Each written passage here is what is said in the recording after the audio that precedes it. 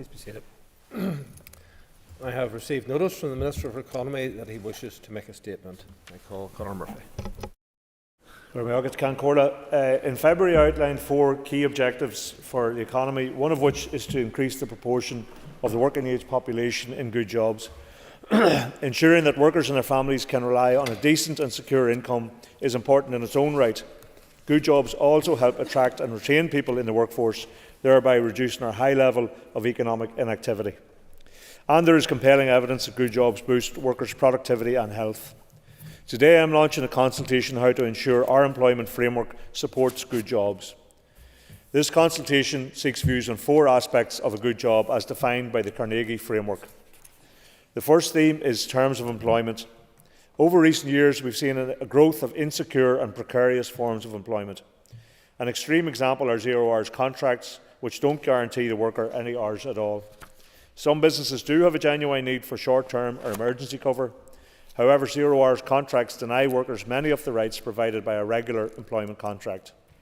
They do not ensure a stable income for workers and their families, nor do they provide workers with certainty over when and how many hours they will work, so that they can plan their finances and their family responsibilities.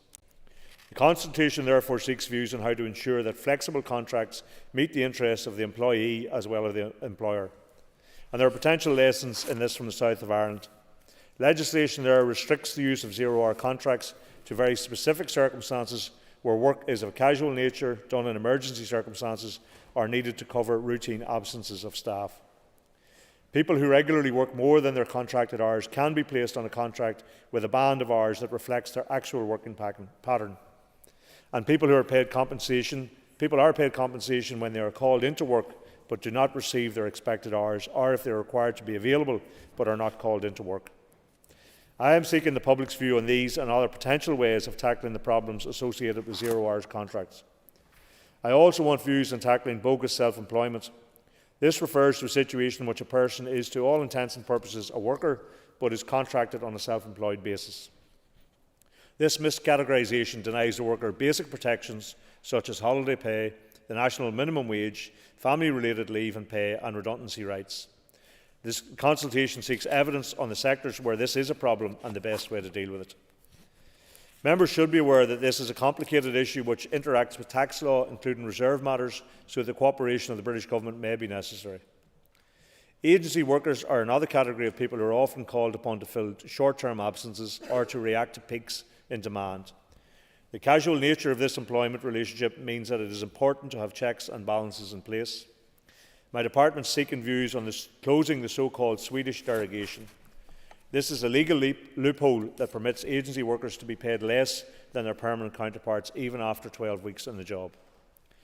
The consultation also advised submissions on how to strengthen the enforcement powers of the Employment Agency Inspectorate, which regulates the private recruitment sector. Members will be familiar with the disgraceful practice of fire and rehire. Some employers use this tactic to put pressure on workers to accept reduced terms and conditions in order to keep their job. I want to hear views on what action could be taken to combat this practice here. The second theme is pay and benefits. Minimum wage legislation is currently reserved in London. In preparation for this power being transferred to the Assembly, I have commissioned research on how it could be used to promote the living wage. In terms of our existing powers, I am consulting on legislation which would ensure tips are passed on to workers in full. Calculating holiday pay entitlements can be complex, particularly for people who work irregular hours or seasonally. This creates a risk that individuals won't receive their correct entitlement. The calculation of holiday pay has been the subject of several high-profile court cases over recent years. I am therefore seeking views on how to make it easier for employers and workers to calculate holiday pay. While remote working has many benefits, it also has muddied the line between when someone is working and when they are not working. It's important that people can properly switch off outside of their working hours and get proper rest and relaxation. I am therefore consulting on how to strengthen workers' right to disconnect. The Voice and Representation chapter of the consultation seeks views on how to ensure workers have a voice in the decisions that affect them. Trade unions play a critical role in articulating the interests of workers and ensuring that workers share in the benefits of economic growth alongside employers and society as a whole. However, various outdated restrictions make it difficult for Labour to organise. So the consultation seeks views on lowering the bar on trade union recognition from 21 to 11 workers, making it easier for trade unions to enter workplaces, and reducing the notice period for industrial action from 7 to 5 days. In addition, currently trade unions can only use postal ballots to survey their members, and therefore consulting on allowing trade unions to ballot their members using modern technology. The fourth theme of the consultation is promoting a healthy work-life balance. A good job allows an individual to balance their work with their family and private life. This consultation seeks views on allowing a statutory request for flexible working to be made on the first day of employment rather than having to wait 26 weeks, and to enable 2 statutory flexible working requests to be made in a rolling 12-month period. It also asks how we can support workers who need to take time off to care for a loved one.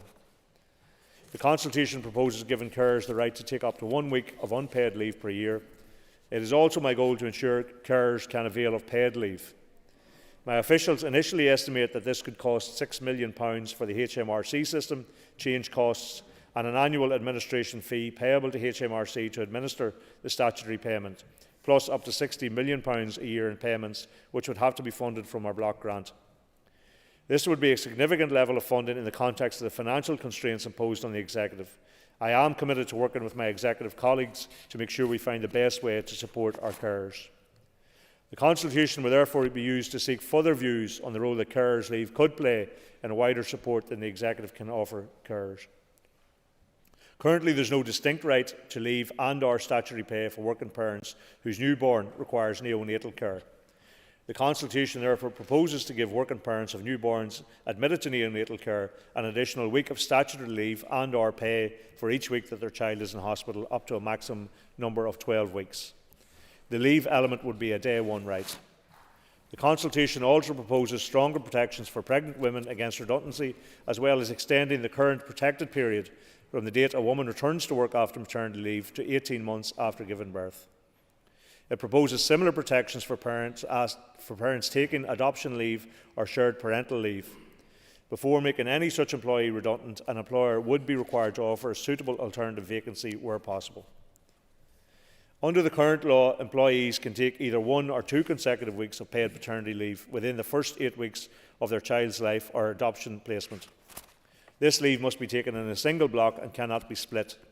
The consultation proposes to allow paternity leave to be split into non-consecutive weeks of leave, so that leave can be used in a way that best serves the needs of the parents. It also proposes to abolish the 26-week qualifying period and to make paternity leave a day one right.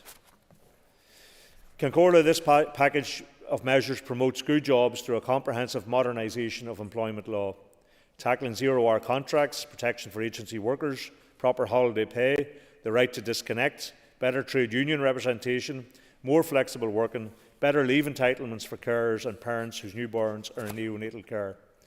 These changes and others included in the consultation document will benefit workers, businesses and society as a whole. In implementing these changes, we need to be mindful that micro and small businesses, many of which operate on tight margins, make up the vast majority of our businesses. My department will therefore use the consultation period to assess the impact of changes on smaller businesses in order to ensure that they can continue to thrive as part of a good economy with good jobs. And given the wide range and detailed nature of this package, I have extended the consultation period from the standard 8 weeks to 13 weeks. It is important to note, however, that we only have 2.5 years left in this mandate, so my department, the committee and the Assembly will have to work at pace to ensure this bill is delivered within the time available. The purpose of my Good Jobs agenda is to ensure that working people can provide their families with a decent and secure income and meet their family and caring responsibilities. The consultation will help us draft a bill that furthers that good jobs economy. I look forward to working with members, the business community and trade unions as we design and implement this important bill. Just before I call Sinead McLaughlin, I remind members that this is an opportunity for questions and not statements, and members should be concise. Ms McLaughlin. Minister, I really welcome this consultation launch. It's very comprehensive and I look forward to engaging in all aspects of it. In relation to paid leave or paid carers leave, there's a huge disparity between carers NI financial modelling and your department's financial modelling.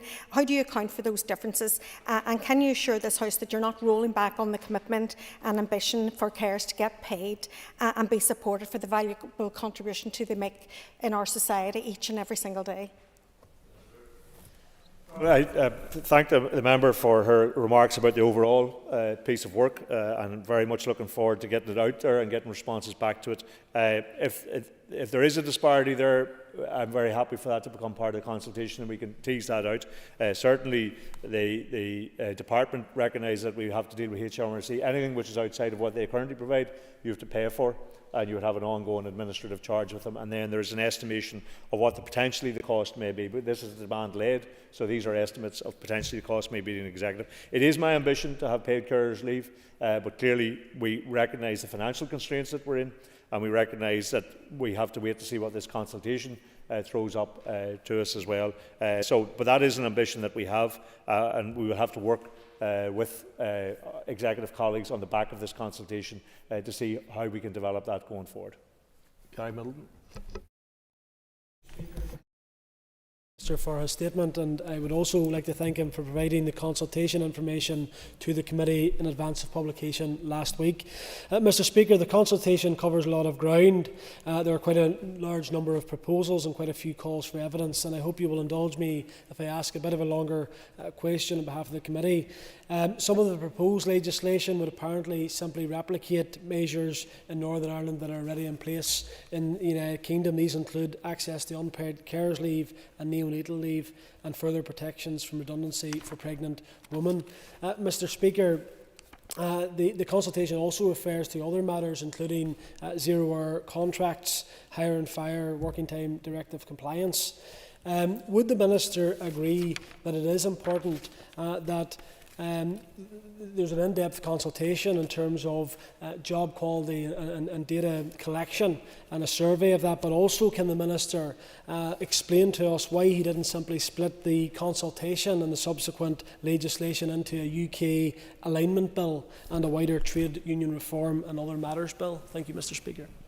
Minister. Well, it is the case that the vast bulk of what we're dealing here is devolved to us, and we have to set the standards for our own economy and our own particular circumstances. We're largely a small and medium enterprise economy. We have to recognise that as well. So the objective is, as this is a fairly comprehensive package in terms of consultation, and he will know that what we need to do is move towards legislation very quickly on the other side of that, get that consultation going with the committee. There are maybe some matters in this that can be done by guidance or by other measures, and we would certainly look at that if that's what the consultation throws up. But we have responsibility for our own employment law, we have responsibility to modernise that, and I think we also have responsibility to set these terms in ways which benefit our own economy and our own set of particular circumstances here.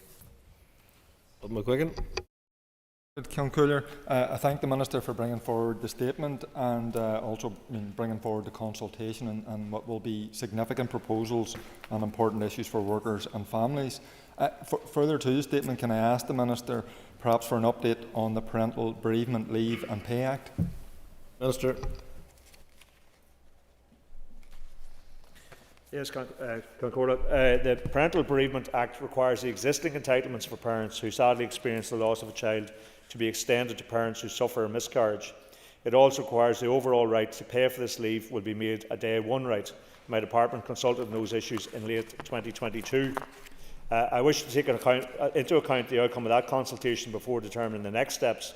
In the meantime, my officials are continuing to engage with HMRC on the IT system changes that are necessary to bring about the new right into operation by April 2026. Paula Bradshaw. Minister, for your statement. There's certainly plenty in it that we as a party will be hopefully supporting and will be responding to the consultation. Can I ask you around the flexible working right on first day of employment? Does that cover working from home? Thank you. Sure. Yes, there is, and there's a recognition that our system of work has changed for everyone since the pandemic, and people do work from home. There's a variety of people working from home. Some of this covers your entitlement to be off when you're home, to recognise that you have your own space for rest and relaxation, but it also is trying to recognise that the system of work is not that which we had 5 or 6 years ago, and to recognise that many people do work from home directly. So the consultation is out. It's fairly wide-ranging. It will throw up probably particular questions that I don't know, maybe not have been anticipated, although there has been quite a bit of pre-consultation done in relation to bringing it this far. But if there are other issues that throw up in relation to specific areas like working from home, we're very happy to consider those as part of the consultation and include that in the response on the other side of it. Ciara Ferguson. Mr Chair, could I ask the Minister maybe to provide an update on the Domestic Abuse Safe Leave Act, please? Thank you. Minister.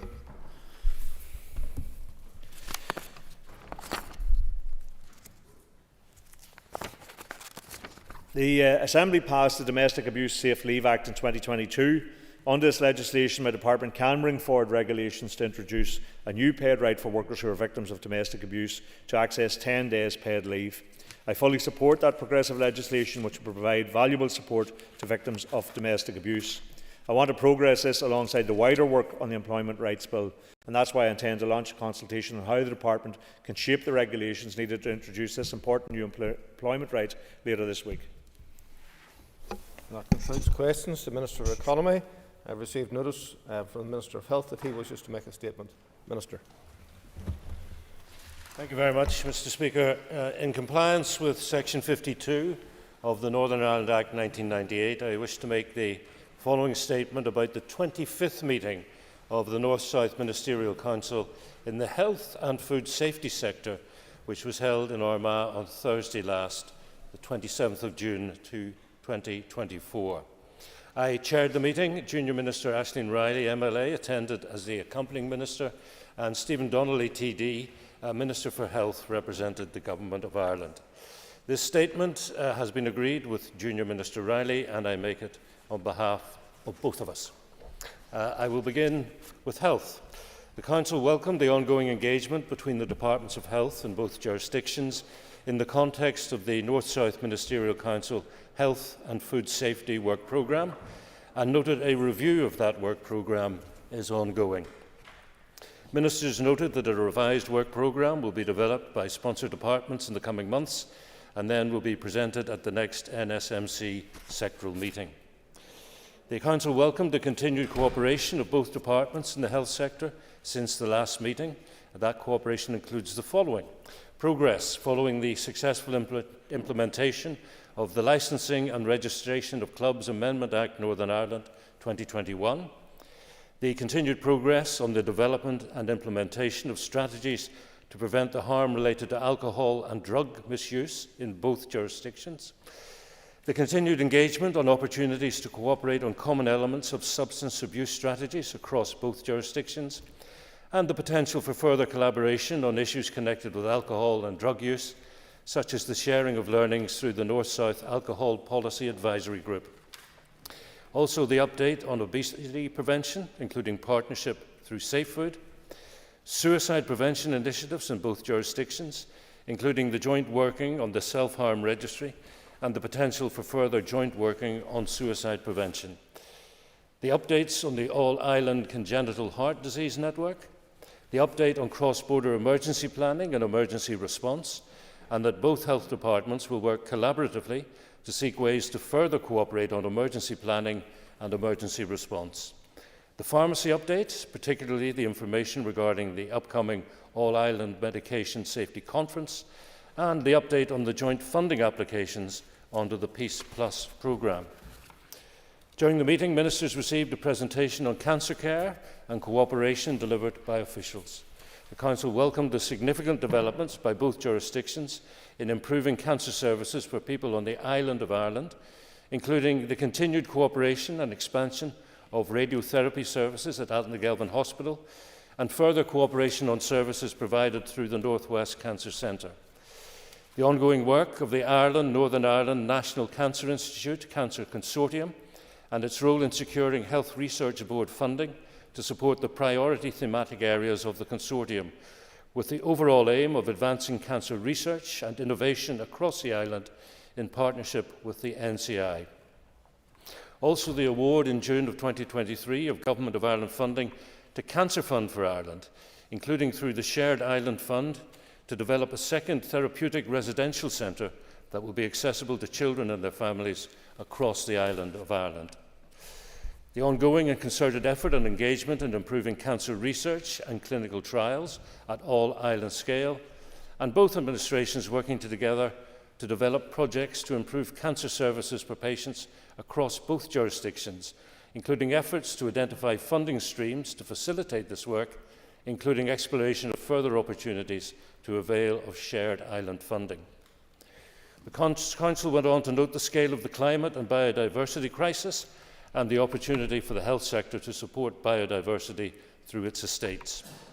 Ministers noted the role of the health sector in promoting the physical and mental health co-benefits of actions to support biodiversity and address climate change. The intention of both Departments of Health to engage in discussions on climate change and the loss of biodiversity, work to develop shared areas of interest to protect biodiversity and address climate change on the island, and the commitment to report on this at the next NSMC sectoral meeting. Mr. Speaker, let me now turn to food safety. Ministers welcomed the achievements of Safe Food since the last meeting and the valuable contribution it makes through its various activities. These include the progress report from Safe Food on the high-level achievements and updates in relation to its public health role to promote food safety and healthy eating advice to the public and those involved in providing food on the island of Ireland. That the body has developed and delivered various public health campaigns across all media, developing various all-island networks and programmes to promote food safety and healthy eating, promoting new working partnerships and all-island collaboration, and developing and distributing various resources in educational settings. Further, that the body has carried out research, including in relation to meat thermometers, hand washing, food hypersensitivity, use of antimicrobials in animals, convenience foods, cost of a healthy food basket, food offered to children in social activity centres, whole systems approach to childhood obesity, plant-based dairy alternatives, children's diets, food supplements, portion control tools, fiscal and pricing food policies, and building sustainability into national healthy eating guidelines. The Council approved Safe Food's 2024 business plan and recommended budget grant provision, and noted the position regarding Safe Food's business plans and budgets for 2017 and 2018, and the 2017 to 2019 corporate plan. Ministers noted that the business plans for 2019, 2020, 2022 and 2023, and the corporate plans for 2020 to 22 and 2023 to 2025 will be presented for consideration at a future meeting following approval by the Department of Health in Northern Ireland and the Department of Finance Northern Ireland. The Council noted that the Safe Food Annual Report and accounts for 2019, 20, 21 and 22 have been laid before the Northern Ireland Assembly and both houses of the Oireachtas. Ministers welcomed that Safe Food has commenced a process to identify suitable candidates for appointment to the Safe Food Advisory Committee, and the NSMC will be invited to consider nominees at a future meeting. The Council welcomed Safe Food's progress and leadership on climate change. It noted further planned sustainability work and plans for further alignment of many operational public health programmes and activities towards the achievement of the UN Sustainable Development Goals, which are relevant to Safe Food's remit. Finally, Mr. Speaker, the Council agreed that the next NSMC Health and Food Safety meeting will be held in the autumn of this year. Mark Durkin. Thank you, Mr. Speaker. I thank the Minister for his statement. North-South collaboration on health is obviously something extremely important to my party and was indeed the subject of an opposition motion last month. I welcome the progress as outlined by the Minister across a range of issues, but with specific regard to the progress on strategies to prevent harm related to the alcohol and drug. Will the Minister commit to explore and exploit opportunities to improve addiction services by looking at them on a cross-border basis? And I thank the member for his statement, his question. I can commit to that, yes. I think cross-border cooperation in terms of alcohol and drug misuse is something that does not respect a boundary or a border, and I did indeed discuss that with Minister Donnelly last Thursday in Armagh, and that is work that I would like to see brought forward in the work programme which is being developed for our consideration in the autumn. Linda Dillon. Can call you and thank the Minister for this statement. There is a lot of positive stuff in this statement. Minister, we, as you know, met with the Oireachtas Committee last week and want to thank you for taking a few moments to come up and meet with us. But on both sides of the border, north and south, women's health, as you know, has suffered greatly in terms of inequalities. So I'm wondering, were there any conversations between yourself and Minister Donnelly around women's health? And if there weren't, are there plans for that in the upcoming work programme in order to address all aspects of women's health, be that maternal, reproductive, cancer, heart health? All of these issues are a real challenge for women in terms of inequalities. Well, I thank the member for the question. I mean, I have to be honest and say, as a sort of specific agenda item, women's health was not discussed in great detail. Cancer was discussed in considerable detail, and particularly the need for this administration to bring forward a cancer research strategy. And I would like to think that that would, of course, include a section which would be relevant to women's health. As it happens, I'm having a Zoom call with my Welsh counterpart later this afternoon, and certainly women's health will be part of that agenda. And I think the member knows that an area that I am very keen that this body and its executive committee look at is the idea of gender budgeting, of the impact of how we spend our money in terms of what it means for men and what it means for women, because I think there are areas where the outcomes, frankly, are grossly imbalanced, and that needs to be addressed. And the way to start it is to collect the data, which we're not necessarily doing. Jan Dodds. Speaker, and thank you, Minister. Just following on from your statement about cancer, I think we all know that cancer doesn't respect any boundaries and persons or anything else, and that cancer research on an all-Ireland basis is a good thing, but that we do need our own cancer research strategy here in Northern Ireland. Will you commit to bringing this forward within this particular mandate? Mr. Speaker, if I heard the member correctly, that was a commitment to bring forward a cancer research strategy within this mandate. I would hope to please the member by going a little bit further. I would like to do it within this calendar year. That would certainly be my objective, but certainly within the mandate. Paula Bradshaw. Your statement. I noted the part of your statement around the discussion on the scale of the climate and biodiversity crisis, and you talked about the opportunities. The decarbonisation of our health care sector is something I'm particularly interested in, and I'm just wondering what firm actions are going to be taken forward in this space. Thank you. Again, I thank the member for the question. I mean, that's something I wish to explore with senior officials. I mean, I noted the discussion we had on biodiversity and climate change within the health sector. I stayed on as the accompanying minister with Minister O'Dowd for the sectoral meeting on infrastructure. And actually the officials there, and this is not criticising the officials who presented to health or who were there for health, but there was a very detailed presentation at the infrastructure meeting about what can be done in terms of, particularly in terms of biodiversity. And that's something that I brought back with me from Armagh, and which I want to inject into the Department of Health and say, how can we learn from that, how can we mirror that, and how can we expand on our current plans? Alan Chambers. Thank you, Mr. Speaker. I thank the Minister for this statement, and I trust that the meeting served as an opportunity for him to have an early face-to-face engagement with his ministerial counterpart in the Republic of Ireland. Cross-border cancer treatment is an area of collaboration that appears to be working very well. Will the Minister commit to task his officials to continue to do all that they can in terms of cross-border cooperation to ensure patients receive as timely cancer care and treatment as possible? I thank the member. I can absolutely give that commitment. This was the first time I had met Stephen Donnelly, From my part, I thought we got on extremely well. I certainly look forward to working with him. I'm going to have no difficulty. I'm going to enjoy working with him. He is obviously well across his brief. He has some great ideas. I actually talked about my proposed initiative for the autumn in terms of trying to tackle health inequalities, and he was able to tell me about something that he had tried in his jurisdiction, which actually didn't work as well as he had intended because the delivery wasn't quite as he had envisaged it. And it was quite affirming for me to realise that what he had intended to do is pretty much exactly what I am intending to do. So to get back to the specific of the member's question, yes, in terms of cooperation on cancer care and cancer research, I think it has to be done on an all-Ireland basis.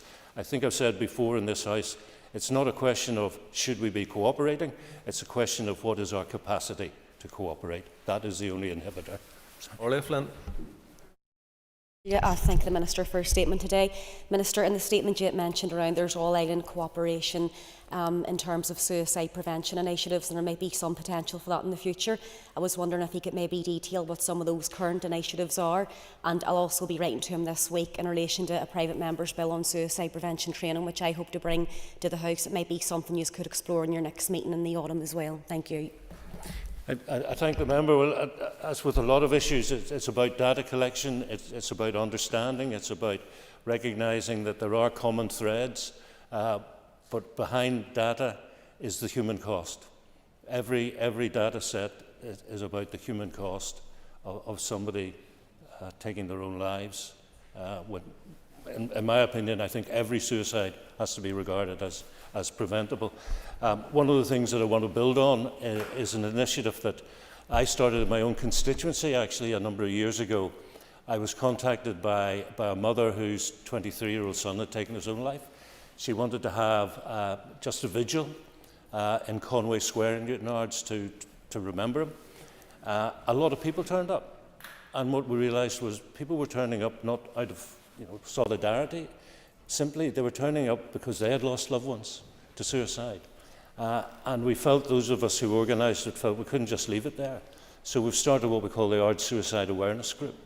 And we raise money, and we go into schools and we give money for resilience and mental capacity training.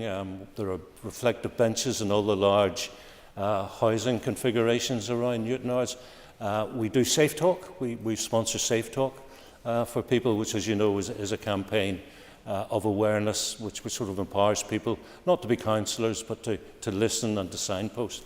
So these are the sort of things that I want to develop with the Government of Ireland as we go forward. Alan Robinson. Thank the Minister for a statement today in the House.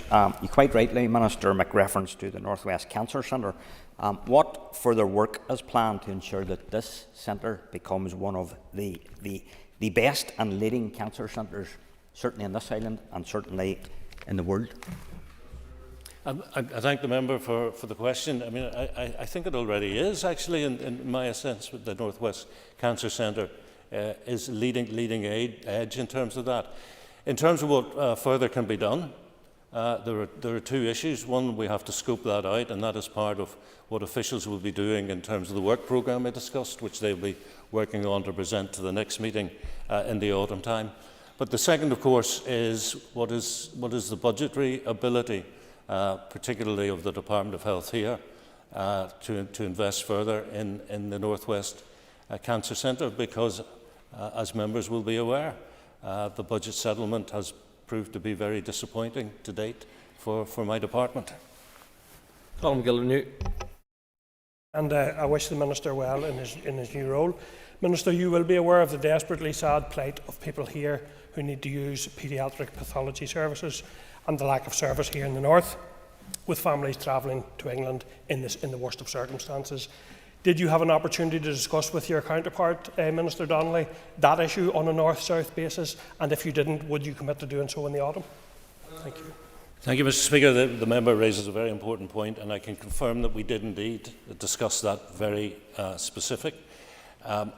If the member will permit, I will not go into the detail of that discussion, because I think Minister Donnelly wished to take some points away and just consider them with his officials and bring those back in the autumn. But I think where we are in agreement is, in those horrible, tragic circumstances, having to travel by plane or ferry to Alderhay in Liverpool is a big, horrible ask of parents in that situation. And in my view, if it were possible to have a pathology centre, preferably in Belfast, but not in Belfast, say in Dublin, I think would relieve a lot of that stress and strain. So it's in that area that we're moving, if I may put it like that. But as I say, I think the conversation I had with Minister Donnelly, I wouldn't be comfortable rehearsing it without speaking to him again first. Patsy Whitlow. Thank you for your statement, Minister. Minister, was there any discussion at all with Minister Donnelly around a replacement for the Cross-Border Health Directive to help tackle our waiting lists? I thank the member. No substantive discussion, and the reason is very simple. There's nothing in my budget that would permit it. But it was a very successful scheme. There were well over 4,000 people applied for it. Just over 4,000 people actually went through it. I think the satisfaction level was very high. As I've said before, I would have no political or ideological objection to reintroducing that scheme, but it is a question of our capacity in terms of our budget to do it, and at the moment it's not on the agenda. Justin McNulty. Thank the Minister for his statement. Minister, All Ireland healthcare makes sense and should be about sharing and cooperating with resource, expertise, innovation and medical facilities. Does the Minister agree that Daisy Hill Hospital is primarily positioned to become a cross-border centre of excellence with more than 1 million people within an hour's drive of Newry's City Hospital? I think many hospitals, including Daisy Hill, the South West Acute in Enniskillen and Altnagelvin and Derry Londonderry are in that position. Ms. Kimmins. Minister, thank you for your statement today, and I'm really glad to see the progress, particularly on the All Ireland Cancer work on the back of the motion we passed here 2 weeks ago. Like the previous member, we had the Oireachtas Committee up last week, as you know, and I took them to Daisy Hill, and they're very interested in the opportunity to share capacity, as were the staff. So on the back of that, Minister, can you then give a commitment, if it hasn't been discussed, that is something you will follow up? Because I know certainly the Dáil Committee were very, very interested in how we can work together in terms of hospital networks across this island. Minister. Well, I thank the member, and just in her last few words, she mentioned something which I think is very important. It's the word network. So I am coming towards the end of my deliberations and consultations with senior colleagues in terms of thinking about a reconfiguration plan for our hospital network, and would hope to have something detailed to say about that ahead of going into pre-consultation in the immediate future. And I think that does need to consider where All Ireland work is appropriate, and certainly that is something I will be looking to explore and to maximise out. Once again, it's about the capacity, and if we can maximise capacity in cooperation, so much the better. I'm absolutely for it. That concludes questions to the Minister for Health. The next item of business is a motion to suspend standing orders 10.2 to 10.4. Clerk, please read the motion.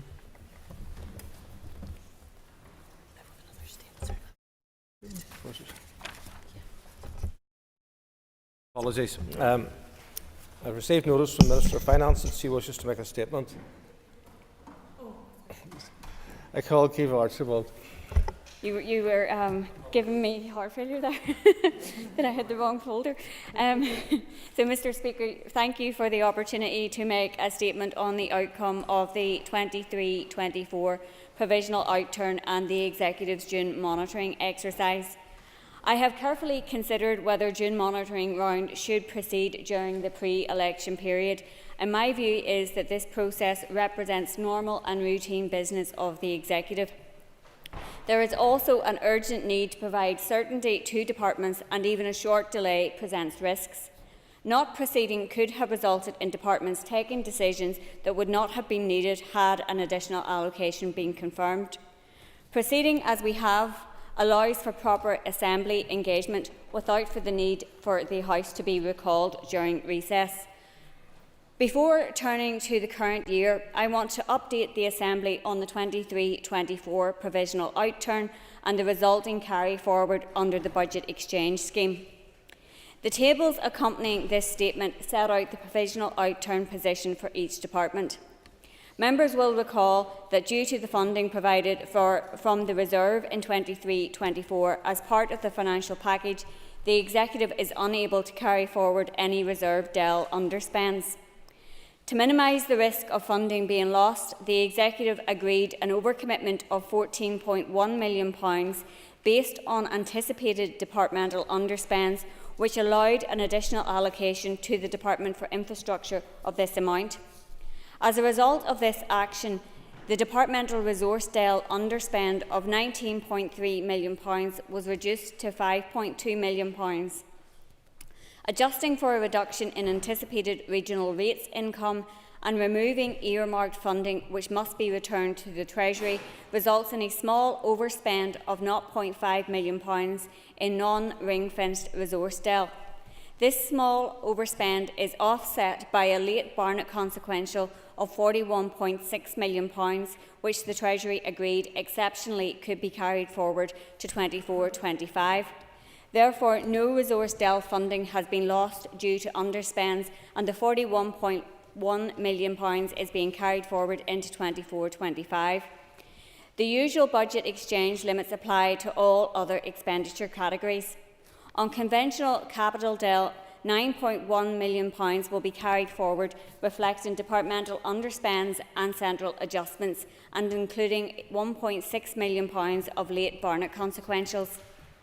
On financial transactions capital, although the total underspend is £10.8 million, the budget exchange scheme only allows £0.6 million to be carried forward into 24-25. However, the remaining underspend of £10.2 million is not lost, but rather reduces future liabilities, as my department has agreed with the Treasury that any FTC underspends can be used to offset the required repayment of 80% of allocations. Ring-fenced resource DEL may only be used for non-cash depreciation and impairments costs. It cannot be used to fund other services. Due to budget exchange limits, only £8.6 million can be carried forward into 24-25. However, it should be noted that of the total underspend of £443.4 million, some £373 million relates to student loan impairments and is mainly as a result of the funding model used by the Treasury rather than underspend by the Department. Mr Speaker, I will now turn to June monitoring. I will first address some commitments made by the Executive in agreeing Budget 2024-25.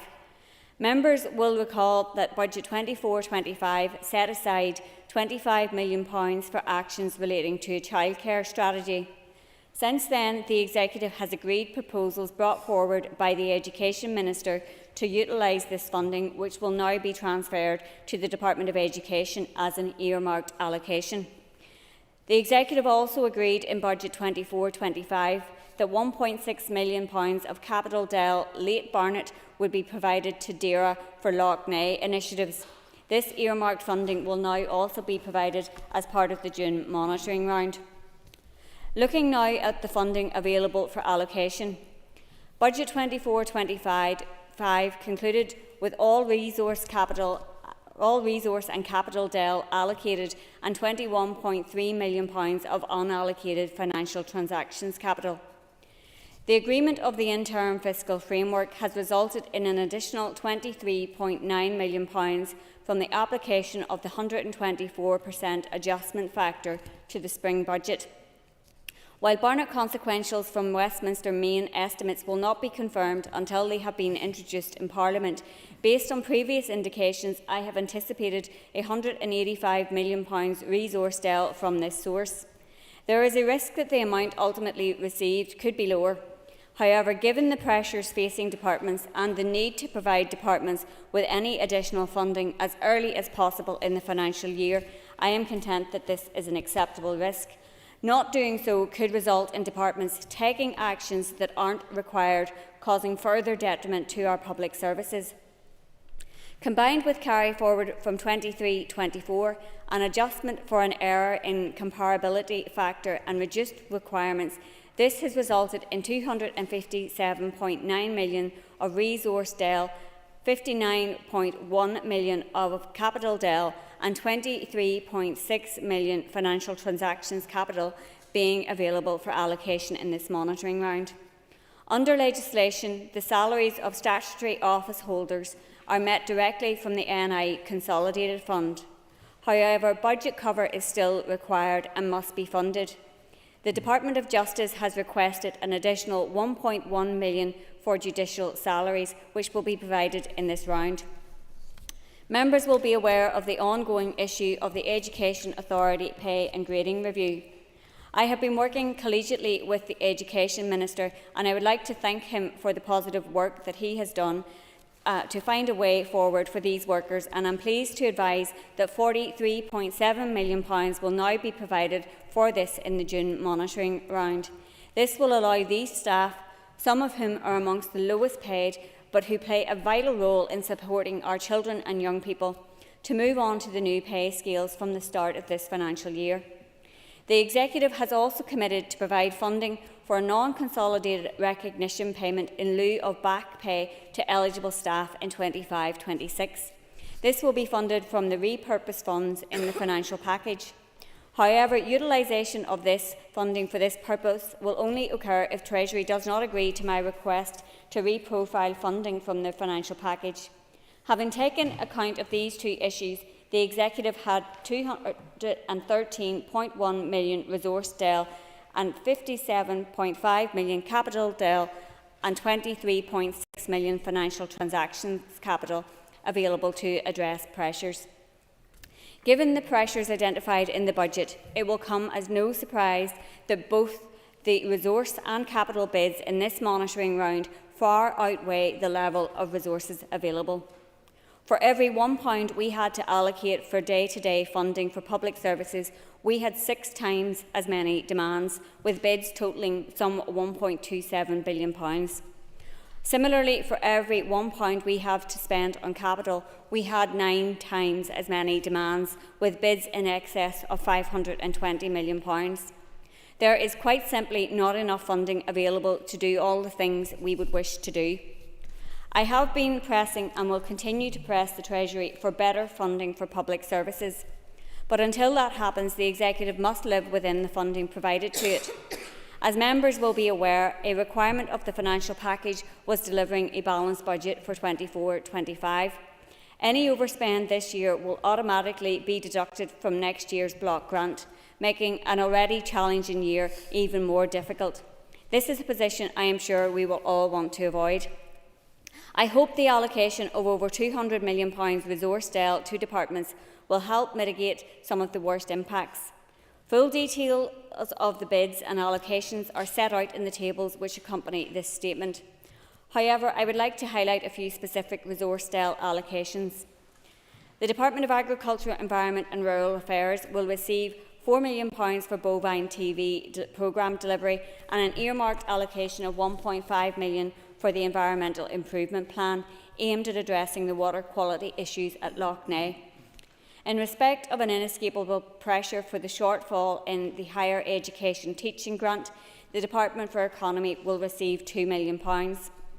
The Department of Health will receive a general allocation of £121 million resource DEL to help address funding pressures, with a further allocation of £0.9 million to enable the Department to fund additional healthcare training places in physiotherapy, occupational therapy, social work and nursing.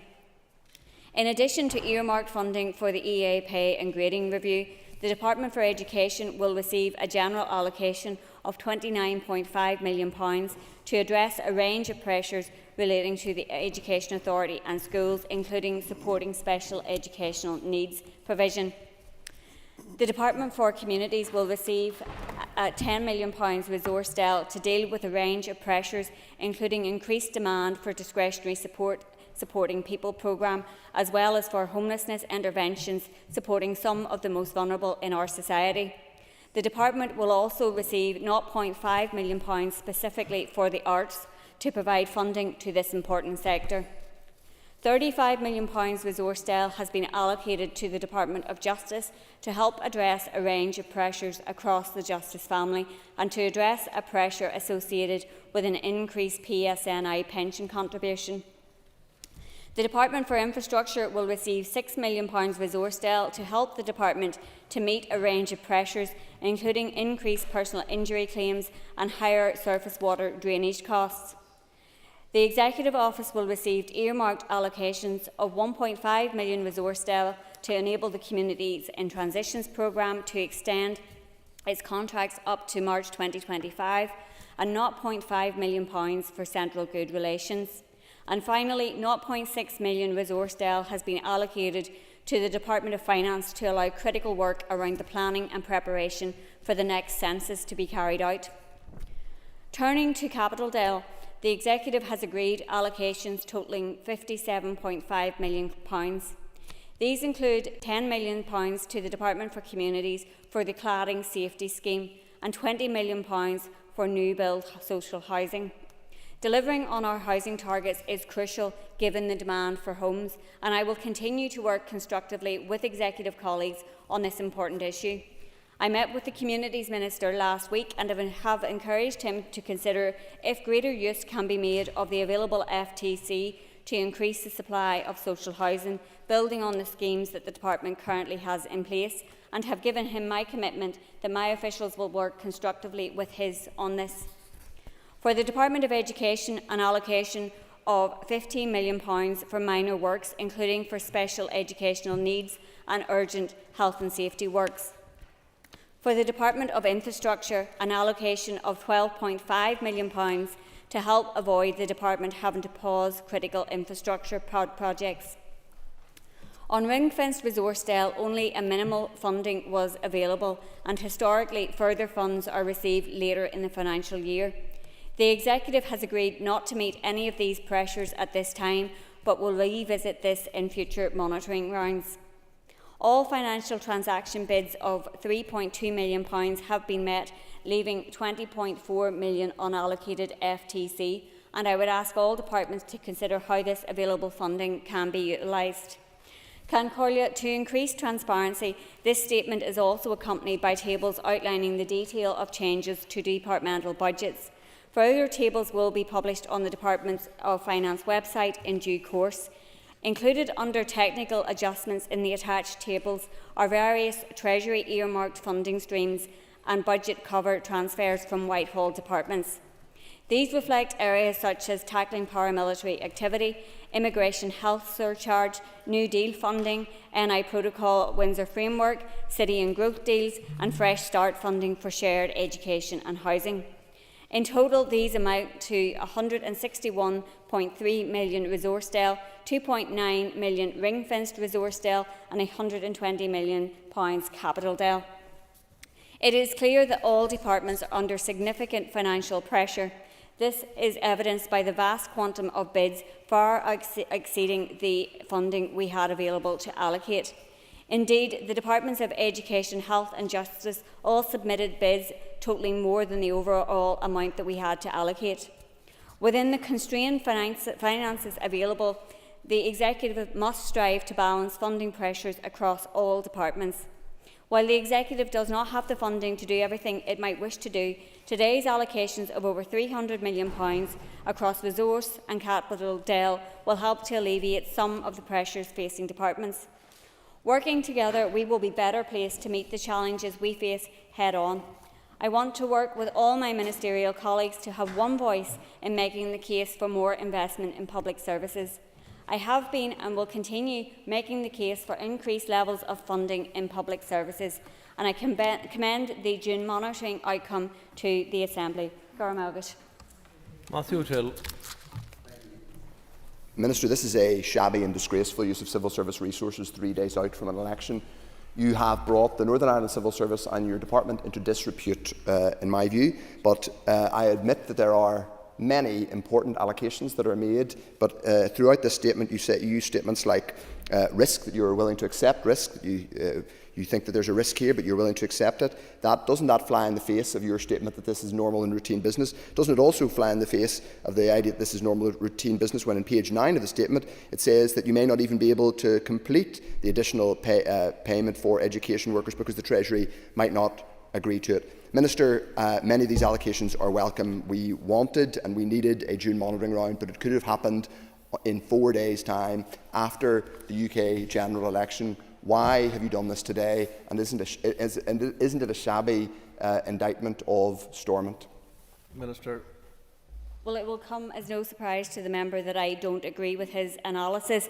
I have been clear for some time of my preferred timeframe to do June monitoring, and I have, of course, considered carefully whether June monitoring should have proceeded during the pre-election period. My view and the view of my department is that this process represents normal and routine business of the Executive. Given the financial pressures facing all our departments, it was vital that they had confirmation of additional funding allocations as soon as possible. As Finance Minister, I could not, in good conscience, stand by and let departments take potentially unnecessary decisions which could have caused harm to our public services, knowing money was available to allocate. So my focus has been on doing the right thing, given departments and the bodies they fund, including organisations like health trusts, who are under immense pressure, certainty of additional funding. So that's why my executive colleagues have today backed my proposals and agreed June monitoring. Proceeding as we have also allows for proper Assembly engagement without the House needing to be recalled. And I thank the Minister for her statement today, setting out a range of different financial settlements. I particularly welcome the £43.7 million agreed to settle the Education Authority pay and grading review, and I commend the work of yourself alongside the Education Minister in achieving this.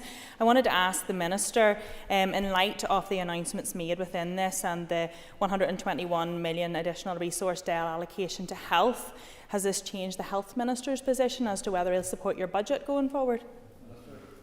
I think that would be a question for the Health Minister, but I can confirm that there was unanimous support in the Executive for June monitoring. Nicola Brogan. Obviously welcome this announcement, Minister, and of course this funding will be greatly appreciated by all departments who I suppose have suffered with very tight budgets, so they will appreciate that there. Can the Minister confirm if any money from underspends will be returned to the Treasury? Minister.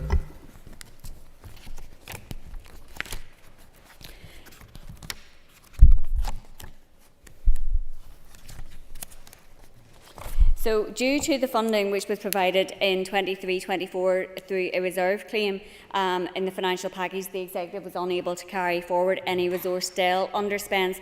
So, to minimise that risk of funding being lost back to Treasury, the Executive agreed an overcommitment of £14.1 million based on anticipated departmental underspends, and that allowed an additional allocation to the Department for infrastructure of this amount.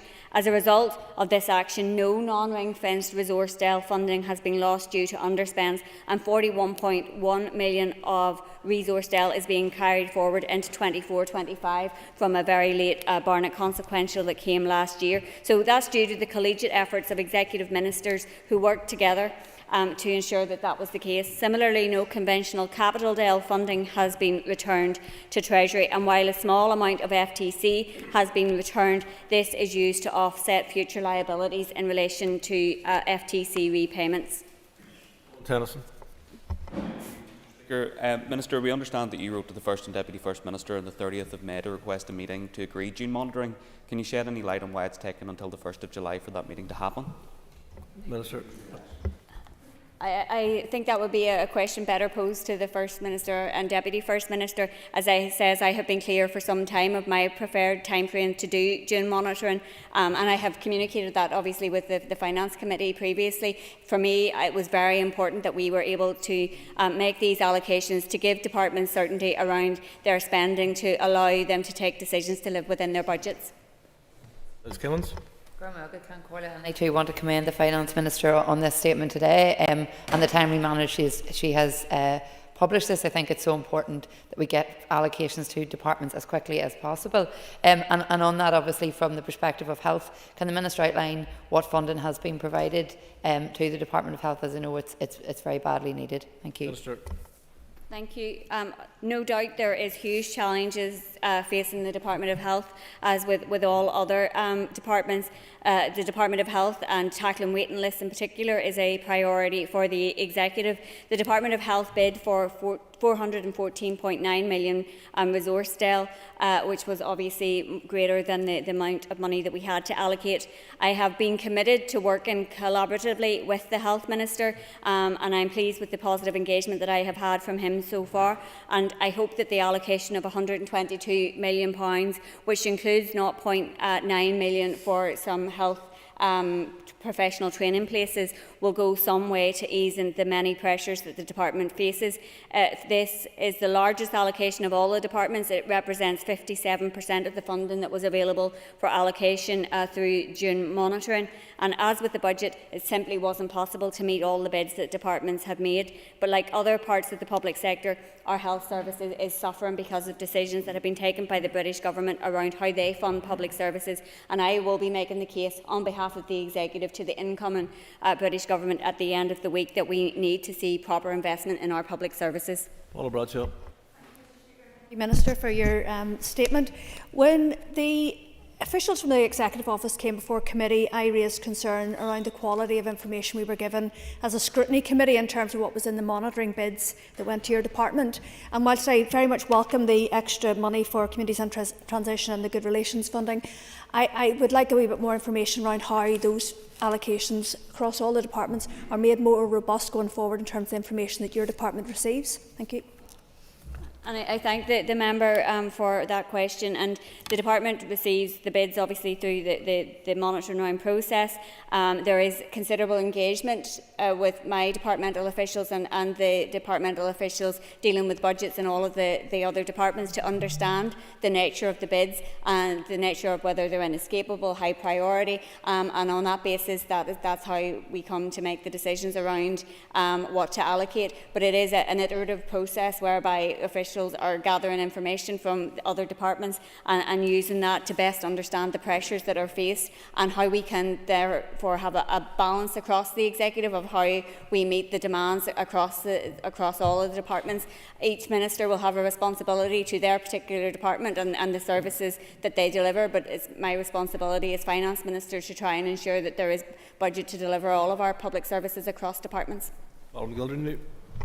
And I thank the Minister for your statement and for the additional allocations which you have been able to announce.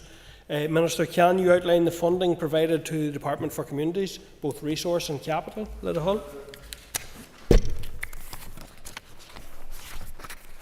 So I'm glad that the Executive has been able to agree £20 million of an allocation for new social housing in the June monitoring round. There was a very limited pot of capital available to us and a huge volume of bids, so I was pleased that a significant proportion of this was able to be allocated to social housing. I understand this additional funding will help the development of around 200 new social homes to be delivered. We are all very well, however, of the constraints that existed in terms of our capital budget this year, and of course if further capital becomes available in year, social housing is an area that we can hopefully look to return to for further allocations. I've also written to the Communities Minister to encourage him to look at other sources of funding to see if there are opportunities for increasing the supply of new social and affordable homes this year. The Communities Department also received £2 million of FTC in June monitoring to develop a scheme which provides support to social enterprises to help individuals move out of temporary accommodation, which is a very welcome development, and I hope the department is able to build on schemes like this. I spoke about the volume of resource bids that we had received from departments compared to the funding available, but I was pleased that the Executive was able to agree an additional £10 million to the Department for Communities to provide further support for a range of areas where there is significant need, and I know the member has raised these with me previously in relation to homelessness, Supporting People programme, the discretionary support scheme. I was also pleased that the executive was able to provide a small additional allocation in June monitoring for the arts, which is something that we have a significant interest in. Mark Durkin. Thank you, Mr. Speaker.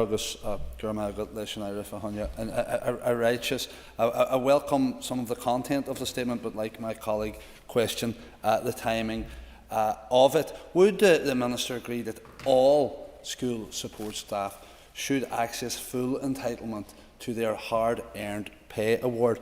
And will she work with the Education Minister to ensure that universal credit claiming staff can access payment in full without experiencing additional hardship as suffered by health workers just last week? I thank the member for his question, and finding a solution for education support workers was a priority for me, and I'm glad that working with the Education Minister that we have been able to agree the allocation today.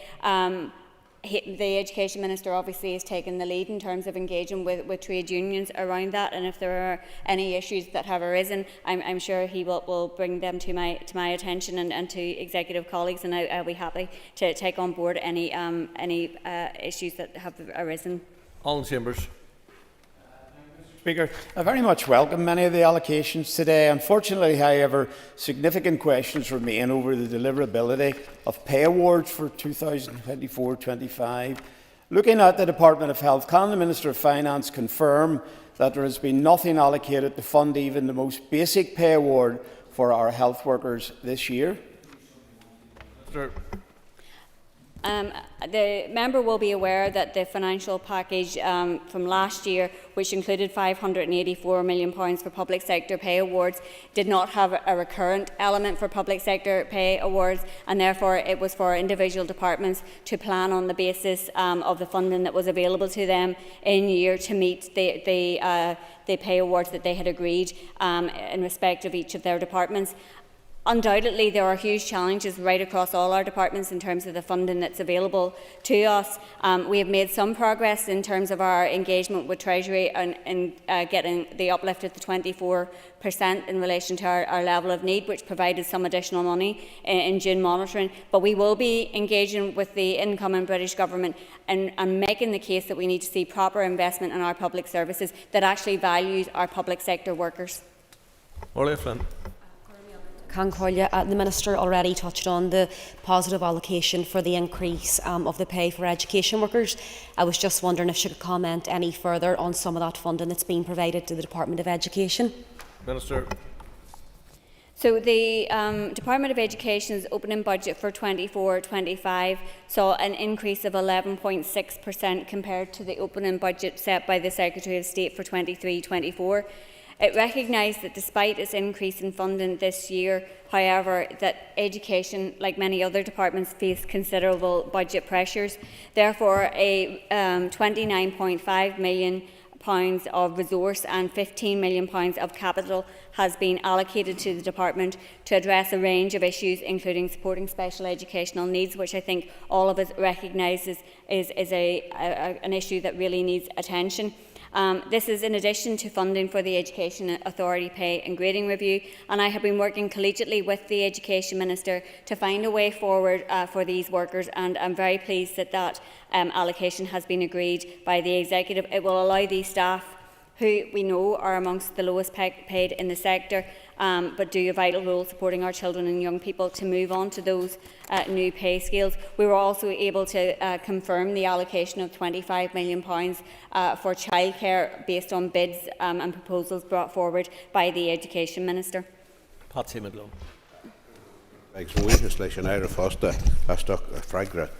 Minister, DFC were only able to fund 400 social house starts for the year 24-25. That was a fall of 73.4%. Can you indicate to me that 20 million, which has been, and a welcome figure, which has been allocated, how many starts will that provide, please?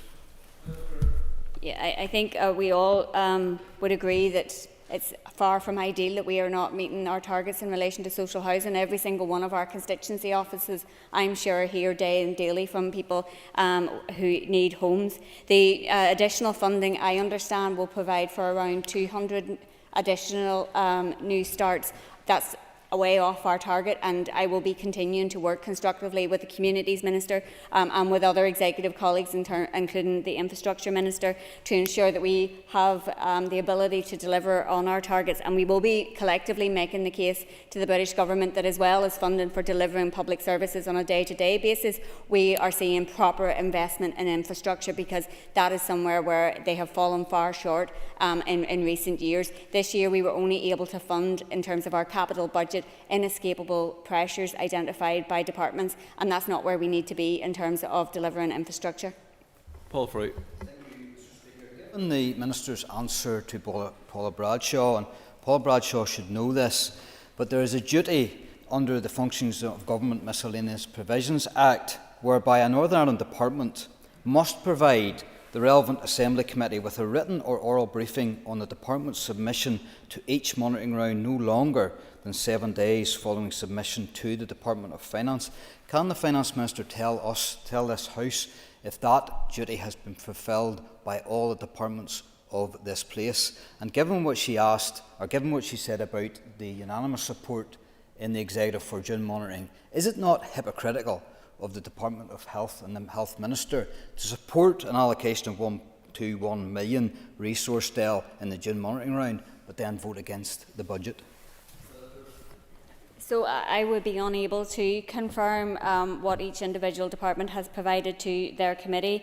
I hope that the member is satisfied in relation to the engagement that he has had with my officials, who I know attend on a very regular basis to brief him and other committee members around budgetary matters. Obviously, I would encourage other departments to ensure that their committees are briefed about the budgetary situation. And I think that we all recognise the challenges facing all departments, including the Department of Health. And I am more than fit for a robust challenge from many of my ministerial colleagues in relation to their budgets, but I'm committed to working collectively with them to try and get the best outcome and to make that case as a united executive about the need for additional funding in public services. Dr. Steve Aiken. Thank the Minister for her statement so far. The allocation of over £122 million to the Department of Health is indeed very welcome and demonstrates that the Ulster Unionist Party was entirely correct in its stance that the allocation for this year was well below that what was required. Unfortunately, however, whilst this allocation narrows the budget deficit in patient-facing services, it doesn't close the gap. Therefore, can the Minister therefore give us a commitment when further funding becomes available, particularly to deal with the financial pressures of the health service, that we will be given appropriate prioritisation, because we need it by need, not by apportionment? Well, I would say to the member that it is how allocations are made, not on a proportional basis based on an assessment of the bids and on trying to understand the need across each department. But I acknowledge that we have not been able to allocate as much money to any department as we would like to be in a position to do. And as I have said in response to other members, I will be making the case to the incoming British Government that we actually need to see proper investment in public services, because that has been seriously lacking over the past number of years, particularly over the past 14 years when we have seen an agenda of austerity and cuts coming from the Tory Government. So I hope we'll get a change of approach, and certainly I'll be making that case to the incoming Government. That concludes questions on the statement. Next item of business is a motion to suspend standing orders 10.2 to 10.4. Clerk, please read the motion. The standing orders 10.2 to 10.4 be suspended for the 1st of July 2024. I call the Minister of Finance to move the motion. The Business Committee agreed that there should be no debate on this motion, but before we proceed to the question, I remind members that it requires cross-community support. The question is that the motion standing in the order paper be agreed. All those in favour say aye. Contrary, if any, no. The ayes have it. I am satisfied that the cross-community support has been demonstrated, as there's ayes from all sides of the chamber. The next two items of business are motions on the supply resolutions for the Northern Ireland main estimates and excess votes. There will be a single debate on both motions. I'll ask the clerk to read the first motion, then call on the Minister to move it. The Minister will then commence the debate on the motions as listed on the order paper. When all who wish to speak have done so, or when the time allocated for the debate has expired, I shall put the question on the first motion. The second motion will then be read onto the record, and I will call the Minister to move it. The question will then be put on that motion. If that's clear, I shall proceed. Clerk, please read the first motion. That the motion relating to the supply resolution for the Northern Ireland main estimates 2024 to 2025 as detailed on the order paper be agreed. Thank you. I call the Minister of Finance to move the motion. Moved. Thank you. The Business Committee has allowed up to 4.5 hours for the debate. The Minister will have 1 hour to allocate at her discretion between proposing and winding. A representative of the Opposition will have 10 minutes to speak, as well as the spokesperson of the Finance Committee. All other speakers will have 7 minutes. I call the Minister to open the debate on the motion. And Corlia, as you have set out, this debate covers both the supply resolution for the main estimates 24-25 and the statement of excesses for 2016-17, 18-19, 2020, 21, 21, 22 and 22, 23, both of which are associated with the Budget Number 2 Bill, which will be introduced later today. The supply resolution for the main estimates 24-25 presented before the House relates to the supply of cash and use of resources for the current year 24-25 and seeks the Assembly's approval of the 24-25 spending plans of departments and other public bodies, as set out in the main estimates which were laid in the Assembly on the 19th of June. The main estimates are based on the departmental spending plans set out in the Executive's Budget 24-25. The restoration of the Executive on the 3rd of February 2024 meant there was an exceptionally tight timeframe in which to develop the budget. It was always clear that this was going to be an incredibly challenging budget and did not allow for the level of engagement I would have preferred. Ideally, I would have liked to have published a draft budget and put it out for a 12 weeks full consultation. This would have helped inform the Executive's decision on its final budget. Unfortunately, this wasn't an option due to time constraints. Following Executive agreement, I announced the budget via a written Ministerial Statement on the 25th of April. Demand for allocations far outstripped the funding available. With increased demand on services and rising costs, we simply do not have the budget to do everything we would like to do to provide the public services people deserve. I accept that Executive agreement wasn't easy. We all had to compromise, but this agreement enabled the budget to progress. The Budget 2024-25 was subsequently agreed by the Assembly on the 28th of May, following an extensive debate. I will not repeat the same detail in today's speech. The main estimate position is set out in the detailed document which has been provided to members. The Budget Number 2 Bill reflects the same position. Should the bill proceed as planned, it is anticipated that it will receive royal assent in late September, early October.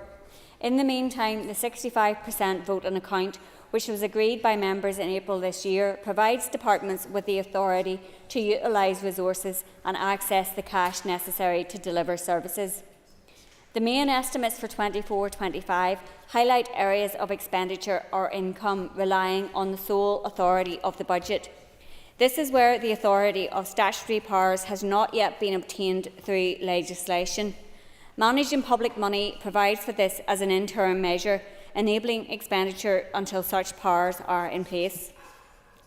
The Executive met today to agree the outcome of the June monitoring round, and I made a statement on this just now. Any changes to departmental budgets due to the outcome of June monitoring and any further monitoring rounds that take place in 24-25 will be reflected in the spring supplementary estimates.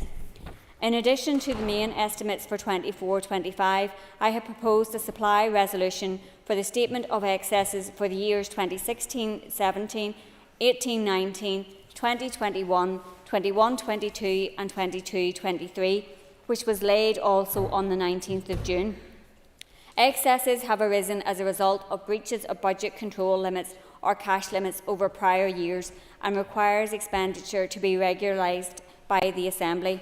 These excesses were identified by the Public Accounts Committee and a report was published by the PAC providing more detail on its findings. The supply resolution for the statement of excesses I am providing simply implements the exact recommendations made by the Public Accounts Committee. Concordia, I am looking forward to putting the 24-25 spending plans for this year on a legal footing and request the support of members for the resolution of the main estimates for 24-25. This, together with the Budget No. 2 bill, which I will introduce today and we will debate tomorrow, will ensure that services continue to be funded for the remainder of this financial year. Call the Leader of the Opposition, Matthew O'Toole.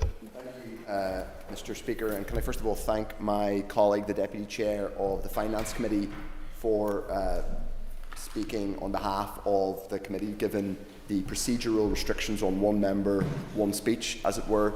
I felt that it was important that my responsibilities as Leader of the Opposition and as Chair of the Finance Committee, and the fact that this is a time debate, mean that I not give, as it were, both speeches, and I would suggest that that is something that can be looked at in terms of the Procedures Committee going forward in both rules. So today we are debating supply estimates, and tomorrow we will debate the second stage of the Budget No. 2 bill. When we came back after the break in February, after the collapse of these institutions, when we've come back after previous collapses, we were encouraged to believe that there would be a more coherent, more systematic and more strategic budget-making process. But today we stand up to debate the estimates document, having just had, previous to this, a statement on June monitoring on the 1st of July. And of course, as I've said, 3 days before a UK general election, in flagrant breach, in my view, flagrant breach of pre-election guidance published by the Executive Office just a few short weeks ago. It is clearly not strategic, not planned, or not forward-looking to have our debates on public finances happening at this. As the Minister said, we are debating limits which are now, in a sense, out of date. We will not, as an opposition, be dividing on today's estimates, but we will use the opportunity of today's debate and tomorrow's debate on the Budget No. 2 bill to make some specific points around the lack of a strategic plan for the rescue and recovery of our public services, and indeed the lack of a meaningful multi-year budget. In the monitoring round that we have just heard about, the Minister made a succession of commitments. Some of those commitments, as she said, are made at risk. They are made at legal risk because the UK Treasury has not laid main estimates in the UK Parliament. That is because there is no UK Parliament until the general election on Thursday.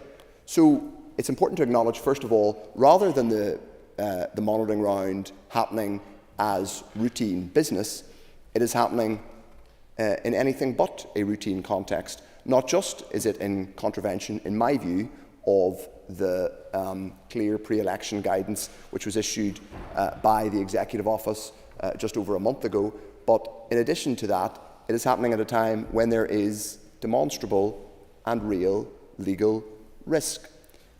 Those aren't my words, those are the words of the Minister's departmental officials. They are indeed words, when I say risk, those are words that she herself used in the oral statement she has just given, where she has acknowledged there is specific risk around the allocations because they are not based on a main estimates document which has been laid by the UK Treasury in the House of Parliament, in Parliament, because, as I said, there is no Parliament. In addition to which, she says at different times in her oral statement, there is a risk that the amount ultimately received, this is in the monitoring round, could be lower. Not normal or routine to me. I'm content that this is an acceptable risk.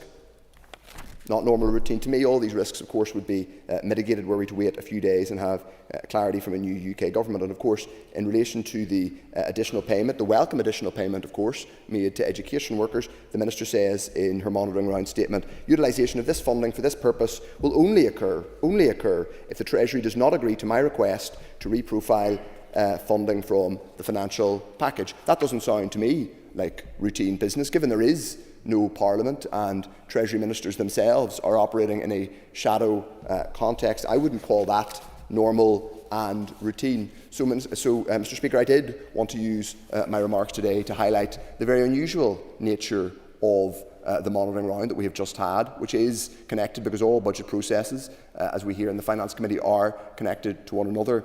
The monitoring round is making allocations which are not reflected in the estimates document that we are technically debating today, or the resolution that we are being asked to vote on. Nevertheless, they are welcome allocations. I won't go through them all. The Minister did that in some detail, both in this chamber and with her colleagues, the First and Deputy First Minister, in front of the cameras outside. And of course, I would add, in parenthesis, that it is relatively unusual to have a monitoring round accompanied by First and Deputy First Minister press conferences in the Great Hall at Stormont. I'm not aware of that happening on too many occasions. I think that also underscores the fact that there's nothing normal or routine about doing a monitoring round in this way at legal risk 3 days before a UK general election. But I think in that regard I've made my point, Mr. Speaker, but I will keep making that point, and I'll be making those points in correspondence with the head of the Civil Service. So, Mr. Speaker, to talk about the specific estimates that we are debating today, I think it is important to acknowledge that when we returned in February, we were in very unusual circumstances.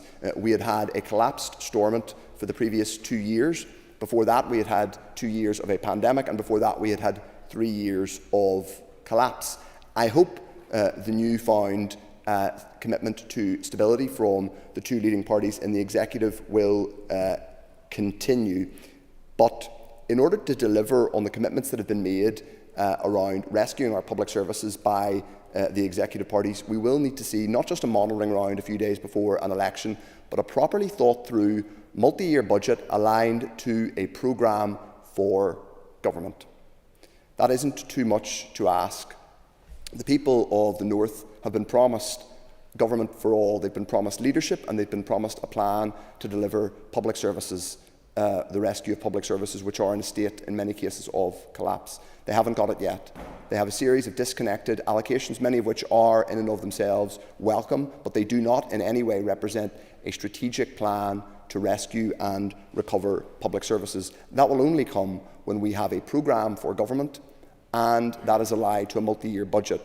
As and when a new UK government is elected later this week, my party, as with others, no doubt, whether we take our seats or don't take our seats at Westminster, will be calling for an improved financial settlement, and in that regard I will join with the Finance Minister and other parties in this chamber to get the best possible financial settlement for Northern Ireland. We will also be calling for a multi-year comprehensive spending round, which will allow the Minister and other ministers in the Northern Ireland Executive to deliver properly thought through, serious, strategic, multi-year budgets allied to an outcomes-based programme for government. That's what we, as the official opposition, will be calling for and pressing for, because so far, since we returned in February, we have had disjointed allocations, sometimes made at the last minute, as with today's announcement, and we have had a series of legally meaningless motions brought to this Assembly by executive parties.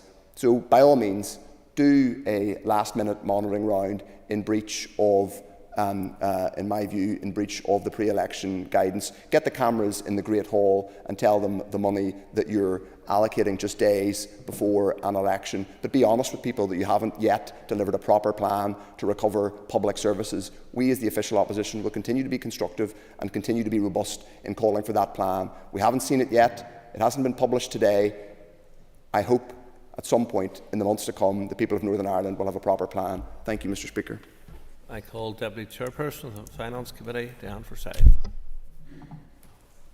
Thank you, Mr. Speaker, and I rise to speak on behalf of the Committee of Finance.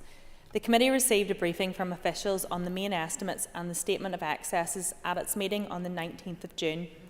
On behalf of members, I would like to thank officials for that. Additionally, the committee was briefed on the Budget No. 2 bill, which will be introduced by the Minister later today, with a second stage tomorrow. Members will be aware that from the resumption of the Assembly business in February, the budget process has been anything but normal. While the Finance Committee has worked hard to assert its overarching budget scrutiny role, Members are concerned that other statutory committees have not been afforded the same scrutiny opportunities with regard to their respective departments' budgets. The committee is aware that the Department for Finance did not commission estimates memoranda from departments for this exercise, despite this being part of its own guidance. This has been raised as an issue by another statutory committee, and it will be pursued by the Finance Committee with the Department. Such guidelines are in place to create greater transparency with regard to the budget process and are important tools for use by committees in their scrutiny of departments' budgets. At its meeting on the 19th of June, the committee noted that the statement of excesses, however, as this is primarily an issue for the Public Accounts Committee, I will offer any committee view. The Financial Reporting Act Northern Ireland 2022 delivered a number of changes to how financial information is presented in the estimates and the associated budget bill, including clearer alignment of financial information between budgets, estimates and accounts, and expenditure of arm's-length bodies, as well as separate controls in the budget bill regarding departmental expenditure limits, annually managed expenditure and non-budget expenditure. The committee believes that while helpful, there is much more to be done to ensure that budgetary information received by statutory committees is both fulsome and timely. The committee will continue to press for greater transparency and clarity for committees at every stage of the budget process.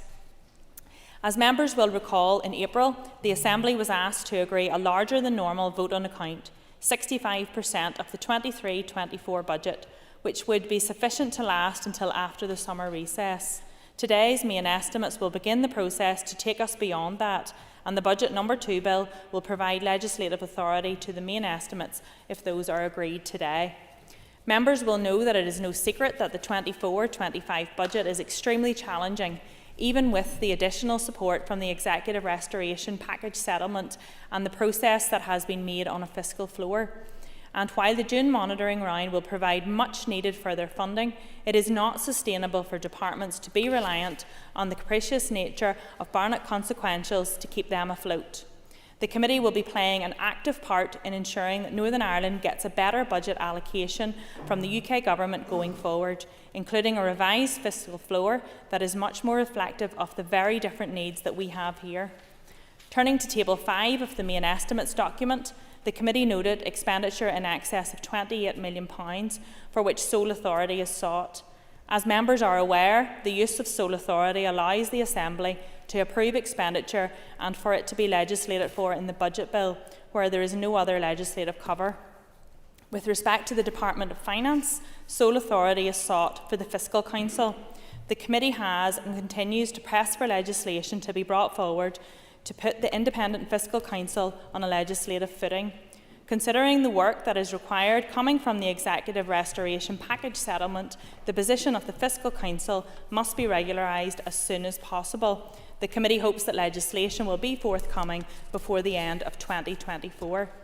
And while the committee understands the difficulties that the absence of an executive has caused, the use of sole authority is less than ideal, and the committee will be watching very closely to see how items requiring the use of sole authority in these main estimates are legislated for going forward. The main estimates highlight for each department and body their planned expenditure for 24-25 and the provisional outturn for 23-24. Members will be aware of the debates that there have been around comparing the opening position for 24-25 with the provisional outturn for 23-24. When briefing the committee, finance officials indicated that it is more appropriate to compare like for like, i.e. opening positions for different financial years or the closing of actual outturn positions for different years.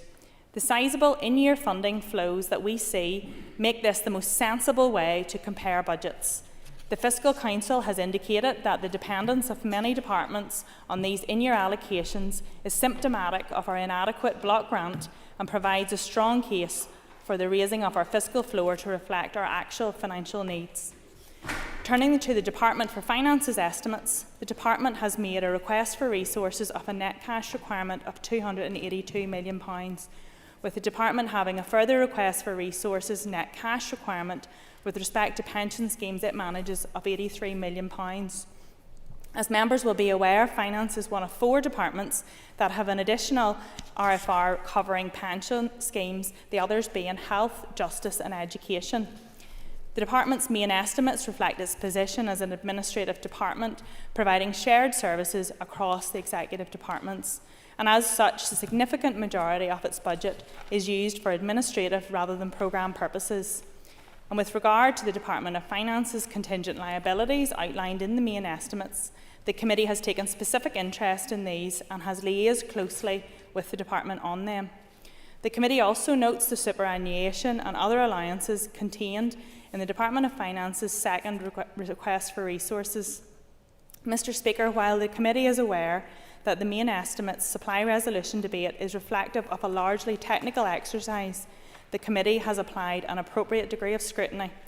On the basis of members' agreement at our meeting on the 26th of June to accelerated passage for the Budget No. 2 Bill 2024, the Committee for Finance supports today's supply resolution motions. And Mr. Speaker, I now add some comments as DUP Finance spokesperson. And the Democratic Unionist Party and Gavin Robinson MP have long led the charge now for a new needs-based funding model for Northern Ireland, with this campaign now mainstream, and the government has been forced to accept a new definition of our need going forward.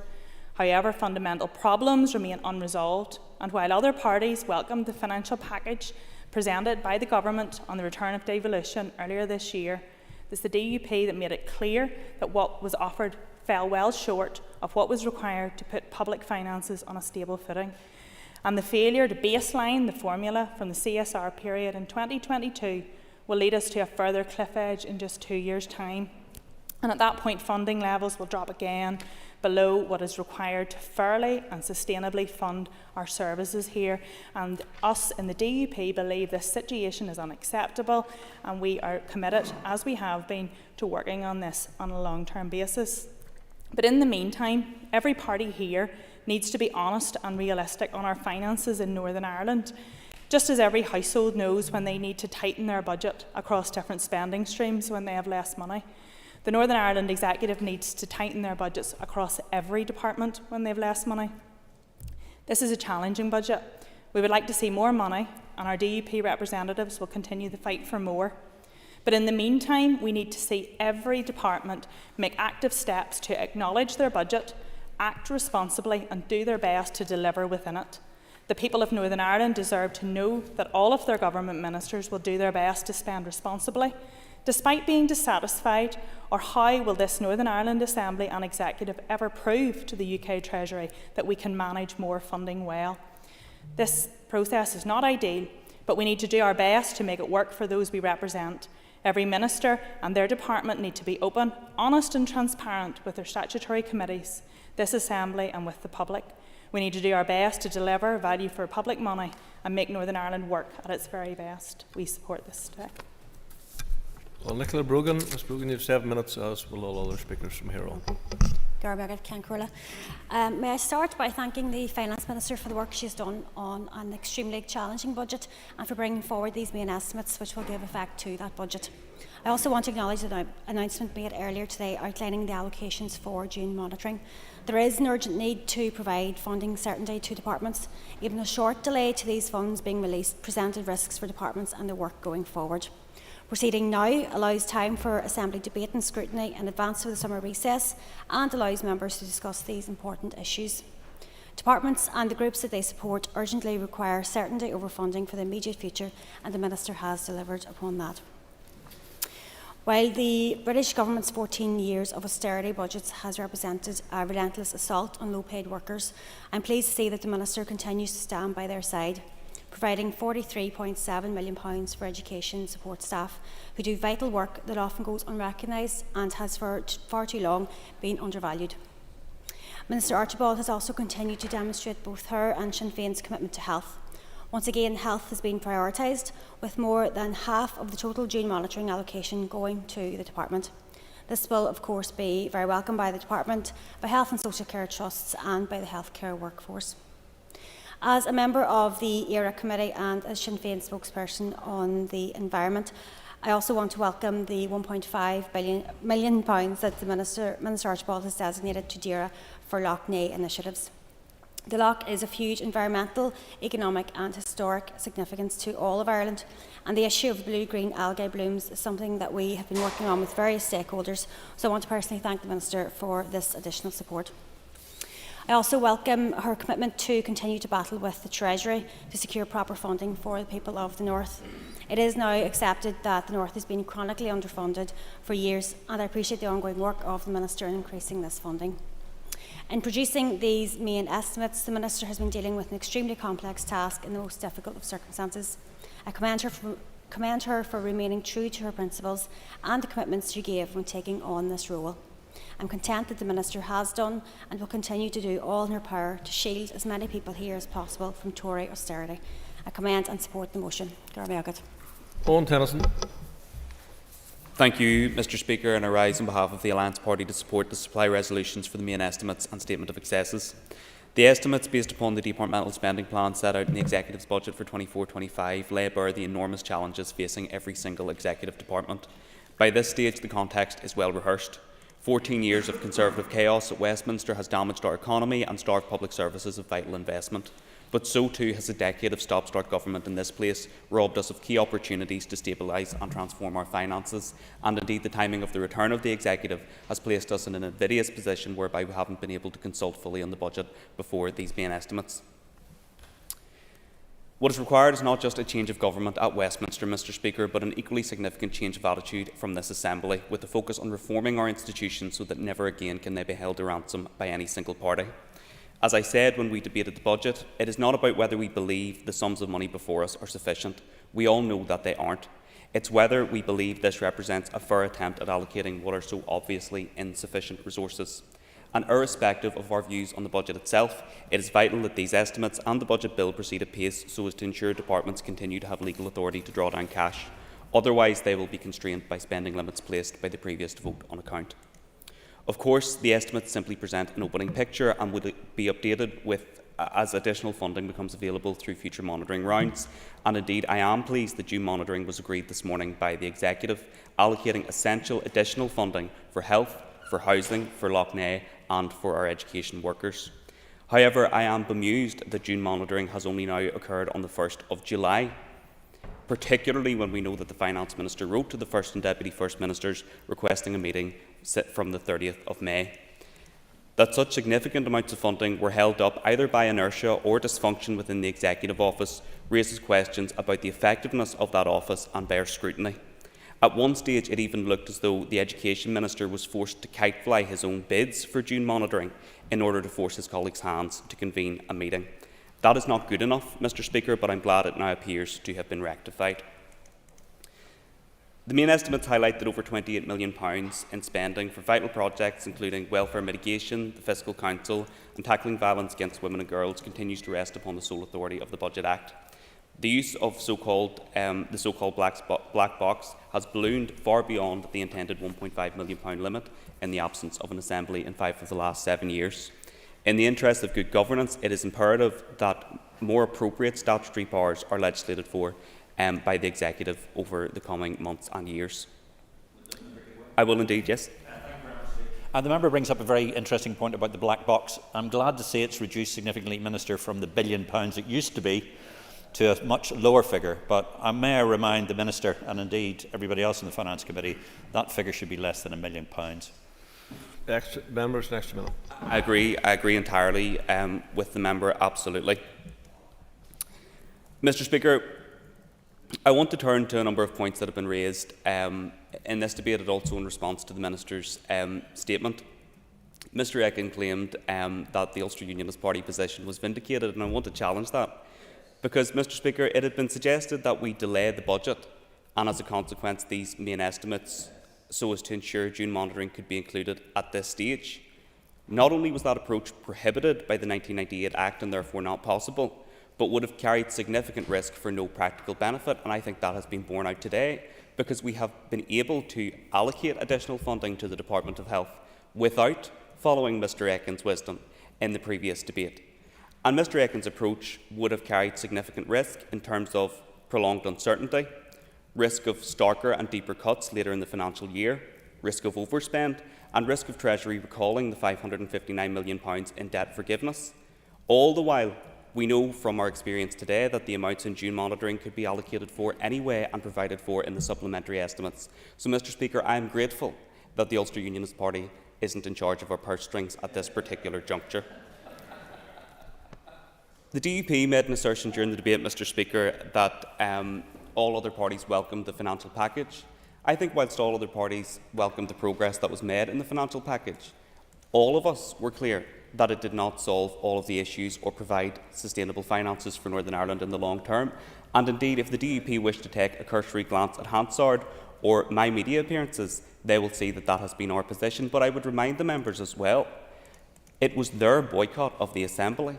The rest of us consistently said that there was no good reason for the Assembly and the Executive to be collapsed, and they made clear that they were not boycotting the Assembly over our finances, but around academic arguments around Brexit. So, Mr Speaker, they have much to answer for in terms of the position that they took and also the damage that they caused to our public services. And I don't think any of us on these benches are going to take lectures from the DUP about the damage to our finances. I will indeed. A stand to restore our place within the UK internal market, and the members, Mr Speaker, the Members' Party was calling for rigorous implementation of the Northern Ireland Protocol, which the EU then did agree to renegotiate. Will he and his colleagues not take this opportunity to apologise to the people of Northern Ireland for calling for the rigorous implementation of a document which was damaging our place within the UK economy and which subsequently the EU did agree to renegotiate? It was the DUP that secured those improvements to our economic situation. Not to mention confidence to supply. Thank you, Mr Speaker. I will address that before returning to the substance of the debate before us. I mean, you can smell the burning rubber all over this Assembly from the U-turns that the DUP have conducted since 2016. Because unlike the DUP, the Alliance Party has been consistent. We warned the DUP that there was no such thing as a good or sensible Brexit. We warned the DUP that they would be hoisted for their own petard, and we warned the DUP not to trust Boris Johnson because they would be thrown under the bus, whatever was written on the side. Could a member encourage the member to return to the actual content of the debate? Mr Speaker, this isn't the Brexit debate. I will return, but in fairness, the member raised the point, and Mr Speaker, with respect, he was not challenged on the substance of what he may be guilty of diverting you, but that doesn't mean you have to take a diversion. Well, Mr Speaker, I will return to the substance of the debate because I think I have answered the members' points, I think, adequately. There is no doubt that the challenges facing our finances are huge. We have, however, made significant progress in obtaining concessions from Treasury that our funding formula was not fit for purpose. Via the interim fiscal framework, a gateway to obtaining a property baseline fiscal floor which reflects our relative need and the fiscal levers which we require to deliver sustainable finances. If we are to be taken seriously as a negotiating partner, however, we must continue to show leadership and engage in responsible, mature government, even when the choices are difficult, Mr Speaker. So that is why the Alliance Party will be supporting these resolutions, and we would urge other members to do so. Thank you. I call Tom Elliott. Thank you very much, Mr Speaker. And, speak on behalf of the Agriculture, Environment and Rural Development Committee. And I would firstly like to apologise to the Minister that I wasn't in my place for her presentation here, but I would also declare an interest. As being a farmer, there may be some aspects of the finances that implicate me to some degree, but I do welcome the opportunity to speak on behalf of the committee on the supply resolution for the main estimates of 24-25, which set out detailed spending plans for the Department of Agriculture, Environment and Rural Affairs. DAERA is not part of the Statement of Excesses, so I will not be referring to that document. Looking at the overall picture for DAERA in purely comparative terms to last year, the total net resource budget at this point for 24-25 is significantly lower than the total provision for 23-24 at around 624 million compared to approximately 764 million. The total net capital budget is 95 million for 24-25 compared to around 97.5 million for 23-24.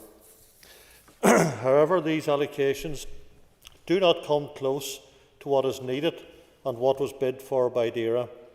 For example, in terms of capital, the bids from DAERA, including earmarked, were 155 million, of which only 61.2% are marked as inescapable and pre-committed. The total allocation is well below that at 95 million.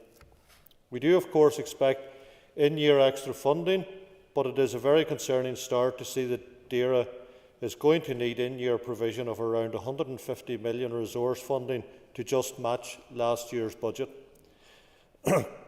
The committee has held a number of meetings with the Minister and DAERA officials on the budgetary pressures of 23-24 and those into 24-25. I highlighted these pressures in the Chamber on the 9th of April. We further heard from officials on the 6th of June regarding DAERA's allocations and June monitoring round bids, and I come to those shortly and later on. I will now focus on some of the subheading detail under the total net budget. Food and farming allocations are relatively stable compared to last year in both resource terms, with around 443 million compared to 444 million last year for the capital, around 64 million compared to 60 million last year. But that doesn't mean it's enough to do all that is needed or desired. But at least that area has received allocations similar to the overall funding of 2023-24 as a starting point. However, the same cannot be said for veterinary and animal health, which is down by 20 million resource and around 6 million of capital on opening allocations from last year. The committee has heard of the increase in bovine TB, difficulties in the vet recruitment, and the need to monitor other animal diseases and improve animal welfare. This budget will not support the Minister in that regard. The resource allocation for rural affairs is around 19 million compared to around 17 million last year, and capital is up from 2.7 to 4.6 million. However, with the loss of the EU funding in this area, it is doubtful it will be sufficient to make up the shortfall. It is of concern to see the resource budget for environment, marines and fisheries at an allocation of around 66 million, around 8 million lower than last year. The capital budget has remained similar at around 20.5 million compared to around 19 million. Mr. Speaker, the committee heard last week on our visit to Kiel of the investment needed in the fishing industry. We are still waiting to see a draft climate action plan, a plan for Lough Neagh and an environmental improvement plan. With a reduced resource budget, the committee will be very keen to discuss where the money is coming from. So what does all this mean in practice? While any financial allocation is helpful, it does not meet requirements. At a briefing on the 6th of June, we were advised by officials that this is an extremely difficult outcome for the department. There is no additional funding to take forward new work. Statutory obligations are not covered, such as TB compensation and for the Office of Environmental Protection. There are unfunded contractual pressures, such as pay and pensions and rising utility costs. There is no funding to reverse the 2023-24 decisions that were taken to help DAERA live within last year's budget. The committee heard from officials that the Minister has agreed reduction in the Food, Farming and Rural Affairs Group, the Veterinary Service and Animal Health Group and the Strategic Planning and Corporate Services Group. This is to create 2.4 million for additional work in the Northern Ireland Environment Agency, the Environment, Marine and Fisheries Group and the Climate Change and Science Innovation Group. It is of huge concern to the committee to hear that the Minister is relying on June monitoring and potentially subsequent rounds to meet statutory and contractual elements, including a specific bid for bovine TB compensation. It is an understatement to say that there is a challenging financial time ahead. However, the lack of a programme for government makes it more difficult to support and scrutinise the Minister's spending decisions. The committee's scrutiny has also been hampered by no sight of the Department's business plan for 2024-25, nor for the Northern Ireland Environment Agency. We were to receive a written briefing tomorrow, but that has been cancelled by the Department due to a slippage in the time frame. I will finish there on behalf of the committee, Mr. Speaker, and just very briefly a few comments on behalf of the Ulster Unionist Party. Obviously, we have highlighted the concern to assist in the reduction and eradication of bovine TB, very important to the entire community that we deal with this issue. Second issue is around climate change, and clearly there was a huge issue made whenever the legislation came in this House about the Climate Change Act, but now there is no specific funding to help support that, or very little, I should say, Mr. Speaker, very little funding to help support that. We heard that the Minister has reallocated some funding to help with that, but there is nothing around the just transition process. Thank you, Mr. Speaker. Thank you. As question time begins at 2 p.m, I suggest that the Assembly take its ease until then. The debate will continue after question time, when the next member to speak will be Paul Frew, and the desk will now change.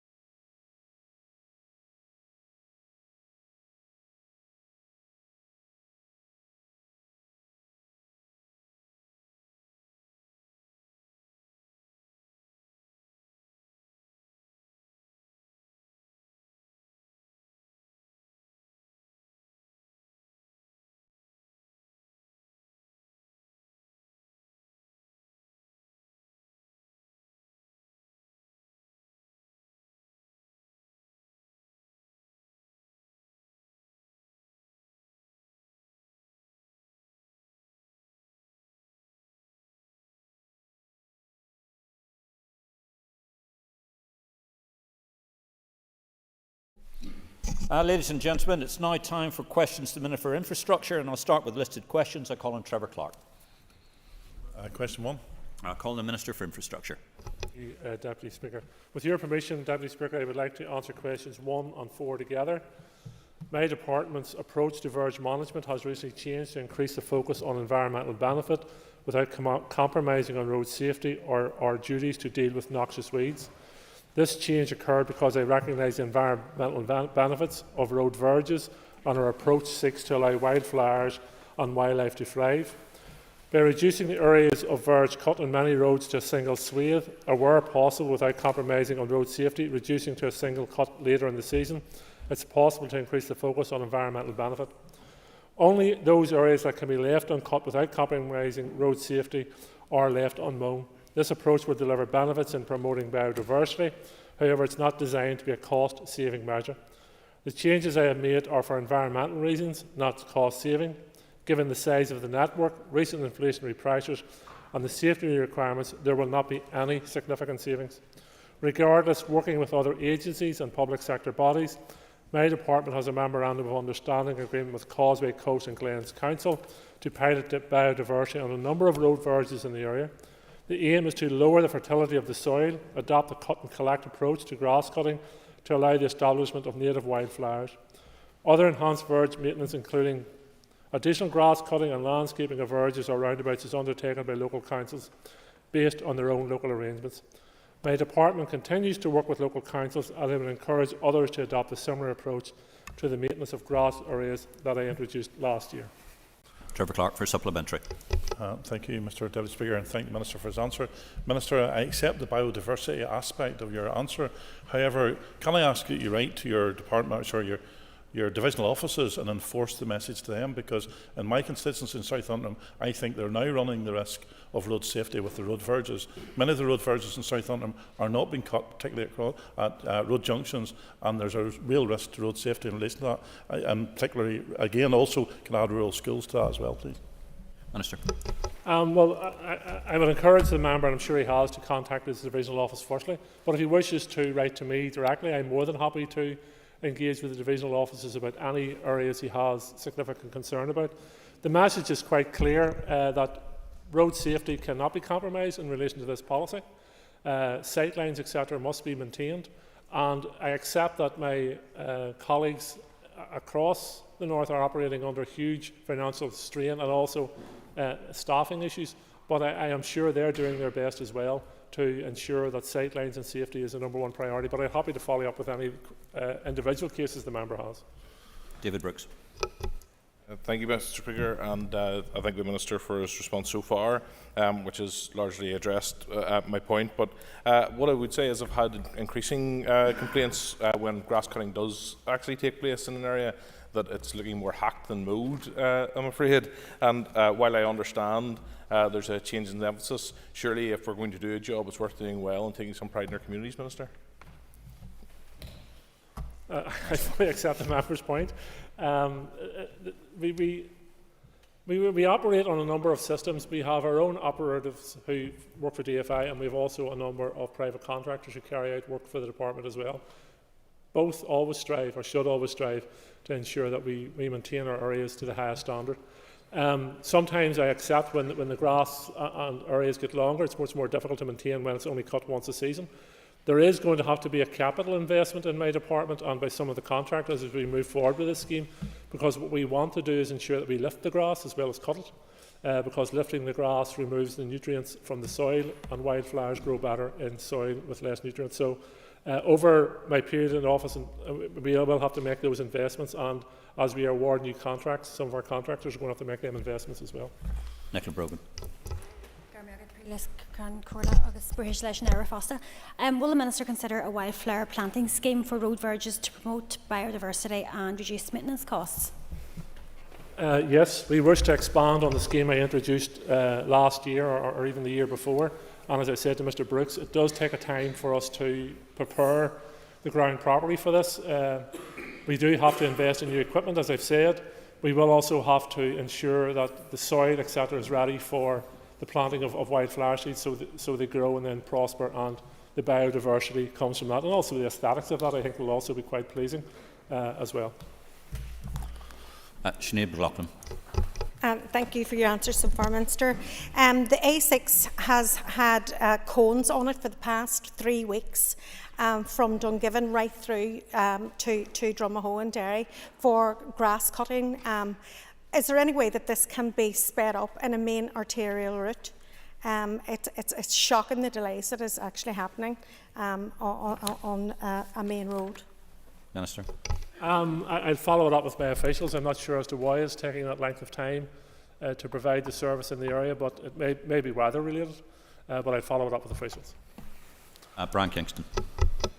Deputy Speaker, and the Minister may recall I wrote to him regarding the Cumber Greenway, and with thanks to my colleagues from Strangford, and I do run along the Greenway, and there is a section about a mile from Cumber which is under the responsibility of his department, and it is heavily overgrown by plants, and it's a health and safety issue because, as he will know, it's a shared greenway for cyclists, runners, walkers, people with prams, and that section is very narrow because of the extent of the growth. I understand all the issues about the environment and plants, but it is dangerous. Question, please, that Brian. section. I would ask his officials to look at the width of the path, which is less than a metre, and groups of cyclists like to go past at great speed.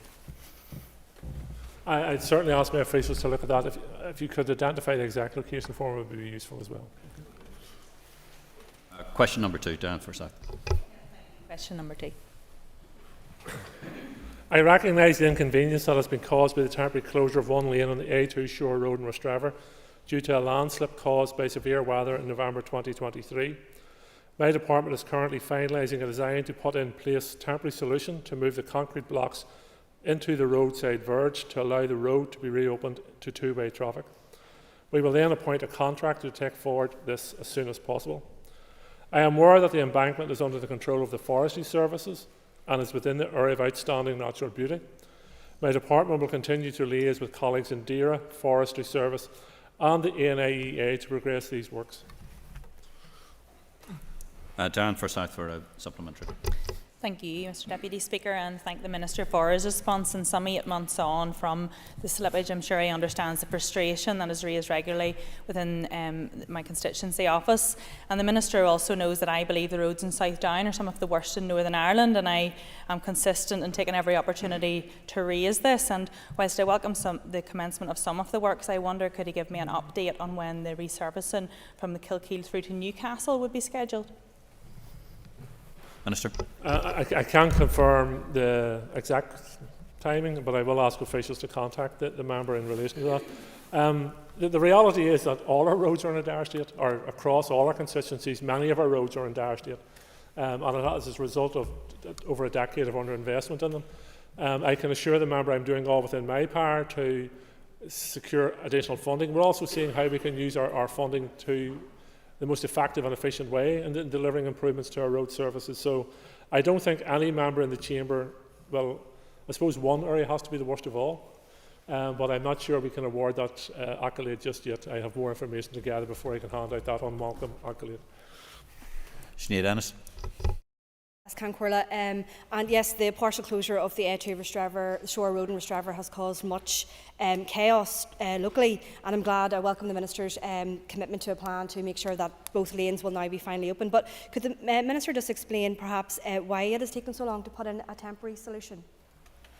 The area involved, as I've said, is an area of outstanding natural beauty, and so we have to be mindful of that when we are both planning and seeking on-site inspections around how we're going to secure this permanently. It is quite a difficult site to work in. We've had to bring in geotechnical engineers to examine it, and once a plan is in place, I can assure the member we'll move ahead as quickly as possible. But it's worth noting, and another area might come up during this question time as well, where we have had a significant landslide. Major weather events are having an impact not only on terms of the quality of our roads, the surface of our roads, but also the surrounding landscapes, where we are seeing more and more landslides onto roads which are proving quite expensive and technically difficult to repair. Mark Durkin. Thank you, Mr Deputy Speaker. Keshta Vertree.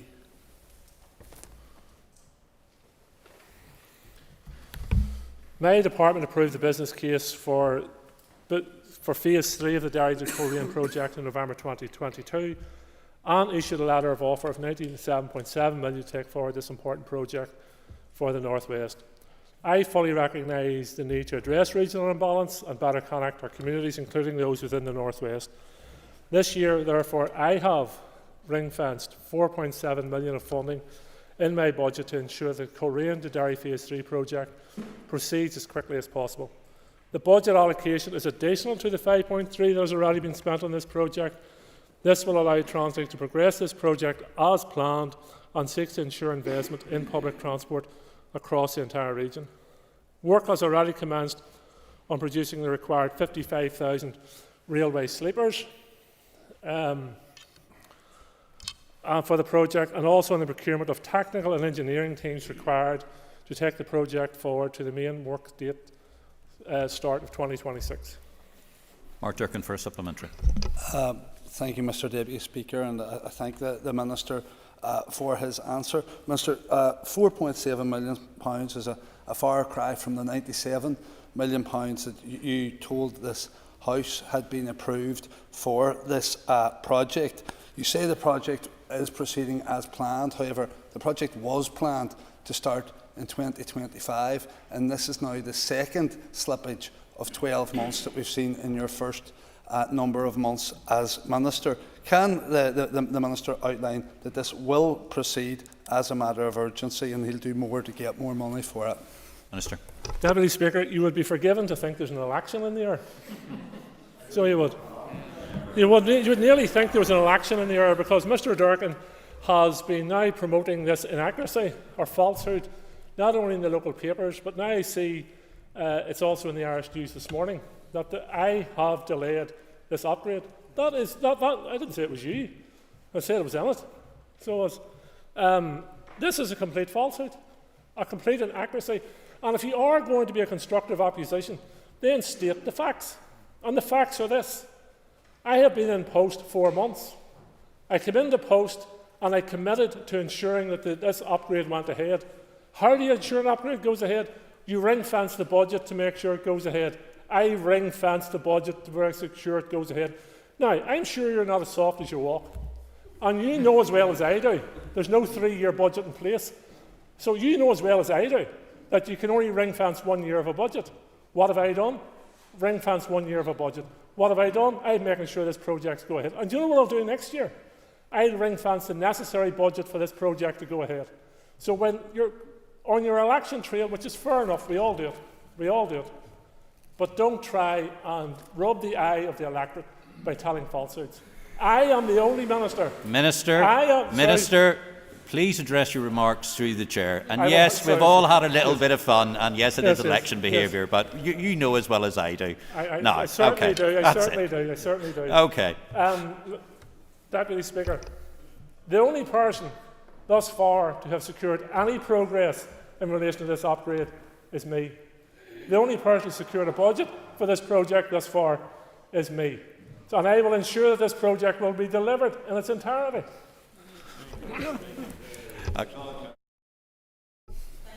Speaker, and I very much welcome the announcement of Phase 3 by our Minister.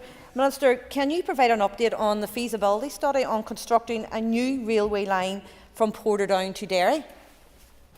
We have secured funding through the UK Connectivity Report for this actual programme. It fits in also with the All-Ireland Rail Review and is an important investment at this stage to move on towards the further steps of ensuring that we deliver on the commitments to not only regional imbalance, but also in terms of an exciting programme of work that's outlined in the All-Ireland Rail Review. I hope to be able to present the All-Ireland Rail Review to the Executive later this month. It has to be done in conjunction with my colleagues in the Cabinet in Dublin, as it's a joint project. But I think we are looking at exciting times for our railway service, including to Derry. Thank you. Colin John Blair. Can I ask the Minister if or how he intends to progress work on the Knockmore line in this financial year, and point out, Deputy Speaker, this connection of Lisburn and Antrim and the international airport would be of vital benefit all the time and not just election time? Minister. I don't have all the information in front of me in front of the Knockmore line, but it is an important connection that we have to move ahead with. There is a number of feasibility studies that my department is required to carry out to open up the rail network as it should be and correct the mistakes that were made 60 years ago. I am looking at various funding opportunities, not only within my own department. I'm looking north-south, I'm looking towards Britain as well, as to how we can do that. I hope to be able to make positive announcements in regard to some of those matters in the time ahead, but I can assure the member that I am focused on ensuring that we open up our rail network again. Thank you very much indeed. Colin Justin McNulty. Minister, in terms of the All-Ireland Strategic Rail Review, could you give us an update in terms of the reopening of the Armagh-Portadown rail link, please? Again, a feasibility study has been carried out in relation to this. It offers an exciting opportunity as we move forward. My department has a number of significant investments to make in the time ahead in relation to correcting regional imbalances when it comes to roads. The next phase of major investments from my department is going to have to be in our rail network, and I'll be making decisions on progressing that throughout my time in office, but some of those decisions will not come to fruition until I leave. But I will be assured, or assure the member, that I am going to put in place the foundations to ensure that the next infrastructure minister, or maybe even the following up, because this is going to take several decades to deliver, has a master plan to deliver a modern rail network across this island. Deborah Erskine, call you for question number 5. Thank you, Deputy Speaker. Question 5.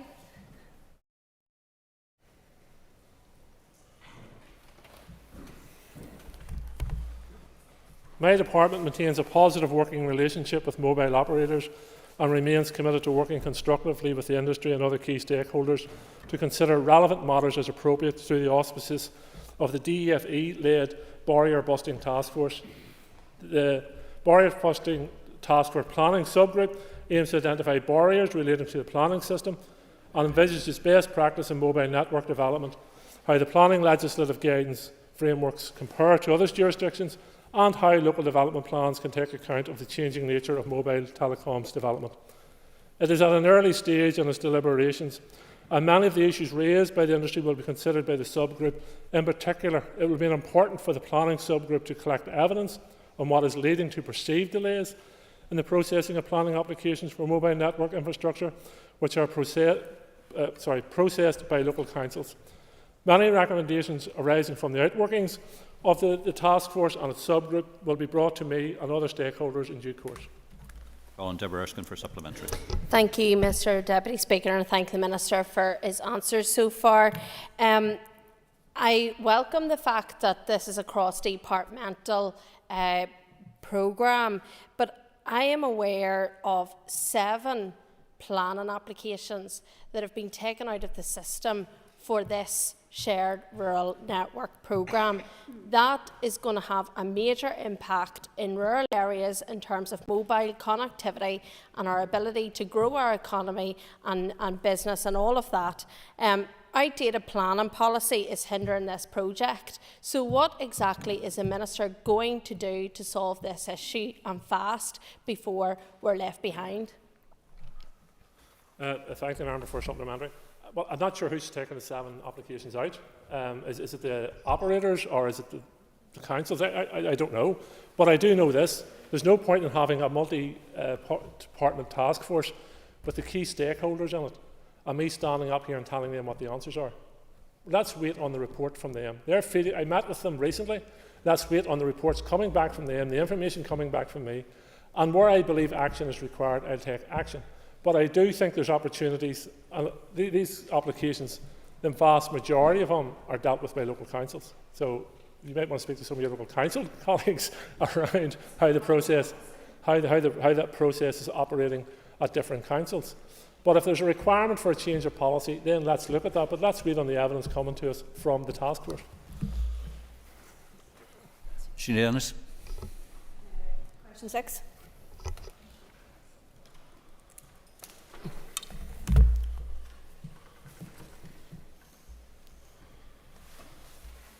It's a matter of deep regret that we're continuing to see so many lives lost on our roads.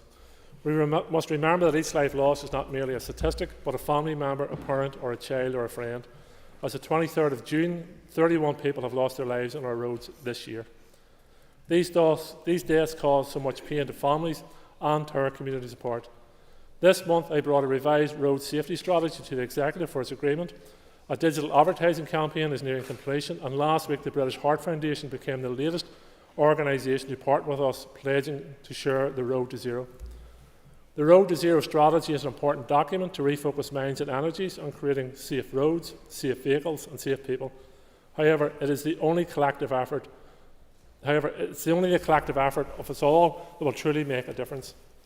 My officials are working alongside those in other executive departments and the emergency services to ensure that we have a single, agreed and collaborative approach to road safety. Once the outworkings of the budget are fully known, officials will then work with road safety partners to agree a forward work action plan covering engineering, enforcement and education. Jean Dennis for a supplementary. And I thank the Minister for that response, and I'm glad to hear him talking about a collective effort, and I do agree that it will take everybody shouldering responsibility to deal with this. But could I ask the Minister to outline what measures are being taken to address some of those illegal road behaviours? The illegal road behaviours fall down to the PSNI and detection of them, and we work closely with our partners in the PSNI in relation to the promotion of road safety. I am engaging with my colleagues in the department about bringing forward further legislation in terms of around drink driving, drug driving, being distracted while being the driver of a vehicle, and on other matters to improve road safety. And then obviously it will be for a matter for the PSNI to be able to enforce those matters. But the key and most important aspect of road safety is road user behaviour. Whether you're a driver, a cyclist, a motorcyclist or a pedestrian, it's how you use the road which is the most important thing as to whether you arrive home safe or the person you're sharing that road with arrives home safe. So yes, there are engineering solutions, there are education solutions, there are enforcement solutions, but if each and every one of us correct or challenge our own behaviour, then we will see a significant decline in the serious injuries and casualties we see on our road, particularly with the figures this year are just awful, 33 so far this year. So I'd appeal to road users to treat yourself with respect and treat other drivers and users of the road with respect as well. Colin Stephen Dunn. Speaker, and I welcome the progress on the Department's road safety strategy and the interim targets, 50% by 2030 and to zero by 2050. Would the Minister share my concerns with figures released just last week from the Justice Department that drink and drug driving convictions are up by almost 20% in the last 4 years, and a lot more needs to be done to tackle this very serious problem? Maybe he could just elaborate on what he feels could be done. Minister. Thank you. It is shocking to hear those figures. Some of that may be down to more detection by the PSNI, but there is no excuse or reason for anybody getting behind the wheel of a vehicle or any other form of transport if they have alcohol or drugs taken, which would impact on their ability to manage that vehicle. I am looking at introducing more stricter drink driving regulations moving forward. I'm also seeking to see how I can support the PSNI in terms of their detections of drugs on the roadside as well.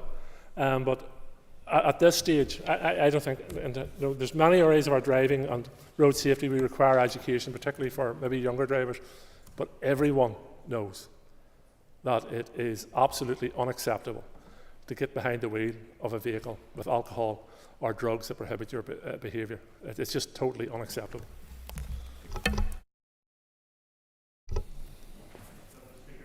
Number 7.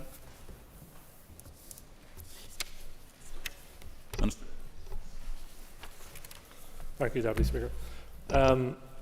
Traffic congestion occurs at Seaview Primary School due to a concentration of vehicles arriving and departing within a short period of time. Such congestion, which is normal at most schools during drop-off and pick-up times, is usually of relatively short duration. I can advise that officials from Roads Eastern Division have been in discussions with the school and the PSNI regarding various issues over a number of years. During that time, a number of school keep clear signs or keep clear road markings have been introduced on some of the streets around the school. It's acknowledged that the streets around the school are busy. However, no excessive traffic progression issues have been noted. Any congestion that does occur tends to clear quickly.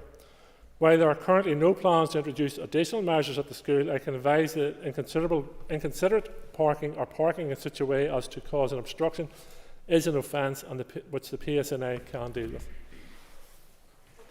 Thank you. Brian Kinskin for a supplementary.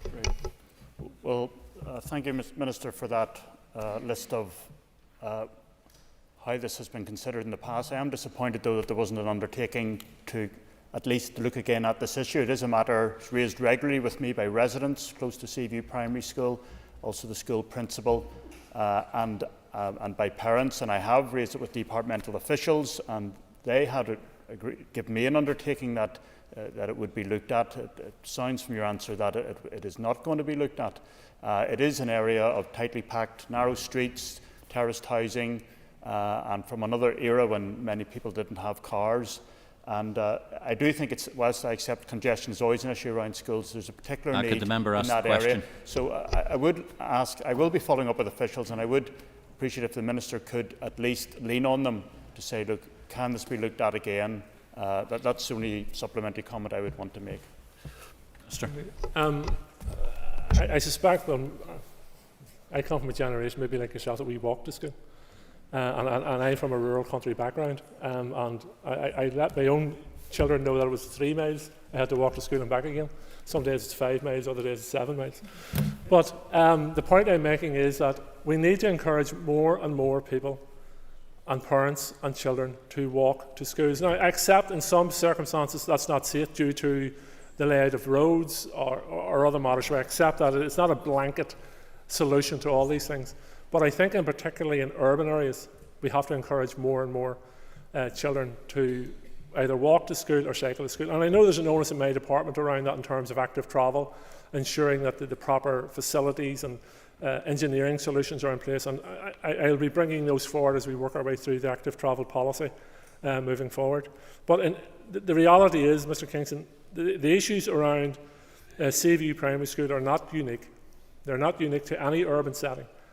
So I think the long-term or short-term or medium-term solution, whatever we want to put it, is to ensure that we encourage more and more people to walk or cycle to school. I call him Matthew O'Toole. Deputy Speaker, I'm glad the Minister is committed to reducing congestion around schools. In my constituency, there's a whole range of them: Rosetta Primary, St Bernard's, Fane Street. I can think of many, St Bride's, where this is a real challenge. It's not just about congestion, as you say, it's also about air quality and also healthy living. There is a scheme which operates in outside lots of schools across the water called the School Streets Scheme. Is he aware of that, and will he work to roll that out across the north where it's applicable and useful? Minister. Thank the member for his question. I am aware of it. It has been raised in the Chamber before, and my officials are looking at to see if we can adopt a number of pilot schemes here, just to see how successful that can be in moving forward. We have to take imaginative measures and measures to ensure that children and young people are encouraged to walk and cycle to school for all the reasons you have outlined.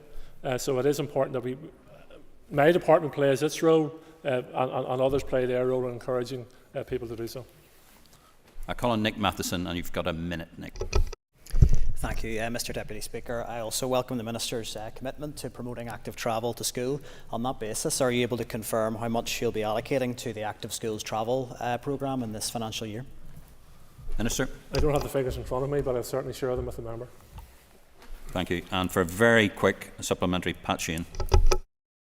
From the last couple of supplementaries, can the Minister tell us what measures he's considering to encourage active travel and thereby reduce car travel and congestion around schools? Minister. My officials and I are working on an active travel policy because under the climate legislation we have to spend 10% of our capital budget in active travel as we move forward. So there's both a legal and moral obligation for us to do this. But I accept it's okay for a minister to stand up in the chamber and say, well, more people should walk and cycle. But we have to provide the proper network of footpaths. The footpaths have to be wide enough for cyclists and walkers. We have to provide proper street lighting. We have to ensure there's proper crossings in place, etc., for young people who will feel safe then walking back and forth to school. So I acknowledge my obligations under this and ensure the member I will be plotting out an investment strategy in that way. That ends the period for listed questions. We'll now move on to 15 minutes of topical question. I advise you that question 10 has been withdrawn. I call on Mark Durkin. Mr Deputy Speaker, pursuant to an earlier question, did the Minister state... Through the Chair. Did the Minister state, and I'm fairly sure that he did, that construction work on Phase 3 of the Dairy Coal Range Scheme would commence in 2026? Minister. I think I actually misspoke at the end. What we were doing is procuring the engineering team and the technical team to be in place for 2026. Construction will start in 2027. There is already the investment, which I ring-fenced, you may have heard me mention this before, is now being used to put in place to purchase and make the 55,000 sleepers that are required for this project. So there is an active plan in place to deliver this. Mark Durkin for a supplementary. I'm glad I gave the Minister the opportunity to clear that up after he misspoke in an earlier answer. The North West Transport Hub celebrated the milestone of 1 million passengers last year, which is brilliant and shows a real appetite for public transport out there. That's been achieved despite the fact that there's only one train every 2 hours on a Sunday. Can the Minister intervene to seek timetable changes from TransLink to facilitate more trains for Derry? Minister. Yes, I can and I will. Again, this comes down to decisions that you have to make. TransLink's dealing with a very, very difficult budget at this stage. I had this year taken the opportunity to ring-fence the capital investment that's required, but I will be engaging with TransLink as to how we move forward to providing the train service that's also required. It does require a significant piece of investment, but not an impossible piece of investment over the period of time I hope to be in office. But it does require a lead-in time because it will require the recruitment and training of new train drivers and staff, etc. It may require some additional infrastructure in terms of trains or carriages. But yes, I am going to work my way towards that project. Thank you. Colin Cathal-Ballin, please. And thank the Minister for his answers so far, but could I ask the Minister for his assessment of the transport costs faced by Health Trust? Well, obviously, all executive colleagues are under significant pressure, but I do note the recent reports around the transport costs being faced by health, and I have offered previously, and I'm in the process of writing to the Health Minister. I think community transport is uniquely placed to assist the Department of Health and others around their rising transport costs. It won't suit every circumstances, and there will always be circumstances where patients require other forms of transport, but community transport, in my opinion, is ideally placed to assist with a significant proportion of the challenges that health communities, DAERA and other people face in terms of reducing isolation, ensuring people can be able to attend their health appointments, etc. Colin Cathal-Ballin for a supplementary. And thank the Minister for his answer, but could I put it then to the Minister, would he agree that the departments should work together on health and community transportation? Yes, I do. In coming into office, I had attempted to arrange meetings with several ministers. I accept everybody's diary in the period coming in, and dealing with the challenges we had was quite significant. A small matter of an election got in the road, but once we get this out of the road, then I think there is an opportunity for me and other ministers to sit down to see how we support each other in terms of providing proper transport to rural and isolated communities. Thank you, Minister. Alex Easton isn't in his place, so I call on Nicola Brogan. The Minister will be aware that I and Sinn Féin colleagues in West Tyrone have long been campaigning for the upgrade of the A5 road. Far too many lives have been lost on this road, and far too many families and communities have been left devastated. So we are eager to see the road upgraded. Can I ask the Minister for an update on the A5 road upgrade, please? Minister. Yes, I can confirm that at this morning's executive meeting, I briefed executive colleagues that in the coming days I will be issuing them with my initial response to the Planning Appeals Commission's report. I will also be making a recommendation that we proceed with the A5. I am conscious that this is a cross-cutting issue, so I will issue the papers to my executive colleagues. I will await their feedback, and then I will submit a further paper for mid-August for their approval on the moving ahead with the A5 project. Claire Groen, supplementary. Thank you, and I really thank the Minister for that answer. That will be really welcome news for people right across West Tyrone and for everyone who does use the A5 road. As I say, we've been waiting patiently for progress on it, so I do thank you for the work you've done and the commitment you've made to deliver the A5. Can I ask the Minister for his assessment of the impact that this upgrade can have on road safety? Sure. I've given careful consideration to the 30 recommendations within the Planning Appeals Commission's report. I'm also acutely aware of the road safety aspects of this. I believe that if my recommendation to approve is endorsed by the Executive, then what we are actually doing is not only providing a state-of-the-art road, correcting regional imbalances, but we're also saving lives. Thank you, Minister. Jerry Kelly. Can I ask the Minister how he intends to play his part to reach the renewable energy target of 80% by 2030? Minister. As Minister, I am committed to making a positive contribution, and I recognise that our planning system has an important supporting role to play.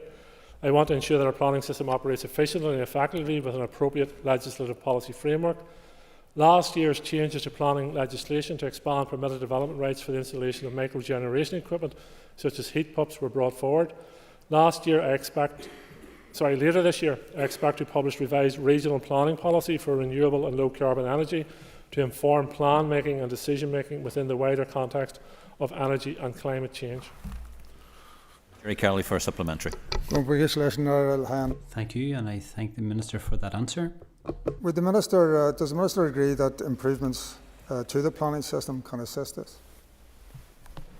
Yes, where we have an evidence base that we need to change and keep up to date with the ever-changing economy out there and how we support each other, then yes, I will make, and my department previously has made policy changes to that, but as the member will understand, I want to move forward on an evidence-based format to ensure that when we are making changes, they are to the betterment of the system.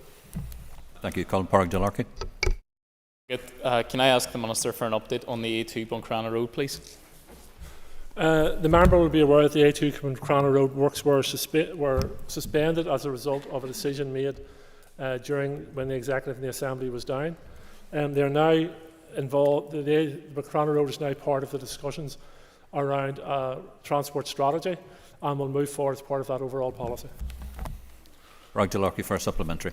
That's very welcome, obviously, Minister, to hear that. It's very welcome for the people of Derry and actually for the people of Donegal who use this road as well on a daily basis. Can I ask you what engagement your department have had with both schools and with local businesses around this? Minister. Part of the development of the North West Transport Plan will also involve in discussions with the relevant stakeholders, and businesses and schools and the local community are key to that, so there will be ongoing discussions with those stakeholders. Colin Trevor-Clark. Deputy Speaker. Minister, I've heard you reference the A5 scheme and indeed this Buncrana scheme today, but can the Minister outline the average length of time that it takes for these schemes from their start to their finished, and actually the length of time it takes to pay out the compensation to landowners who are affected? Minister. Well, the A5 scheme, I think, is on the cards for 17 years. So it is far too long from announcement to delivery. Now, that is delayed for a variety of reasons, and it can involve procurement, design, challenges to procurement, challenges to design, legal challenges, public inquiries, and quite rightly having to deal with landowners who are seeking compensation for us taking their land. So there is so many different moving parts in a major scheme that it can cause delay. But I do think that we as an executive and government departments need to sit down together and engage as to how we can speed these things up, because the inflationary pressure alone on the costs is frightening, never mind anything else. So I think we have to look at all the policies and frameworks we have to deal with to ensure that they're effective and efficient and necessary. And the key objective is that we deliver for the public good. Trevor Clark for supplementary. Thank the Minister for his answer. Minister, you'll be aware I wrote to you recently in relation to the A6 scheme, and one farmer who's waited now almost 8 years for his compensation payout, much of that through the bureaucracy of his own department, officials coming to do survey after survey. At what stage will you intervene, Minister, in some of these to prevent all these surveys being carried out and unduly unnecessary pressures being applied to the farmers who are actually waiting on compensation for so long? Minister. Well, I tend not to intervene in individual cases. I think it would be wrong for me to do so unless there was exceptional circumstances. There is well-tested and proven policies, procedures and legal tests in place for the Minister to keep his nose well out of, to be quite honest with you. But if there is exceptional circumstances and I'm comfortable that I'm not overriding my powers, then I will look at the case, but it would be the exception. Minister, I call on Danny Baker. Can I ask the Minister to outline the timescale of the feasibility study into reopening the Antrim to Lisburn railway line? I think this actually relates to... I can confirm that TransLink received funding directly through the Union Connectivity Fund to undertake a feasibility study regarding the reopening of the railway line between Lisburn and Antrim. The feasibility study is ongoing and will include demand forecasting for additional rail passengers, route and operating models, a benefit and cost plan and a delivery strategy, including the potential connection, I think Mr Blair asked me about this earlier, to Belfast International Airport. The study is due to be completed later this year. Thank you. Danny Baker for a supplementary. Good for your answer, Minister. Does the Minister agree that enhancing rail connectivity across this island is the future? Yes, and just to clarify, the study will be completed early next year. Without a doubt, we have to correct the mistakes that were made 60 years ago. And as I said earlier, I intend to leave in place plans which will go a long way to ensuring that the Department of Infrastructure going forward is focused on the delivery of improved rail connections, both for urban and rural communities. Thank you, Minister. And since Mr Carroll's not in his place, the Assembly will take its ease until 1:45. Then the next event will be health questions for the Ministry of Health.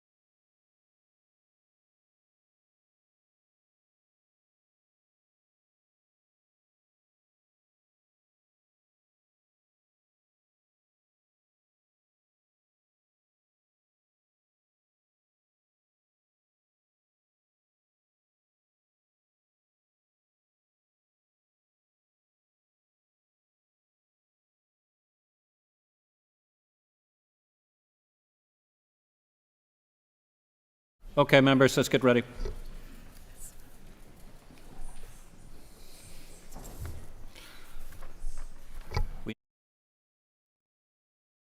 With listed questions. Questions 2 and 7 have been withdrawn. I call on Danny Baker. Danny. Question 1. Mr. Deputy Speaker, with your indulgence, before I answer the question, I just want to acknowledge that I came across a social media post from Mr Baker last night, marking the 2nd anniversary of the sad passing of his nephew, Enda, a baby who succumbed to a genetic disease called Edwards syndrome, and I believe that's not the first time for the family. So I just wanted to acknowledge that and reach out. And Deputy Speaker, as I often say, health is personal. In answer to Mr Baker's question, my department has always and continues to support the promotion of self-directed support, as it allows an individual to have as much choice and control as they wish over their personal budget. A personal budget that has been identified and allocated to them by our local trust to meet their assessed needs. On the 1st of April 2024, my department announced the uplift of the regional hourly rate for direct payments by 9.8% to £16.88 per hour, and that's from the previous £15.37. It's a set regional rate per hour, and therefore this is the rate all trusts give to an individual in receipt of a direct payment. I'm aware that there can be a disparity in the rates paid to personal assistants. However, the rate of pay is ultimately a private arrangement between the service user and the personal assistant that they employ, and on that basis the rate of payment to the personal assistant is negotiable. The service user, as the employer, is responsible for meeting all the administrative costs associated with being a recipient of a direct payment, such as national insurance contribution, pension contribution, sick pay, annual leave, redundancy and so on, all from within the direct payment amount which has been allocated to them. Over and above this, my department would endorse that personal assistants receive a rate of pay that is, as a minimum, reflective of the national living wage, which is £11.44 per hour. Thank you, Minister. I call on Danny Becker for supplementary. Minister, and thank you for the kind words. How does the Minister plan to ensure that organisations such as Kids Together are able to continue and provide an invaluable service where managed budgets are paid at the same rate as self-directed support? I thank the member for his supplementary.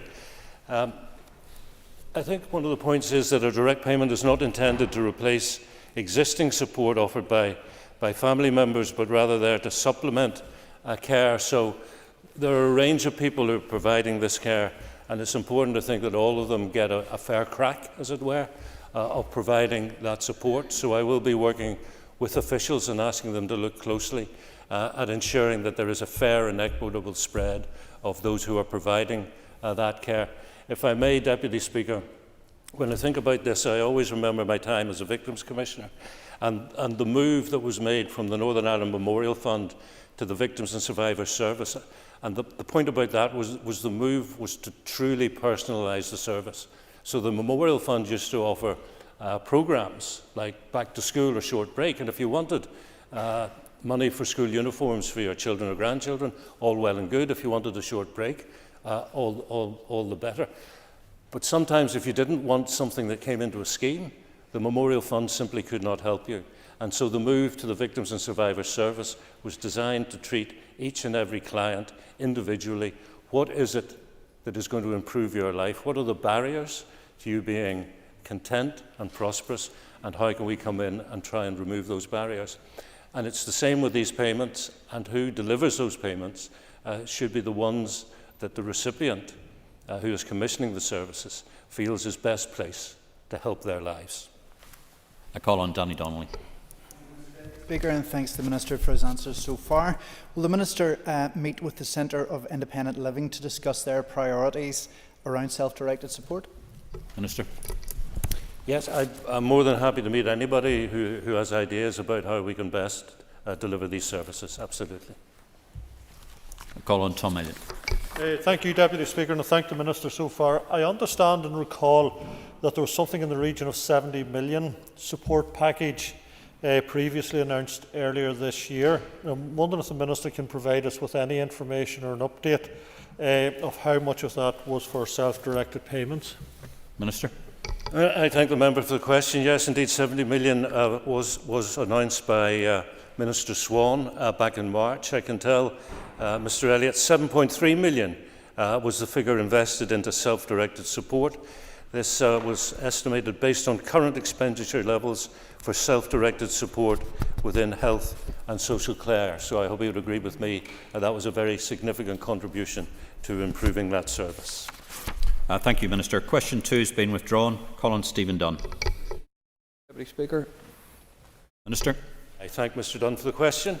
In October of 2022, a draft Northern Ireland Road Safety Strategy reaching up to 2030 was published. While supported by departments at the time, it unfortunately could not be finalised due to the absence of a Northern Ireland executive. Following the return of ministers, the strategy has been updated and it was brought to the executive on the 23rd of May last. I support this strategy. I welcome the ambition to deliver an interim target of 50% fewer deaths and serious injuries between that decade of 2020 and 2030. The post-crash response pillar aims to establish an effective and appropriate response to collisions to help ensure road victims receive appropriate medical care and rehabilitation to minimise the severity of long-term impact of their injuries. The strategy identifies several key factors required for success in delivering the outlined 2030 targets and strategic outcomes, and I'm pleased it has secured executive commitment. However, this needs to be followed up with appropriate funding, appropriate resources and collaborative partnership working, for which I tell the member I will certainly play my part. Thank you, Mr Deputy Speaker, and thank the Minister for his answer and his commitments. And I wish to put on record my gratitude to our emergency services who deal with such awful circumstances. Would the Minister commit to working alongside both the Infrastructure Minister and the Justice Minister to ensure every effort is made to meet these targets of 0 deaths and serious injuries by 2050, including looking, where possible, to improve the emergency service response times to road traffic collisions? Minister. Well, I would certainly make the commitment to work with the executive partners. I would also say to the member that I'm more than happy to work on a cross-border basis, because on Thursday not only was I at the health sectoral meeting, I also attended the sectoral meeting on infrastructure with Minister John O'Dowd, and his counterpart in the Government of Ireland, Eamon Ryan, said that statistics south of the border are also going very much the wrong way in terms of fatal road traffic collisions and collisions with serious injuries. So cooperation is also part of the mix. In terms of improving waiting times, my department has taken a number of steps to improve waiting times at emergency departments. Reducing handover delays in emergency departments has been a key priority, and a regional process has been issued to all trusts for the release of ambulances for outside emergency departments when the ambulance service is an outstanding Category 1 or Category 2 call, and I think this will very much improve response times. That is certainly the ambition. Thank you. I call on Robbie Butler. Thank the Minister for his answers thus far. Would the Minister agree with me that an opportunity has been lost with the failure to deliver the Desert Creek Tri-Service Training College, which would have assisted in emergency response times, given that road traffic accidents are a multi-agency response? And can the Minister explain what supports are provided for first responders after they attend these traumatic incidents? Thank you. Minister. And I thank the member, and I actually look forward to visiting Desert Creek to see what the Fire and Rescue Service are doing up there. Their employees regularly encounter incidents which may be defined as critical, and such incidents can cause psychological distress to those involved. And the Fire and Rescue Service is committed to ensuring employees receive the support required through critical incident stress management. The Northern Ireland Fire and Rescue Service is a comprehensive and integrated multi-component approach through that critical incident stress management to crisis disaster intervention. The aims they have are stabilisation, symptom reduction, return to adaptive functioning and facilitation of access to continued care. And as part of this process, employees are also offered the opportunity to attend counselling with Inspire. The Ambulance Service Community Resuscitation Education Officers have received training in critical incident stress management and will engage with community first responder volunteers if they require support following a challenging call. And if further support is required, the Community Resuscitation Education Officer can refer the Community First Responder Volunteer to the Northern Ireland Ambulance Service Peer Support Team. The Northern Ireland Ambulance Service Peer Support Team can also refer Community First Responder members for free and confidential support through Inspire Workplaces. Thank you. I thank Paula Bradshaw for her question. As you'll be aware, junior doctors in Northern Ireland are employed under the single lead employer.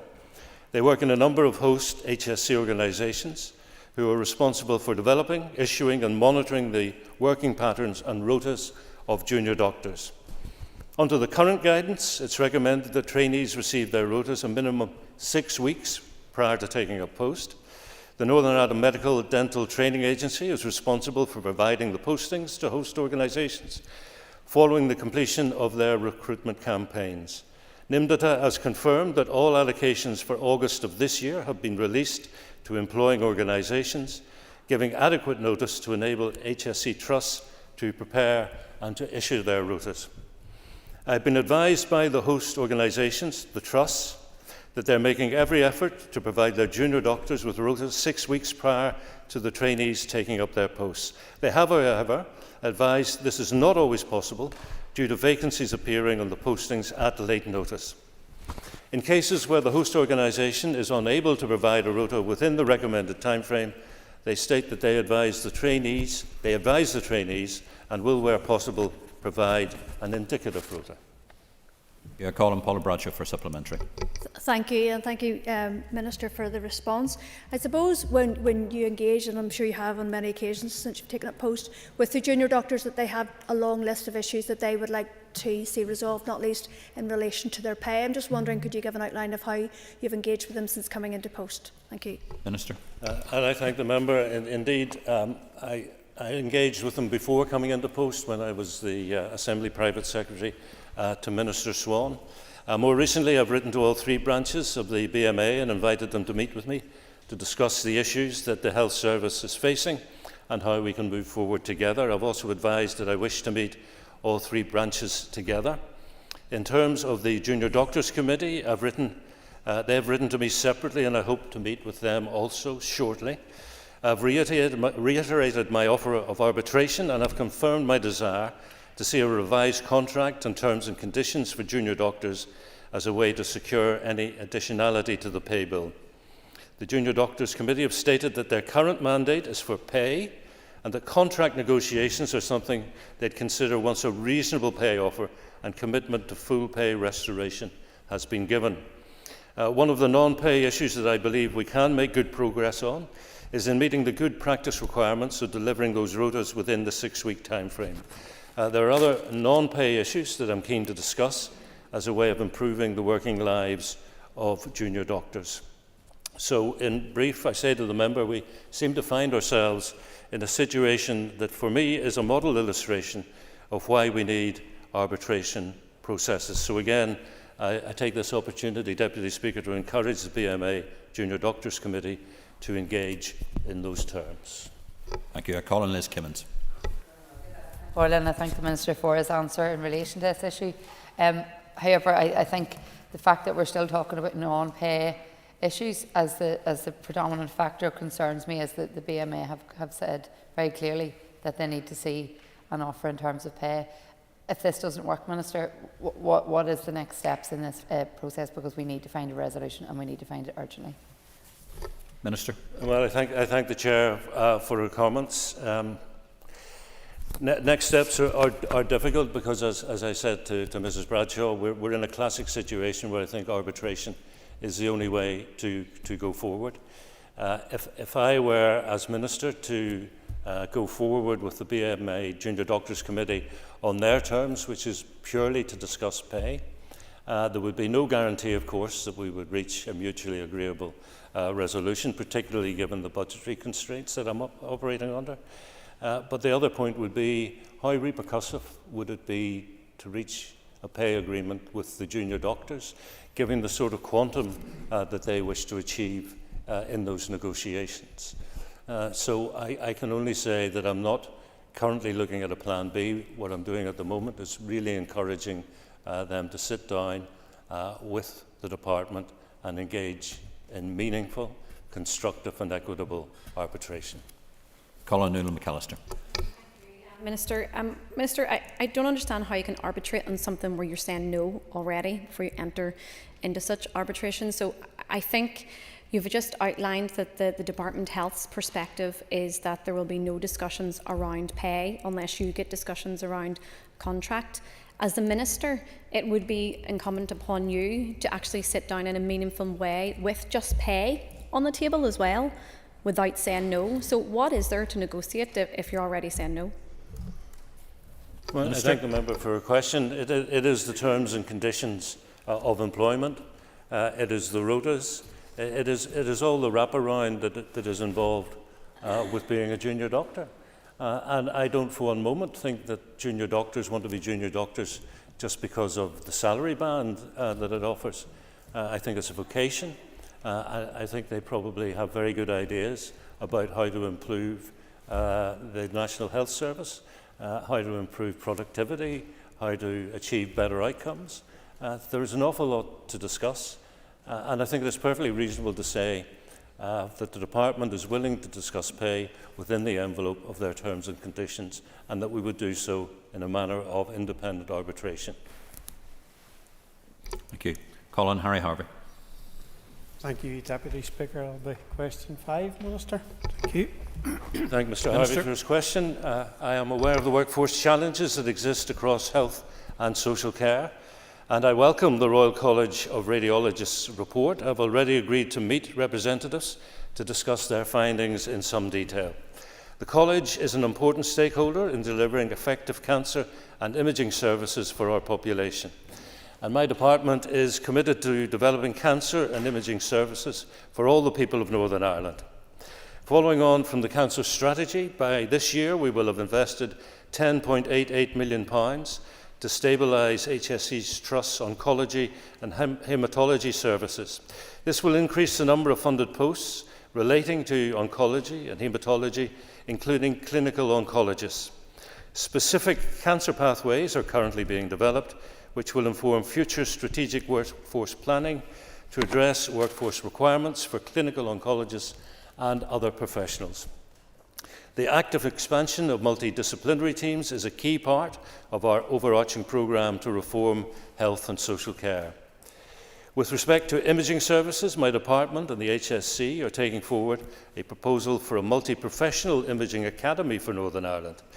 This would significantly increase capacity within the health and social care system for training greater numbers of radiologists and radiographers each year, including interventional radiological consultants. It will provide a continuous supply of locally trained consultant radiologists and advanced radiographer practitioners, and that will address the increasing demand for imaging investigations and reduce our reliance on costly outsourcing. I remain profoundly dissatisfied with the level of funding being made available to my department, which has hampered and limited the department's ability to make further progress that can transform the delivery of health and social care in Northern Ireland. Harry for a supplementary. I thank the Minister for his answers thus far. And Minister, I was going to ask you what plans you have to increase the number of specialty training places to ensure we have a pipeline of new consultants, but you have touched on that. Maybe you can elaborate a wee bit more on. Thank you. Minister. I thank the member for a supplementary question. We do indeed have significant gaps across key professions within health and social care. Recruitment and training and retention of staff is critical. We also need to ensure that we're recruiting staff with the correct skills to deliver a modern cancer service. My department is committed to creating safe, adequately staffed work environments that will help to ensure that we attract and retain staff across the health and social care system. Through effective workforce planning, we will ensure that sufficient resources are allocated for the education and employment of health and social care staff. The Royal College of Radiologists' 3-point plan to support oncology and clinical radiology focuses on recruitment, training and retention. My department's Health and Social Care Workforce Strategy 2026, Delivering from Our People, and its current second action plan contains a comprehensive and ambitious work programme that includes the development of initiatives to enhance our attraction, recruitment and retention across all staff groups and specialities. And I look forward to engaging with college representatives on this at our forthcoming meeting, which will inform our work in this area. Thank you. Colin Allen Chambers. Thank you, Deputy Speaker. Can the Minister provide an update on what has been done to speed up access to diagnostic services for patients who are suspected to have cancer? Minister. I thank the member for his supplementary question. The Department is working closely with Health and Social Care Trusts to address the long waits that we are seeing in many of our cancer pathways. This includes short-term measures such as buddying arrangements, whereby patients are transferred to other trusts for a diagnosis. Medium and longer-term measures are also required to ensure that we have sufficient capacity to meet the growing demand that a growing and ageing population will generate. This will require investment into workforce and capital equipment. It will also require us to transform how we deliver key services to ensure that they have the capacity and the expertise to deliver. Thank you, Minister. Colin Connie Egan. Question number 10, please. Sorry, Connie, it had been indicated to us on the desk that you were going to ask a supplementary. Deputy Speaker. Well,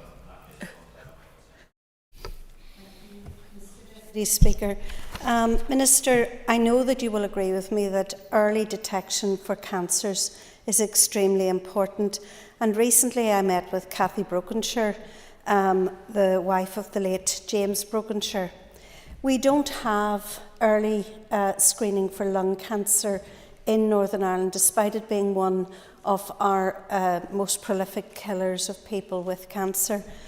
Will you look at the idea of having screening for lung cancer and come back to this House with some proposals in relation to this really vital aspect of healthcare?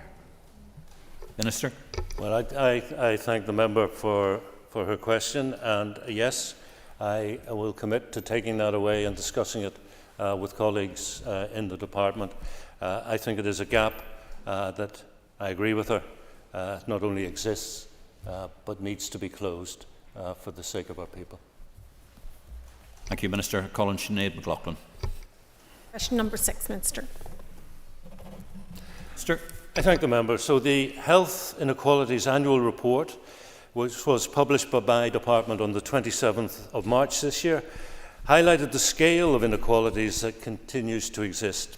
For example, the report showed that in the years 2020 to 22, males in the most deprived areas live on average 7.2 years fewer than males in the least deprived areas, and the gap for females was 4.8 years.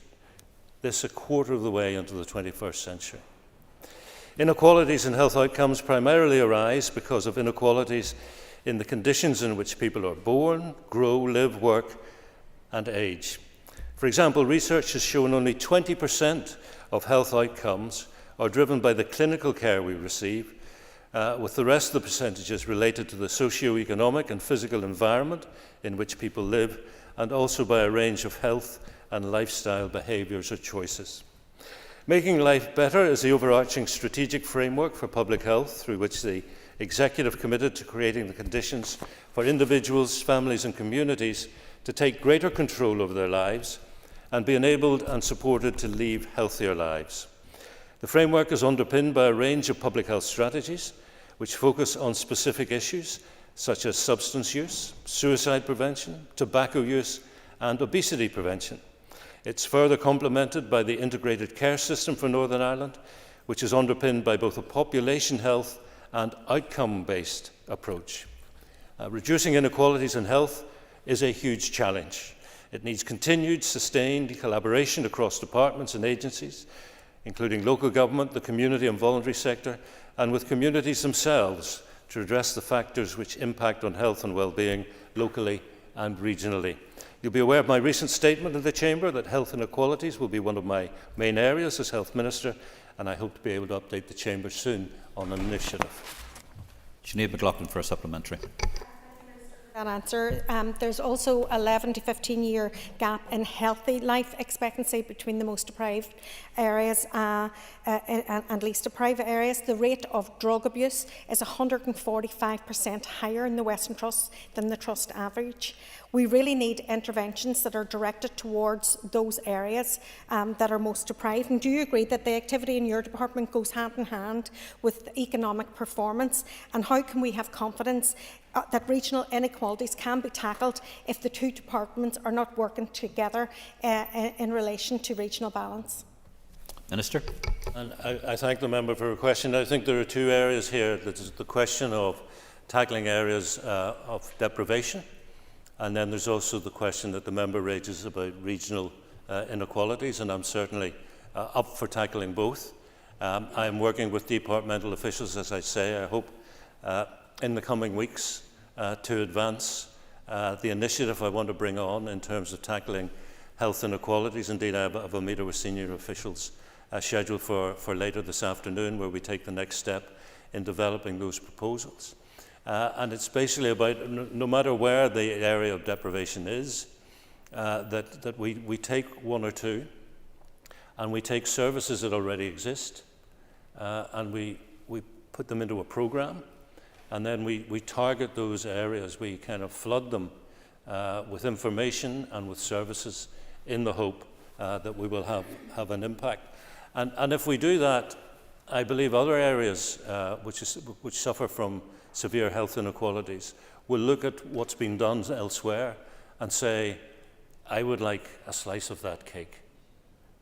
And as part of that, we will certainly be looking at ensuring that we deliver a proportionate degree of regional balance in terms of the rollout of this initiative.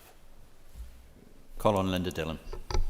And thank the Minister, and appreciate the answer to the previous question. I think that it's very positive to know that you seriously want to tackle inequalities. I think, given that response, do you agree with me that funding should follow need? So we don't need to reinvent the wheel. There are some fantastic projects going on that were funded through the Community Foundation, through funding from your department. Would you agree with me that that funding needs to continue? It needs to be implemented through the Community Foundation and through to those organisations that are working on the ground in those communities and understand the place that they're working in and the people who they're dealing with? Minister. I would very much agree with the member's sentiment. I think that funding needs to continue. I think while we can talk broadly about commonalities in terms of health inequalities, that each area of deprivation will have its own specific issues and its own specific needs, and is probably better placed, the community is better placed than anybody else, to say these are the solutions that we believe will work for us in our community. I should say that I have had very initial discussions with executive colleagues about this, just referring back to the fact that the solid research would say clinical and health interventions is probably only 20% of the solution. Maybe 40% is into socio-economic. And I was very pleased by the reaction of my colleague Conor Murphy, the Economy Minister, who seems to be up for tackling this. Because as a member of the Economy Committee before taking on this role, I was very focused on the fact that our rates of economic inactivity of people who are not in work or seeking work, it's actually about 26%. That's 1 in 4 people. And if you look at the reasons why people are economically inactive, health is probably the single biggest thing, both physical and mental. But accessible, affordable childcare, I think, is a major issue in there. So this is an all-executive initiative that we have to tackle, but not in a top-down way. I think we need to get into communities and say, do you agree that these are your issues? And how do we co-design and co-produce the answers that make a positive impact? Because those figures about how long you live and how long you live a healthy life, they're stubbornly not moving.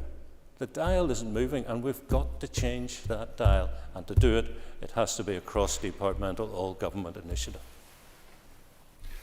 I think we have time for one further short question. Stuart Dickinson. Mr. Speaker. Minister. The cancer strategy, as the member will know, is a 10-year plan to reform cancer services here. Since it was published in 2022, we've already seen significant progress against a number of actions. Key examples include the development of rapid diagnostic centres and services to provide genomic testing for cancer patients. Both these services will help improve pathways and improve patient outcomes. We've also completed reviews of hematological cancer pathways and adolescent and young adult cancer services and are progressing work to implement the recommendations. We've also invested in oncology and hematology stabilisation plans and clinical nurse specialists to ensure the services are better staffed. Work is currently underway to review breast cancer services and to implement an optimal care pathway for pancreatic cancer patients. The focus of this work is on reducing the length of time these patients are waiting for diagnosis and for treatment, and therefore improving outcomes. I'll leave it there, Deputy Speaker, to try and afford Mr Dixon the opportunity to come back. Mr Dixon, a short supplementary. Thank you very much, Deputy Speaker. Minister, you'll recognise that skin cancer is one of the most common forms of cancer in Northern Ireland. You recently answered questions to me with regards to sunbeds.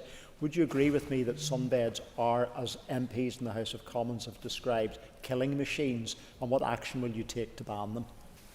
A short response, please, Minister. Yes. Well, I hear what the member is saying. I can only say, Deputy Speaker, I've never been tempted to go anywhere near such a machine, and I will take it back to the department and I will revert in proper and appropriate detail to Mr Dixon. Thank you, Minister. That ends the period for listed questions. We'll now move on to 15 minutes of topical questions. Questions 3 and 6 have been withdrawn. I call on Mark Durkin. Mr Deputy Speaker, as the Autism Reviewer is a critical requirement of the Autism Amendment Act 2022, could I ask the Minister why this role has not yet been realised and recruited, and does he agree that it is critical to monitoring and evaluating the implementation of the new autism strategy? Minister.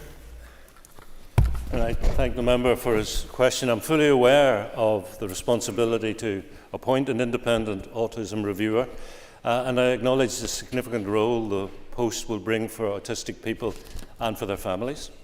I have deferred a decision on the reviewer, and I've done that until I can consider health funding pressures in the round, which I have to do, particularly taking account of the outcome of June monitoring, which has now been announced. But I will take the decision on the reviewer in the coming weeks.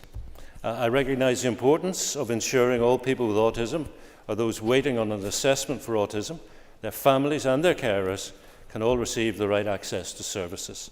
And I can assure all members that my department will continue to work in partnership across government departments, across the health and social care sector, across public bodies and the community and voluntary sector to make this happen.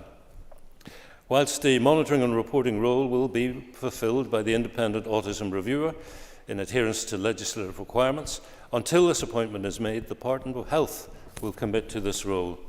The Autism Strategy 2023 to 28 was published along with an initial 2-year delivery plan for 23 to 25 on the 13th of December last, and work's now underway across government departments and public bodies, and progress will be assessed through the annual monitoring report, which will be completed shortly. Once I've agreed and approved this report, a copy will be published on the Department of Health's website. Thank you. Mark Durkin for a supplementary. Mr Deputy Speaker, and I welcome that a decision will be made soon. I just implore the Minister to make the right one. Cognizant of the Minister's long-held interest in mental health and the absolutely appalling and disproportionate mental health outcomes for autistic people, would the Minister agree that we need to urgently provide specialist mental health support in that community? Minister. Again, I thank the member, and I want to acknowledge that the need for improved understanding of autism for all people has been raised consistently throughout stakeholder engagement and public consultations down the years. My department intends to provide autism training across all of the health and social care sector, rather than just empowering specialist groups of individuals. All trusts offer training and support to all staff in the effective support of those patients with communication challenges and barriers. That includes autism.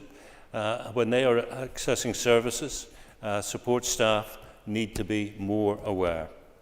Trusts do take a service-wide approach to addressing the needs of those with autism. This includes training for all staff, either run by individual trusts or commissioned from external organisations, as well as self-directed learning for those with a particularly identified training need. The Autism Amendment Act Northern Ireland 2022, Section 4A, states the autism strategy must set out how training, including accredited training, is to be provided to the staff of Northern Ireland departments and other public bodies on how best to address the needs of persons with autism and families and carers of persons with autism. The department recognises that training needs to be provided which is readily accessible and practical in approach. It also needs to be influenced by autistic people to ensure that the challenges they experience are accurately represented. With funding allocated through the Autism Strategy of 2023 to 28, all trusts are currently taking forward a regional project to develop GP training videos. All trusts offer training and support to all staff in the effective support of those patients with communications challenges and barriers, including autism, when accessing services, while also supporting staff to be more aware. Thank you, Minister. Colin Paul Frew. Given the fact that we have had over 1,000 access deaths in Northern Ireland in the past year, and 755 in 2024 alone, that's deaths above the 5-year average, Minister. What does the Health Minister put these horrific figures down to? Minister. Well, I thank the member for his question. I acknowledge his long-standing interest in this area, and I think the first thing I want to assure him of is that the very expression of excess deaths is a rather horribly clinical expression, but I would also suggest a necessary one. And can I assure Mr. Frew that I do not want any partner, any relative, any friend of somebody who has passed away to wonder whether the implication is that that person was an excess death, with the implication that perhaps it should never have happened. So I am very much focused on the issue of excess deaths. It is, Deputy Speaker, of course, an area not unique to Northern Ireland. It's been observed internationally. The underlying explanation is likely to be multifactorial. Could include an increasing number of people with long-term conditions, such as cardiovascular disease, diabetes. It could be population lifestyle changes. It could also be access to services, or indeed the longer-term impacts of the COVID-19 pandemic. And this is something I have discussed with the Chief Scientific Advisor, Professor Ian Young. My department has also commissioned the Public Health Agency to carry out work to investigate the potential causes of this, and that work, Mr. Frew, is ongoing. Paul Frew for a supplementary. The Minister's movement in this issue with regards to an investigation into excess deaths, that's something that the previous Minister refused to conduct. But does he believe that lockdowns not only cause massive damage in development of our infants, the education of our children, the rising anxiety and depression of our most vulnerable, increased domestic and sexual violence, and increased child abuse, but also caused deaths? Minister. I thank the member for his supplementary, and I can very much, as a matter of principle, acknowledge the principle of what he is saying. But the impact of the COVID pandemic, the impact of lockdown, are all matters for this long and ongoing and necessary UK-wide inquiry, and I wouldn't want to say anything that would be considered prejudicial to the work of that inquiry. So I acknowledge what the member is saying. I understand the logic of what he is concluding, but I will stop short of making definitive comment for fear of prejudicing the inquiry. Thank you. Tom Elliott. Thank you, Deputy Speaker. And I'm sure the Minister recognises the significance of the modern facilities that there is at the South West Acute Hospital in Enniskillen. And I'm wondering if he would look at expanding the facilities there, particularly the theatres, so that they can be a regional hub and obviously be much more useful to reduce the waiting lists throughout Northern Ireland. Minister. Well, I thank the member for his question. You may recall that in another role as the leader of the Ulster Unionist Party, I had the pleasure of visiting the South West Acute Hospital not that long after it opened. It is a very impressive, very modern, very efficient-looking facility. And in terms of efficiency, the uptake and the capacity of theatres to do more, not just in the SWA, in the South West Acute Hospital, but I think the capacity and ability of all our theatres across our acute hospitals to do more is something I'm very much focused on, and that has to be a matter for debate, because I can't just wave a magic wand and increase the capacity and the usage of the theatres. But if I could, I would, and failing that ability, it's a question of negotiation and strategy as I see it. Tom Elliott for a supplementary. Thank the Minister for that, and I do note that he has visited the South West Acute Hospital in the past, but maybe it would be a good time now for him to update his knowledge, and I would invite him back to the South West if he would accept that invitation in the near future. Minister. Deputy Speaker, I'm more than happy to accept an invitation to revisit the South West Acute Hospital and perhaps build a day's worth of programmes, of events, of meetings up around it. I had the great pleasure last Thursday to go to Crossmaglen to a family-run GP practice, which was really inspiring, really energising. I will expect no less when Mr Elliott takes me back to the South West Acute Hospital. Thank you. Colin Jerry Carroll. Thank you, Minister. Successive Tory and Stormont administrations have wrecked our health service with budget cuts over the years. Given your previous statements about health cuts and a likely new Prime Minister on Friday morning, will you commit to ruling out implementing any budget cuts in the months and years ahead? Minister. Well, I thank the member for his question. I think just to be clear, what I've talked about in terms of implementing cuts is that there appear to be 4 categories according to the 5 geographic health trusts, and those are cuts which have low impact, medium impact, high impact and catastrophic impact.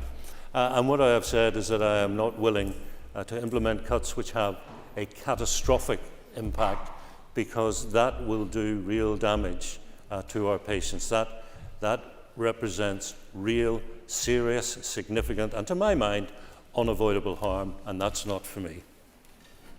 Jerry Carroll for supplementary. Thank you, Minister, for his answer. Minister, I would say that all cuts in the health service especially are catastrophic. Minister, there's growing demand for a wealth tax on corporations across these islands. When the new Prime Minister comes here, will you commit to raising it with him as a way to fund our health service? Because millionaire and billionaire wealth is completely out of control, and that's one quick way to fund our health service. Minister. Well, again, I thank Mr Carroll for his supplementary question. You're taking me to an area which I think may be just slightly above my pay grade. But I would say this to Mr Carroll. It seems to me that people of reasonably high wealth, with decent incomes, with disposable cash, tend to be taking out private health insurance. So I'm not quite sure where he's going, unless he's suggesting that we impose additional taxation on them to help fund the health service. And if that is the case, that is way beyond my pay grade.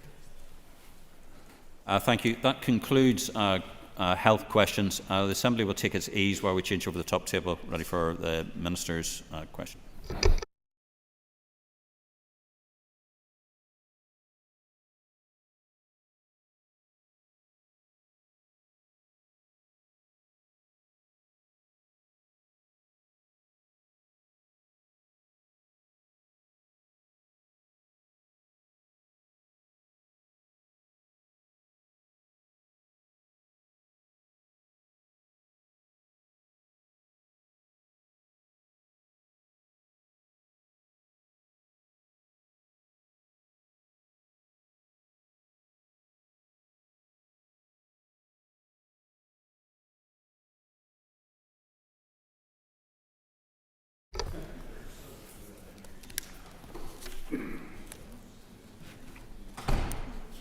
Members, Okay, Mr David Brooks has given notice of an urgent oral question to the Minister for the Economy.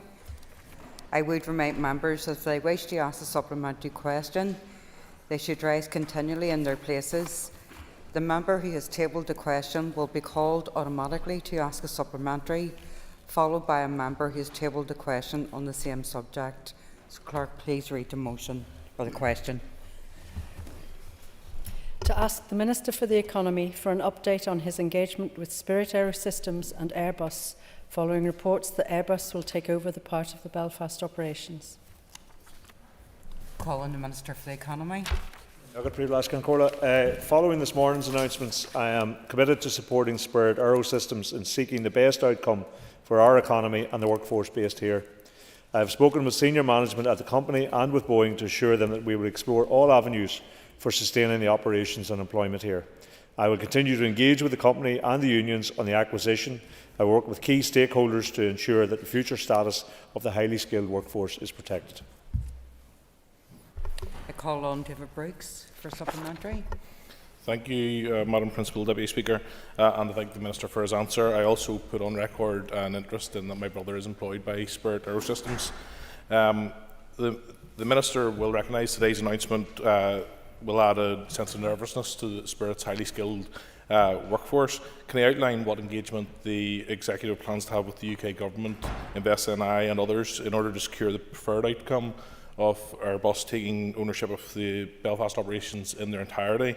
And in doing so, can he outline what the backup plan is to keep these good jobs secure should that preferred solution not emerge? Minister. Well, I recognise the nervousness that there will be in relation to that. Obviously, the best outcome would have been for Airbus to take the entirety of the operation here. They have focused on the area around the wing production unit, which of course is good news for those involved. There are a significant number of workers in relation to that particular part of the operation, but there are a larger number of workers then are outside of that. And the question, they will continue to be Spirit employees, and we have something like 6 to 12 months. What was the announcement of the merger and the acquisition by Airbus, but there are about 6 to 12 months to work that through. So we last night had a late night engagement, Deputy First Minister and the First Minister, myself, with Boeing in this regard. We had a very early morning engagement then with Spirit in this regard as well.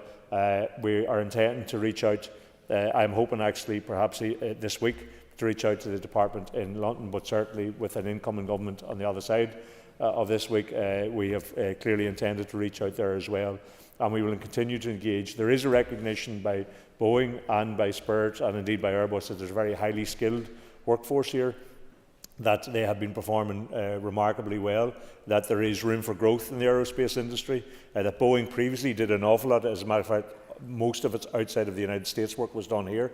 And so I think we are very ambitious to not only secure that, but to continue to grow the aerospace industry here. So we will be working, the Executive are very united in relation to our viewpoint in this, and we ensured that those in Boeing and in Spirit, and we will also ensure that the government hear this, and Airbus as well, of our commitment to protect those jobs and to make sure that there continues to be growth in that sector here. So there is a period of time now where everything's on the table for discussion. There is some significant degree of certainty for those who are working in the wing production side of things, less so for others, but what we want to do is get to a space where we protect that employment and continue to grow the industry here. As I say, there is an international recognition of the quality of the workforce here and the quality of output there has been for many, many years.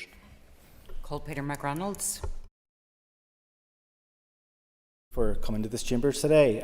The Minister will no doubt be aware of the concern and uncertainty that many employees woke up to today, certainly on social media. Can he confirm when he will meet with unions to update them and to reassure them that he and his department are taking this matter seriously? Minister.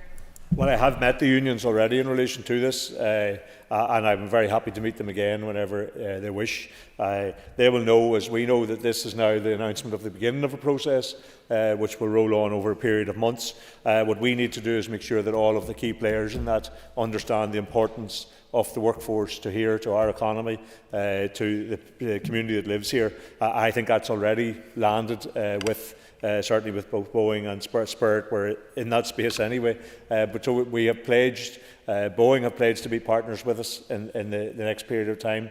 And clearly, when a new government's in place, we want to make sure that they are fully committed, because there was a level of support given to people like Airbus and others to ensure that workforce was kept here, and we want to follow up on those commitments and make sure that they're held to. So, of course, I will meet with the unions again if that is their wish. I'm very happy to do that. I've already met with them.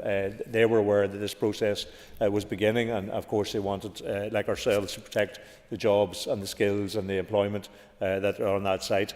And we will continue to work with them in the time ahead to get the best possible outcome. Call Philip McGuigan. Príomh-Leas Clan Collier, and I note the commitment of the Minister and the other executive ministers in relation to this, and he somewhat alluded to the question that I was going to ask in terms of an incoming British government. Will he, indeed he and the First and Deputy First Minister, be in contact after the election results to ensure that Spirit is high up the agenda and that there's a meeting to discuss this as soon as possible? Well, InvestNI is already doing a lot of the legwork and have been over some period of time with the companies involved, and they are doing a lot of that legwork. They're in contact today with the department in London. I hope to be able to get an opportunity to speak to them this week. But certainly I know that we have a strong commitment to go when there's a government in place beyond next week, then to go and make sure that they understand fully what we're wishing to do. But InvestNI will be kind of leading on the ground on this issue, and they're very much engaged with that, and we will ensure that we have that conversation. British government were substantial funders of the project here, but the executive itself was actually the significant funder of the project here, and we want to ensure that all of that investment in skills, all of that investment in R&D and innovation, that intellectual property, that is built up here, that skills base is kept here and is utilised fully in terms of the potential growth of that industry. The call to Steve Bacon. For the Minister's remarks so far. Minister, you'll be fully aware that the investment that the Northern Ireland Government put into what was then Bombardier was around about £520 million. What guarantees do we have from Airbus that the manufacturing and the intellectual property and the R&D facilities will remain in Belfast? And is that going to be written into any agreement with Airbus? Well, a lot of that continues to remain under Spirit, and Spirit will stay there until such times as this process is concluded. So, yes, of course, we want to ensure where support was given in terms of securing employment that support is held to.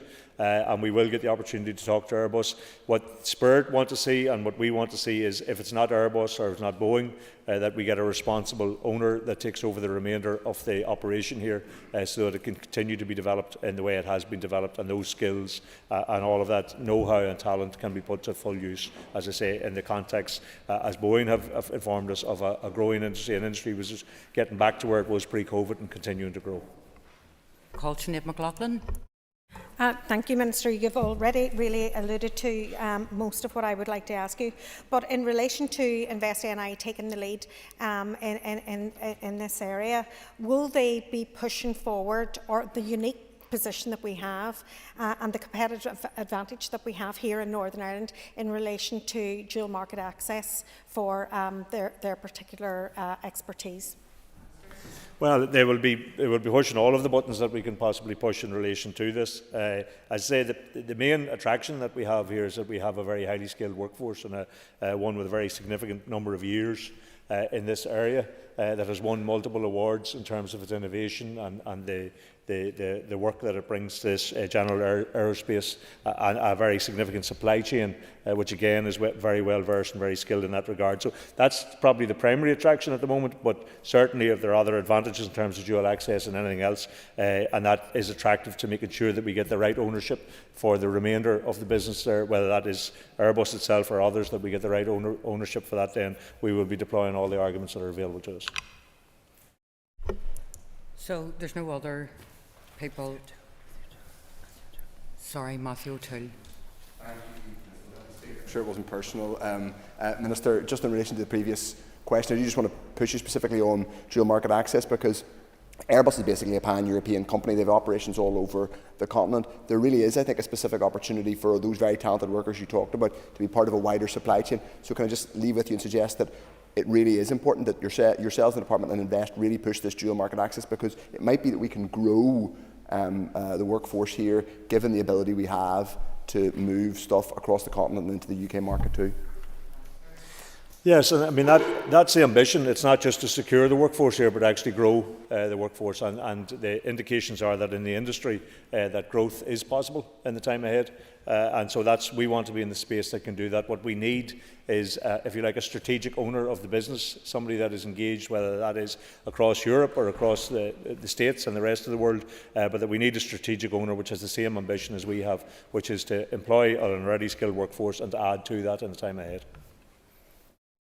So that definitely is the conclusion of this item of business. So just members, just take your ease for a few minutes.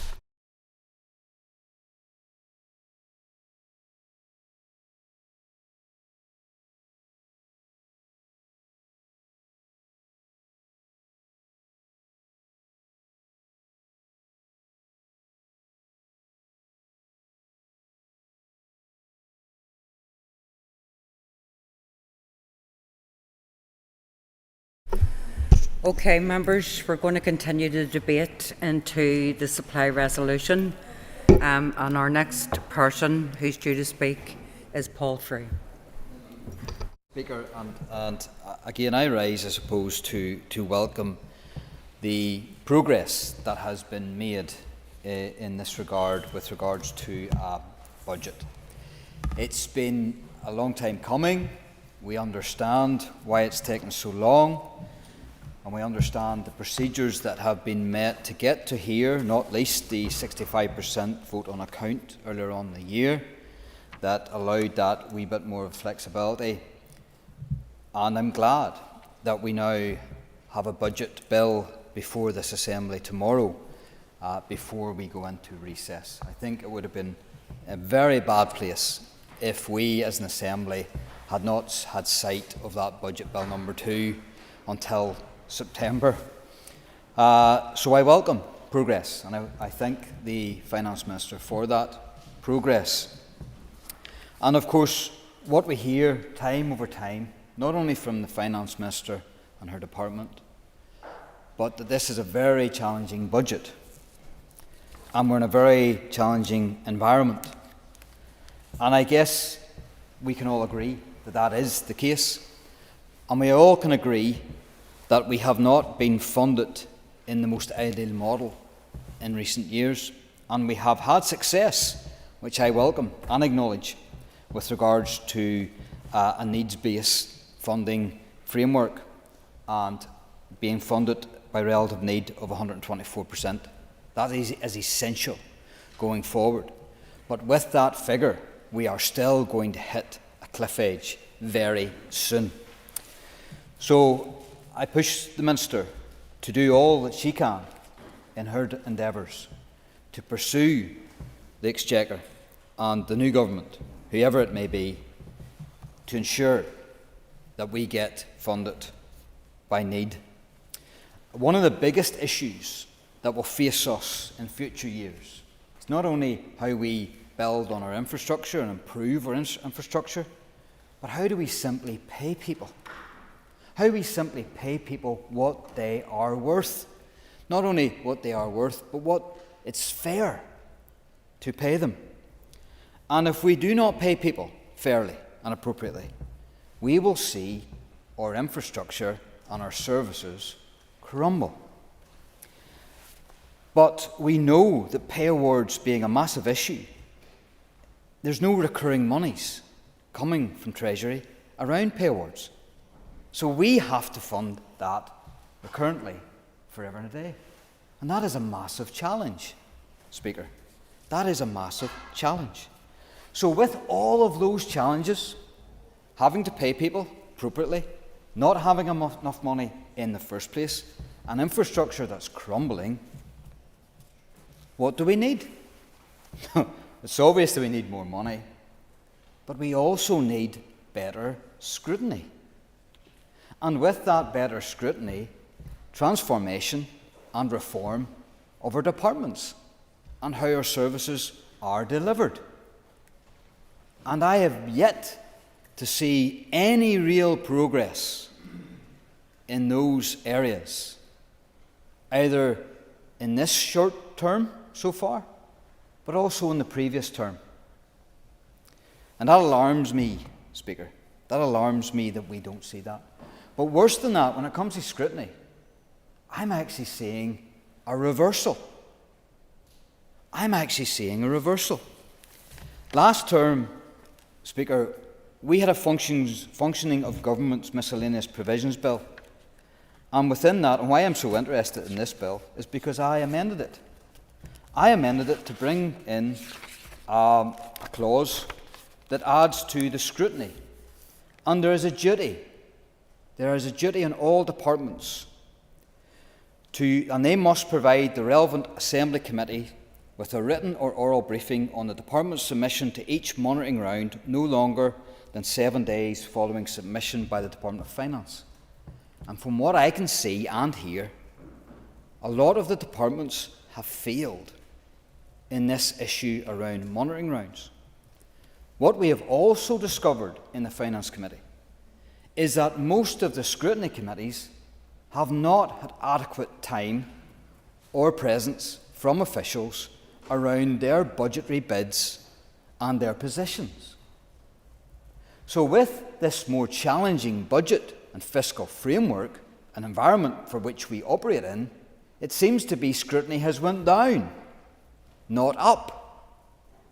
And that does not bode well for the future, because that's when mistakes happen. And I worry, Speaker, that mistakes could happen in every single department that is not scrutinised properly or do not afford their scrutiny committees with appropriate information in a timely fashion for the committees to actually support and advise the departments. And of course, with this challenging budget and environment we're in, we hear the cry endlessly for further fiscal powers. So if you want more fiscal powers, but we have less scrutiny, how are we going to cope with more fiscal powers? And does that not mean that more things will go wrong if we have more fiscal powers? I worry, Mr. Speaker, in the way forward with regards to further fiscal powers. Because what will you do with those levers? What will you do with those additional levers of power if we are in an environment that's very challenging? Those levers will only go up, never go down. And who does that hurt? Speaker, that hurts our middle income earners, the people who are just managing to stay above water. And that worries me too, Speaker.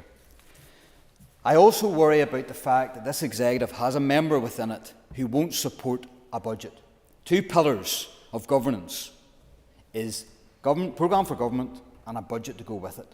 And if you have a minister who will not support a budget, then that's his prerogative.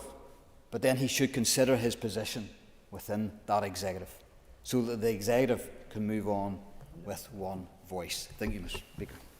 Thank you. And I call Paula Bradshaw, who's speaking as chair of the chair of the Committee for the Executive Office. Thank you, Paula. Thank you, Principal Deputy Speaker. I rise on behalf of the Committee for the Executive Office. The main estimates indicate the Department has been allocated a budget of around £186 million of resource DEL. £105 million of that is earmarked, so there's a very small amount of baseline funds to play with. In addition, the Department will receive £18 million for capital projects such as Ebrington, urban villages and the Maze Long Kesh Development Cooperation. The Committee is looking forward to visiting Ebrington later this year to discuss the site in further detail and to look at how investment is being used to good effect. The Committee has been particularly interested in regional balance in this regard, so our intended visit to the North West will be an opportunity to look at how money is being invested in this area. The Department has indicated that it was anticipating having to make the same savings as in the 2023-24 budget 10% across the board. These savings have to be made out of the £81 million of baseline funds available, which, as in the last financial year, is likely to be a considerable challenge. These required savings are in addition to new areas of expenditure for the Department, such as the establishment of an Irish Language Commissioner, Commissioner for Ulster Scots and the Ulster British tradition, and the Office for Identity and Cultural Expression. In addition, the establishment of a central delivery unit for government, the provision of free period products, and the progression of the Ending Violence Against Women and Girls strategy, they will all have to be paid for. The forecast funding for victims' payments, historical institutional abuse and the Truth Recovery Programme have increased by over £30 million since the last budget. Truth recovery costs could also increase by a further £3.1 million once legislation is passed for the establishment of an inquiry and redress arrangements. The committee is eager to look into the details of this when the bill establishing an inquiry proceeds to committee stage. The Department has indicated that managing these pressures means the Department will have to go into 2024-25 with an overcommitment which they currently plan to manage to zero during the year. However, the current estimate, in the absence of June monitoring, and sorry, this speech was written before, is an overspend in excess of £4 million. The Department has made these June monitoring bids, and we are grateful that the Finance Minister was able to make her announcement this morning. It is important that we get the money right. Without the current resources, the groups on the ground and delivering across our different service areas for the Executive Office, we need to ensure that they have got stability going forward. And we are looking forward to undertaking further scrutiny of the Department's finances in the coming months. Thank you. Thank you, Paula. I call Steve Aiken. My seat, Principal Deputy Speaker. It's interesting, and I think other members who have been around here for a bit longer and have been part of the Finance Committee and been scrutinising our finances for some time look at these. And it's one of the most interesting things is when we're talking about the Northern Ireland main estimates and excess votes. We're doing it from 2016. If anything should be indicative of how badly we've got it wrong since then, that should be that. And the fact that 2016 to 2023 we're being asked to approve these as we come through. And we will, there is no doubt, because this is money spent and this is money gone. This is not something that we're going to be dividing over. But the issue we need to understand is how do we get to the point where we are now trying to talk to Westminster and saying about we should be allowed more opportunities for the devolution of fiscal powers to us, when in fact since 2016 this is the first time we're in a position to approve the main estimates. That, I think, Minister, is something that, Principal Deputy Speaker, is something we should have all of considerable concern. And when we look at it, and it's been alluded to by other members, and I'm not making this as a party political point, I'm making this as a point of scrutiny. The lack of information and the flow of reliable data that we've had makes it remarkably difficult for us as members of this Assembly to provide appropriate scrutiny for any of these processes going forward. And I'm glad to see that the Minister is pushing forward with the idea of putting the Fiscal Council on its proper statutory framework. But that has to be expedited. And the reason that has to be expedited is because we cannot afford to be in a situation where we're waiting 7 to 8 years for the passing of estimates as we go through. I'll talk about some of the other things as well, but one of the things that concerns me, Minister, is, and not that I would ever particularly want to sort of give a particular boost to my learned friend, the Chair of the Finance Committee, who's also the Leader of the Opposition, but there is something off about bringing the June monitoring round at this stage, when a delay of 3 to 4 days wouldn't have made much difference at all. And my added concern to that is that I've asked this question directly to the First and Deputy First Minister about a programme for government, which is essential for what we need to do and what we're trying to do. And I asked the question why we couldn't bring the programme for government forward. And the reason for that was given was that we were in Purda and there was arrangements being made that that shouldn't happen. Now, we're in a position where we're being asked to consider a budget that's not based on need, Because if all it was based on need, the health budget would not be in the position it is, and we wouldn't be as short as we are. We are grateful for the additional 122 million, but it is still a situation where we are in a catastrophic situation, and that has been underlined by our health trusts and indeed by our health professionals. The situation we have to be in is that we should look, and we should be looking objectively at the need. And one of the things we have talked, and we spent a lot of time in Hillsborough Castle sitting around the various tables trying to make sure that the British government realised that there was a definition of need and the improvements of the level of need that we have. We have talked about that, and we have seen that need increase to 124, and indeed it may indeed have to be higher.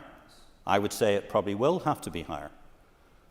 But Minister, that's on a needs-based approach. But if that is the needs-based approach, how do we get in a situation where the Health Department, our Ministry of Health, has been cut?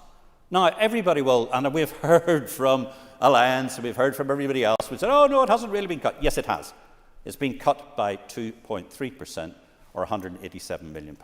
We cannot deliver what we need to do with the funds that we have. We are in a catastrophic situation. And maybe the Minister at the end might give some remarks to the question about how we can actually look to a properly need-based approach for budgeting. How we do that without a programme for government, I do not know. But the one thing I do remember is that all the main parties who sat around that table in Hillsborough Castle all committed to health to be the #1 priority. Indeed, many of them in their own manifestos said that health needed an extra £1 billion. And now we're in a situation where we're scrabbling for extra funds and extra monies, and as the Minister herself said earlier on today, the health requirement far outstripped the monies that were available. But that talks to the need for proper prioritisation and the need to make sure that happens. Now, without a programme for government, with a June monitoring round that's now in July, but there is another thing that raises me with concern. The Minister is taking this at risk. I would also like the Minister to address in her remarks at the end why she has the degree of certainty that the Treasury, very probably under a new government, are going to honour the various commitments. Yes, please. He'll be aware of the pre-election guidance that was issued by the Executive Office, which says where a proposed announcement would involve consultation with the UK Government departments, the general presumption is that it should be deferred until the new UK Government is in place. Given today's monitoring round was very clear that the allocations were made at risk and there was some lack of certainty over whether the UK Government would agree to the specific allocations, doesn't that indicate that it's a prima facie breach of the pre-election guidance? Members, an extra minute. I think that's a question again that should be raised indeed with the Permanent Secretary, or sort of the head of the Northern Ireland Civil Service. And there may indeed be a case for that. But my concern is more fundamental than that, is that we're predicating this June monitoring round on monies that have not been guaranteed. And I would like, again, as I said earlier, I would like the Minister to give this House some degree of surety that those funds are actually going to be there. And as we probably expect, there will be a new government in place come Friday.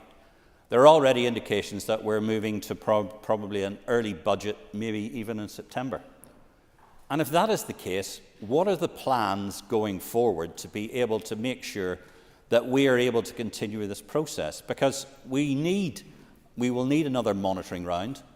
We will need probably another budget bill, as I'm beginning to suspect we will.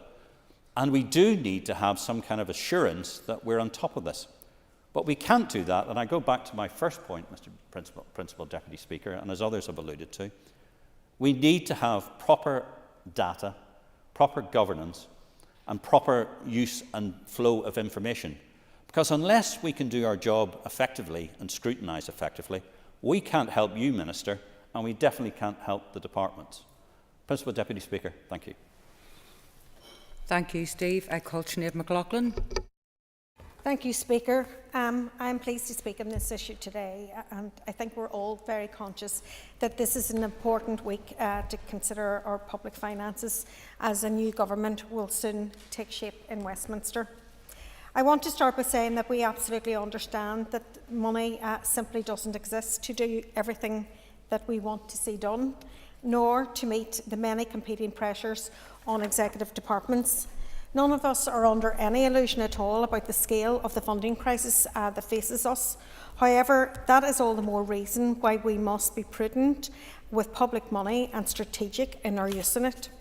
More than ever before, the public will expect and deserve their politicians to manage public affairs in a way that maximises the value for money, just as they should expect. Let's be honest, we can afford to do nothing less when our public services are on their knees, as they are currently. Each of us will have been on the doors in the last 6 weeks asking for votes. We all know that scarcely a door passes without a story that is often harrowing. Stories of excruciating waits in our health service, of the chronic agony experienced by people as they wait for some life-transforming appointments. The same frustration can be felt when it comes to the housing crisis in Northern Ireland. A couple of weeks ago, I raised a case in my constituency where a young woman had a caesarean section, given birth to a beautiful baby girl, but then was returned home to temporary accommodation in a hotel room with another toddler on tow. It is just no way to force our people to live. The staff, my staff and my team supporting my constituency are doing the best that they can. Like the public, they feel that they too have been let down and left behind in politics. We can also feel frustrated and angry about the levels of poverty in our community. In 2024, it is unacceptable that 18% of children here live in relative poverty before housing costs. Those levels have real, deep consequences in well-being and life expectancy, with poor children being 4 times more likely to develop a mental health problem by the age of 11. And the gap of healthy life expectancy is between 11 and 15 years between the most deprived and the least deprived areas. That's just totally unacceptable, and these gaps are getting bigger and bigger. At last week's Public Accounts Committee, MLAs received a briefing on child poverty and the lack of progress that has been made. The officials at the meeting were crystal clear that the absence of government here had exacerbated poverty. I hope the parties that collapsed this place, for whatever the reasons, can have reflected on that meeting and the myriad of other times since our return that we have been told about the impact of government here. Soaring waiting lists, spiralling childcare costs, and more children and adults trapped in poverty. These are the consequences of politicians who would rather pull things down than build them up, and who would rather walk away than reach consensus, and we can't allow that to happen again. So with all of that context, I hope all parties agree that this mandate should be different than the last. The Executive simply has to do better when it comes to the strategic planning of our public services.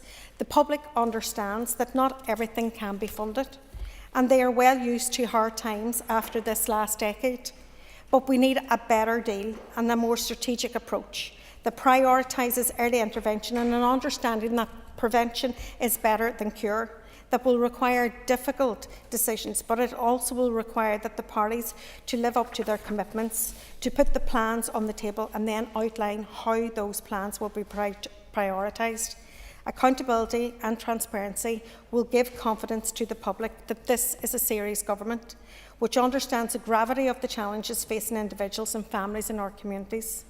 As we speak, we have not seen a programme for government. The public is asking, where is the plan for our public services? Is this government up to the task of sorting them out? Are they even serious about doing so? It's time to step up to the plate. I hope this Executive can do so, and that we will work with other parties to secure a strong fiscal framework and improve financial settlement from Westminster. We will continue to also call for a comprehensive spending review and greater accountability on effective spending to improve public services, including through an enhanced role for the Fiscal Council. That will include advocating for a programme for government target to meaningfully increase tax varying and borrowing powers for the Northern Ireland Assembly. In the meantime, the opposition will closely be scrutinising the Executive's approach to public finance. to ensure it meets the needs of our people and aligns with our priorities, with the long-term funding needed to ensure a better future for all of our communities. That is the only way that we can secure transformation of our public services and the change needed across our region. Thank you, Mr. Speaker. Thank you, Sinead Glenmore. Patsy McGlone. And just in regard to Mr. Aiken, I was listening very attentively to his emphasis on health, and we're all, I'm sure, receiving correspondences and people getting in touch with our offices in regard to waiting lists, childcare, health of paediatric child health issues, and some of them would really take a tear from a stone. I raised it earlier today with the Minister for Health, the need for re-establishment of the Cross-Border Healthcare Directive to help reduce those waiting lists. Now, we often talk in here, and we all know and recognise the need for cross-border cooperation. On health, it makes sense, and if it can in some way alleviate those major waiting lists that we have, why not do it? Why not collaborate with the Irish Government, with Minister Donnelly, and see what can conceivably be done? Because really, the health service is on its knees. We're day and daily hearing cases, and honestly, it seems to be getting worse, conceivably getting worse, and just that investment that is required would help at least break the back of some of that waiting list, which is just getting longer and longer. Yep, sure. I don't wish to sort of put words into the Minister's mouth, but I can assure you that the Minister would look very favourably if he had the funding to do that, to continue with those initiatives.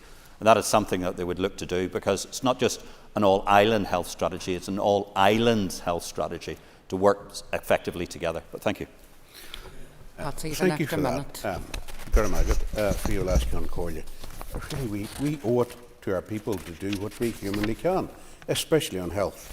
But nevertheless, I'll move on to the script here that I had intended. It was when Mr. Aiken inspired me to raise that issue. The environment and ecological crisis that we face in the North demands long-term strategic thinking and action. But the Executive has repeatedly failed to deliver what is required. The budget demonstrates that. Nowhere is the absence of long-term strategic thinking more apparent than the failure of the Executive to deliver for Lough Neagh. It's almost exactly a year since the devastating algae blooms shut down activity on the Lough. The stench of it was apparent, the sight of it was apparent, and the effects of it was very apparent. We are now back in the summer months when the blooms are in fact recurring on the Lough. Some pictures by the PSNI over the weekend were very visible that they were re-emerging. The Assembly is about to go into recess for the summer, and the Executive parties have not delivered a rescue plan for the Lough. In fairness to the ERA Minister, that's not necessarily because of a lack of ambition on his part. We know what's needed to address the excessive levels of nutrients in the Lough that are fueling the algae blooms. Among the key actions that were recommended at the start of this year, and all individual parties and MLAs received the briefings from DERA of what those priorities would be. The key actions were recommended: enforcing existing regulations, reduction of the level of phosphorus in animal feeds, developing a policy to reduce or eliminate the use of chemical phosphorus fertiliser on grasslands, bringing forward an updated nitrates action programme, and additional investment in our wastewater network. The estimated additional cost for the necessary upgrading of 18 wastewater treatment works that have an impact on Lough Neagh was £131 million. If Executive parties are serious about improving the poor water quality on our rivers and lakes, further investment will be needed in the water and wastewater network across the north. And also we mentioned earlier about, and very welcome indeed, the additional monies for social housing. Many of our towns are at paralysis because of lack of investment in the wastewater disposal system. Sewage disposal works are at or beyond capacity. That has an effect not only on the delivery of social housing, it has an effect on private housing, it has an effect on retail and indeed commercial developments, and it also impacts consequentially on the cost of housing. So hopefully that any negotiations between the Executive and the incoming Labour Government, we hope, will render at least some investment in the requirements that are so needed for all our vital agencies. Another area where the Executive hasn't delivered is on climate change, and in particular the just transition to net zero. When the Assembly passed the Climate Change Act in 2022, we set ambitious targets for reductions in greenhouse gas emissions for all sectors of our economy to achieve. Because of the delay in agreeing to the targets in the Climate Change Act, we had a short period of time to start to take action. Due to the DUP's boycott of the Executive, the deadline for setting the first carbon budget has been missed. The deadline for the first Carbon Action Plan has also been missed.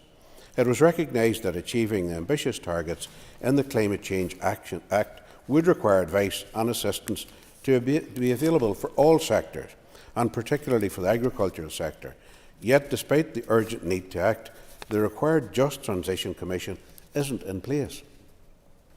The First and Deputy First Ministers haven't established the Office of Climate Commissioner, and no one has been appointed to that post.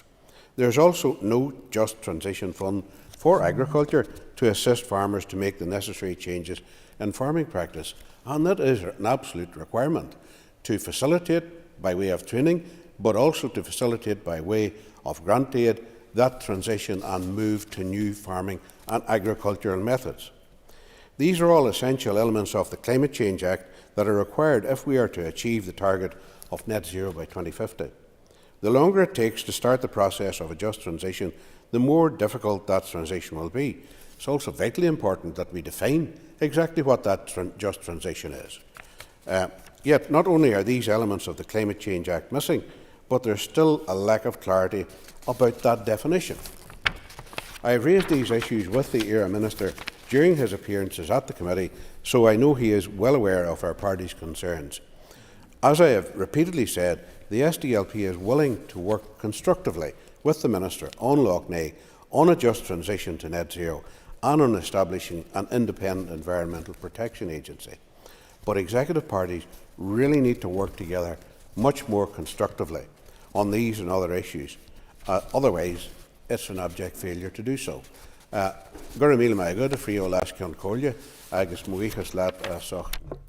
you very much indeed, and thank you for this opportunity to speak. Thank you.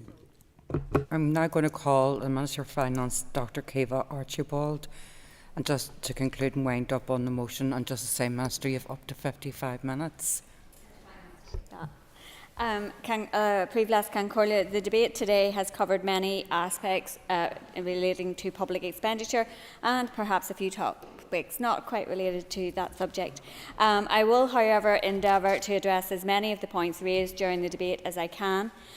Firstly, may I once again thank the Finance Committee for its agreement to take this important legislation through by accelerated passage. This agreement secures a timely passage of the legislation through this Assembly, thereby avoiding any risk or legal uncertainty over the funding of public services.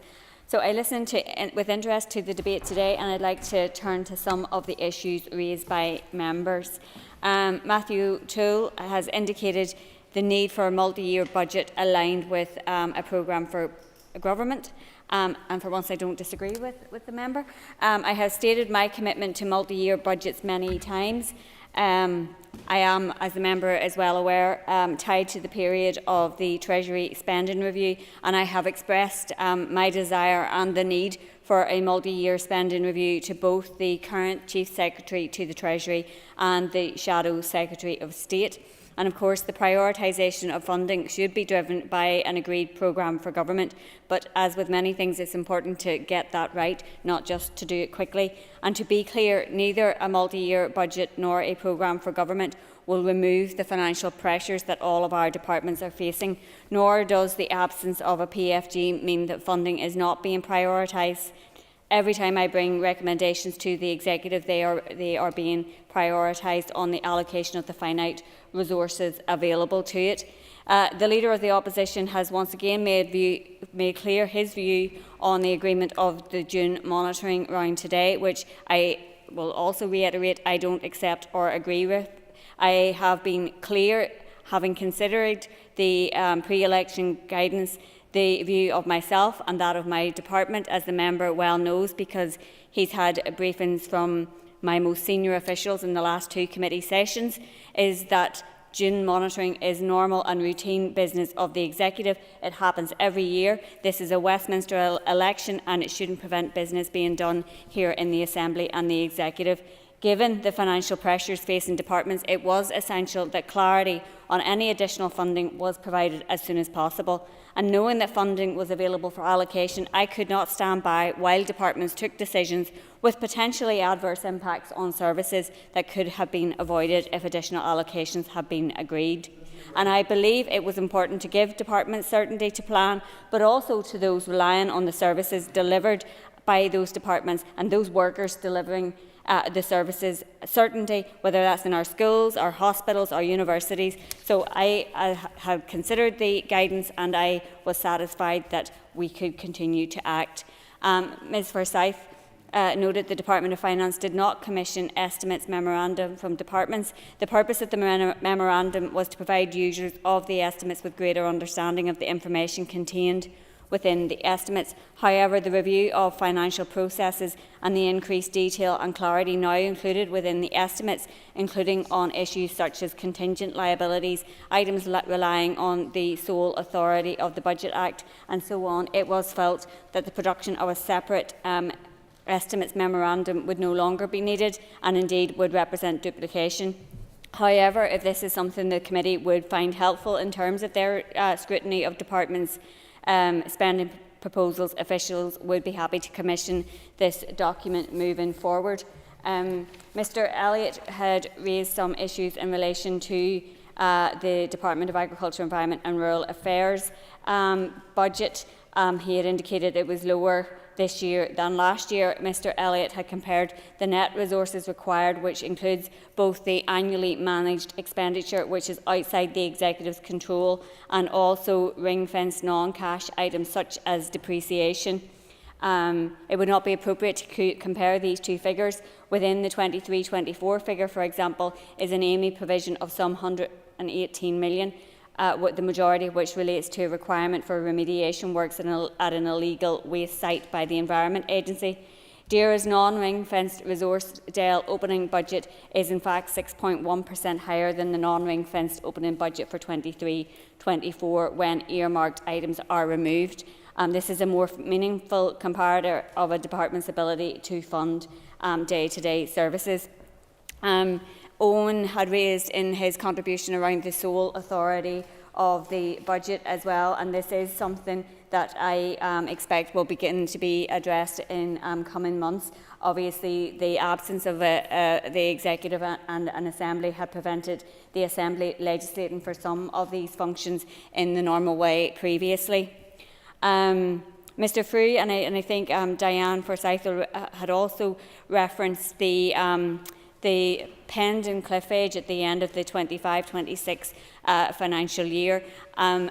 Thankfully, within the interim fiscal framework that we agreed with Treasury back just before the general election was called, there was a commitment that we could plan on the assurance that we would be funded at or above the 124% level of need. But obviously that's something that we will want to firm up with Treasury in our negotiations on a final fiscal framework. Mr Frew also mentioned in his contribution about the need for transformation of our public services, which is something I think that we would all concur with, and he will be aware that we have established the Public Sector Transformation Board, which has received bids and is considering those at the minute, and we are in a position to allocate up to 47 million per year over the next 5 years, hopefully that will instil some innovative thinking and transformation projects that will make some progress in relation to that particular issue. Obviously, Mr Frew and I disagree in relation to the devolution of fiscal powers, but I'm sure that's a debate that we can get into at another point in more detail. Paula Bradshaw in her contribution referred to the challenges of the Executive Office, and I think that we're probably all well versed in challenges across the various departments, but we have tried to alleviate some of those in relation to Communities and Transition and Central Good Relations Fund in June monitoring round. Mr Aiken had raised a number of points. He had highlighted concerns around how June monitoring could proceed without certainty over the funding. I think it was important that we did make those allocations. I think it was important that we made the allocation to the Department of Health for £122 million within June monitoring. Mr Aiken has compared the figures for the end of the year with the start of the year for the last 2 financial years, and has indicated that in his analysis there was a shortfall of £187 million, but in June monitoring alone the Department of Health has had an uplift of over £165 million. So I think it shows how you can't compare the end of a year with the start of a year. So I think there obviously is something that we will return to at different points in the debate. Quickly. Minister, no, I think the question I was trying to get was, how can you have the degree of certainty from the Treasury? Do we have correspondence, or do we have any sort of written guidance, or do we have anything from the Permanent Secretary of the Treasury that states that these are assumptions that you can work to? We had an indication from Treasury that there would be £185 million of Barnett consequentials coming across in from Westminster Means estimates. We had also additional funding that we are aware that we had from the previous financial year, £41 million of Barnett consequentials that came very late in the financial year, and then additional money that came across because of the 24% level of need being applied to the spring statement. So that brought us to the total that we were able to allocate. I don't believe that there will be a rolling back from the Treasury in relation to Westminster Mains estimates. I don't see how departments' pressures will have disappeared over the past 6 weeks in relation to the period since Treasury had indicated that to us. Whitehall departments are facing similar pressures, particularly in respect of increased pension contributions. And I know the Finance Committee was briefed by my officials over the past 2 weeks, who indicated that they were content with us proceeding on the basis that we have. So I think it's reasonable to anticipate not only that the Westminster Mains estimates will move forward, but that there may also be additional funding provided to Westminster departments, and that we will receive additional Barnett in year. So in my view, it is a reasonable assumption in respect of the additional funding.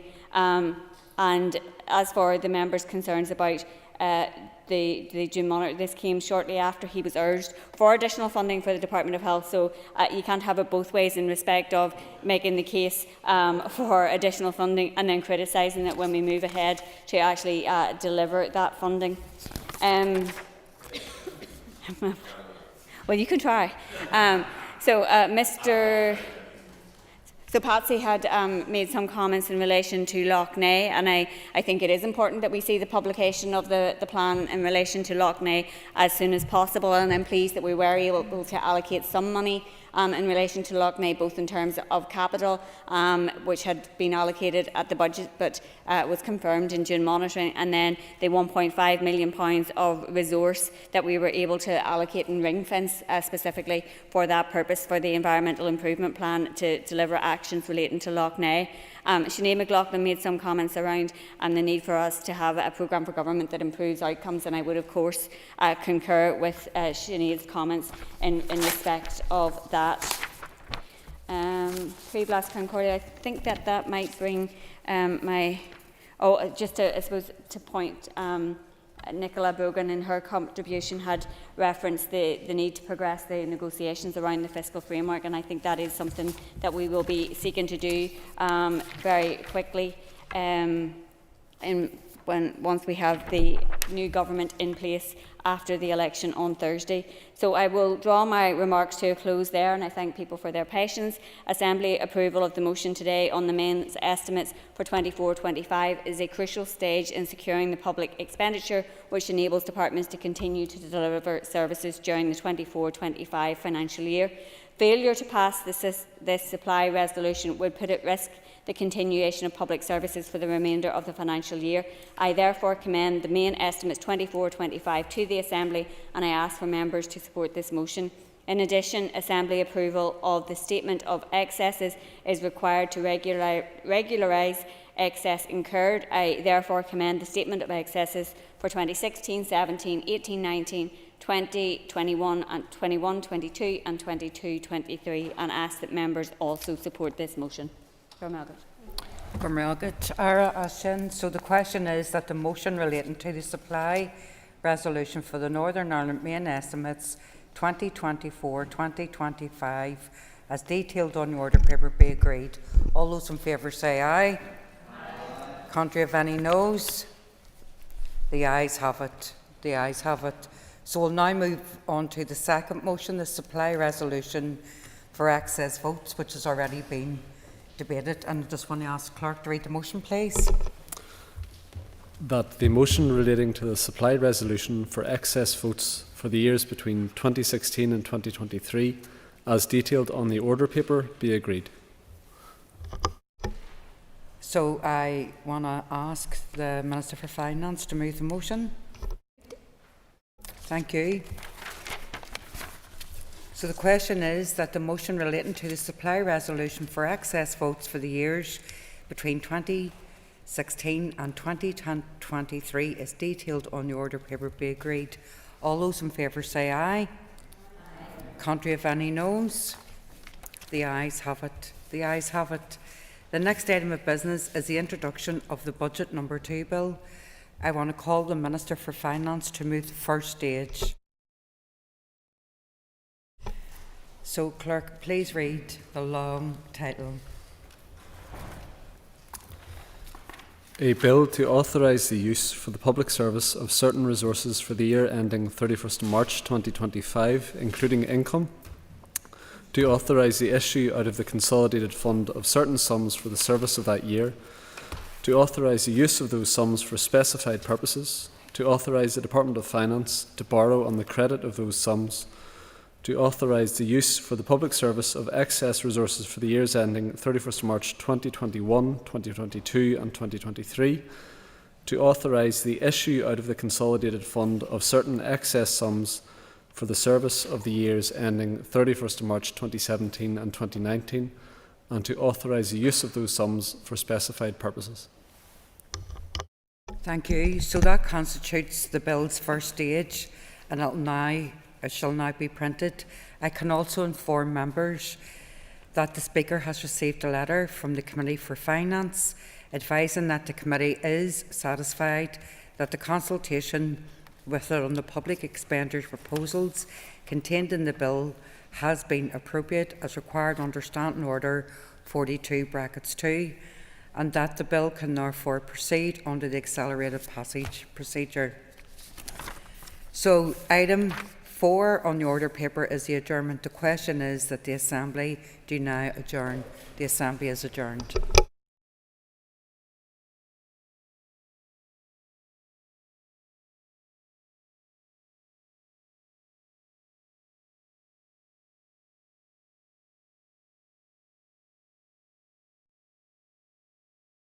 Assembly Chamber. Sound.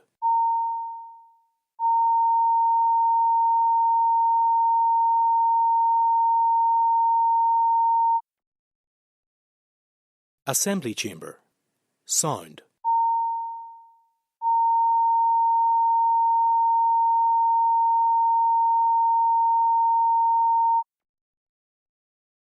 Assembly Chamber. Sound.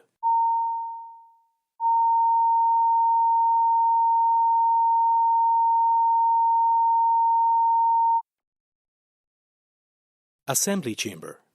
Sound.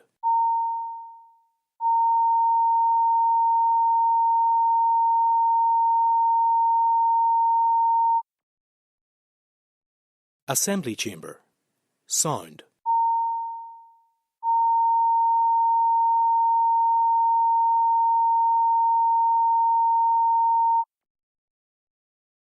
Assembly Chamber. Sound.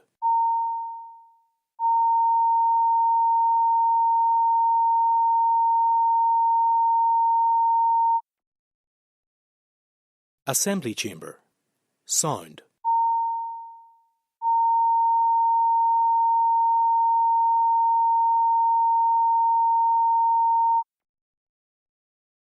Assembly Chamber. Sound.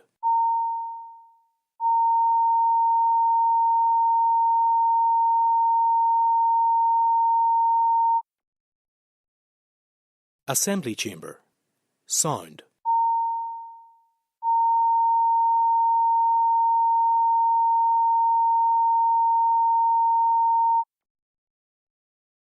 Assembly Chamber.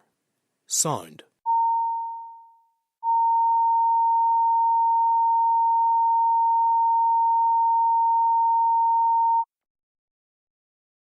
Assembly Chamber.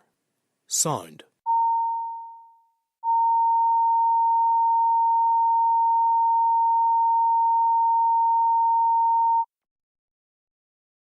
Assembly Chamber. Sound.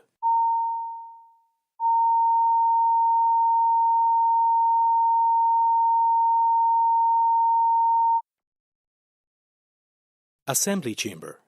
Sound.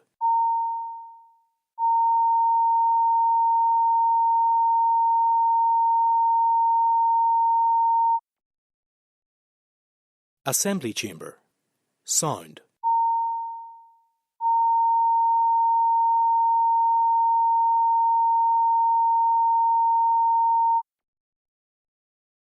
Assembly Chamber. Sound.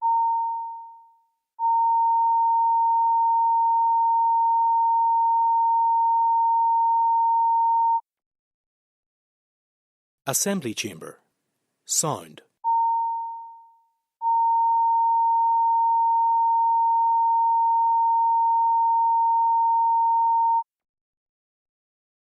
Assembly Chamber. Sound.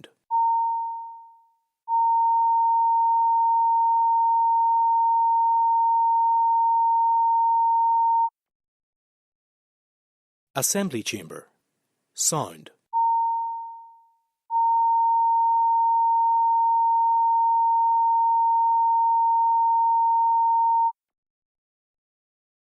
Assembly Chamber.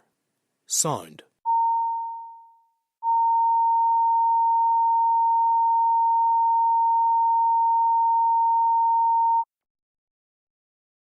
Assembly Chamber. Sound.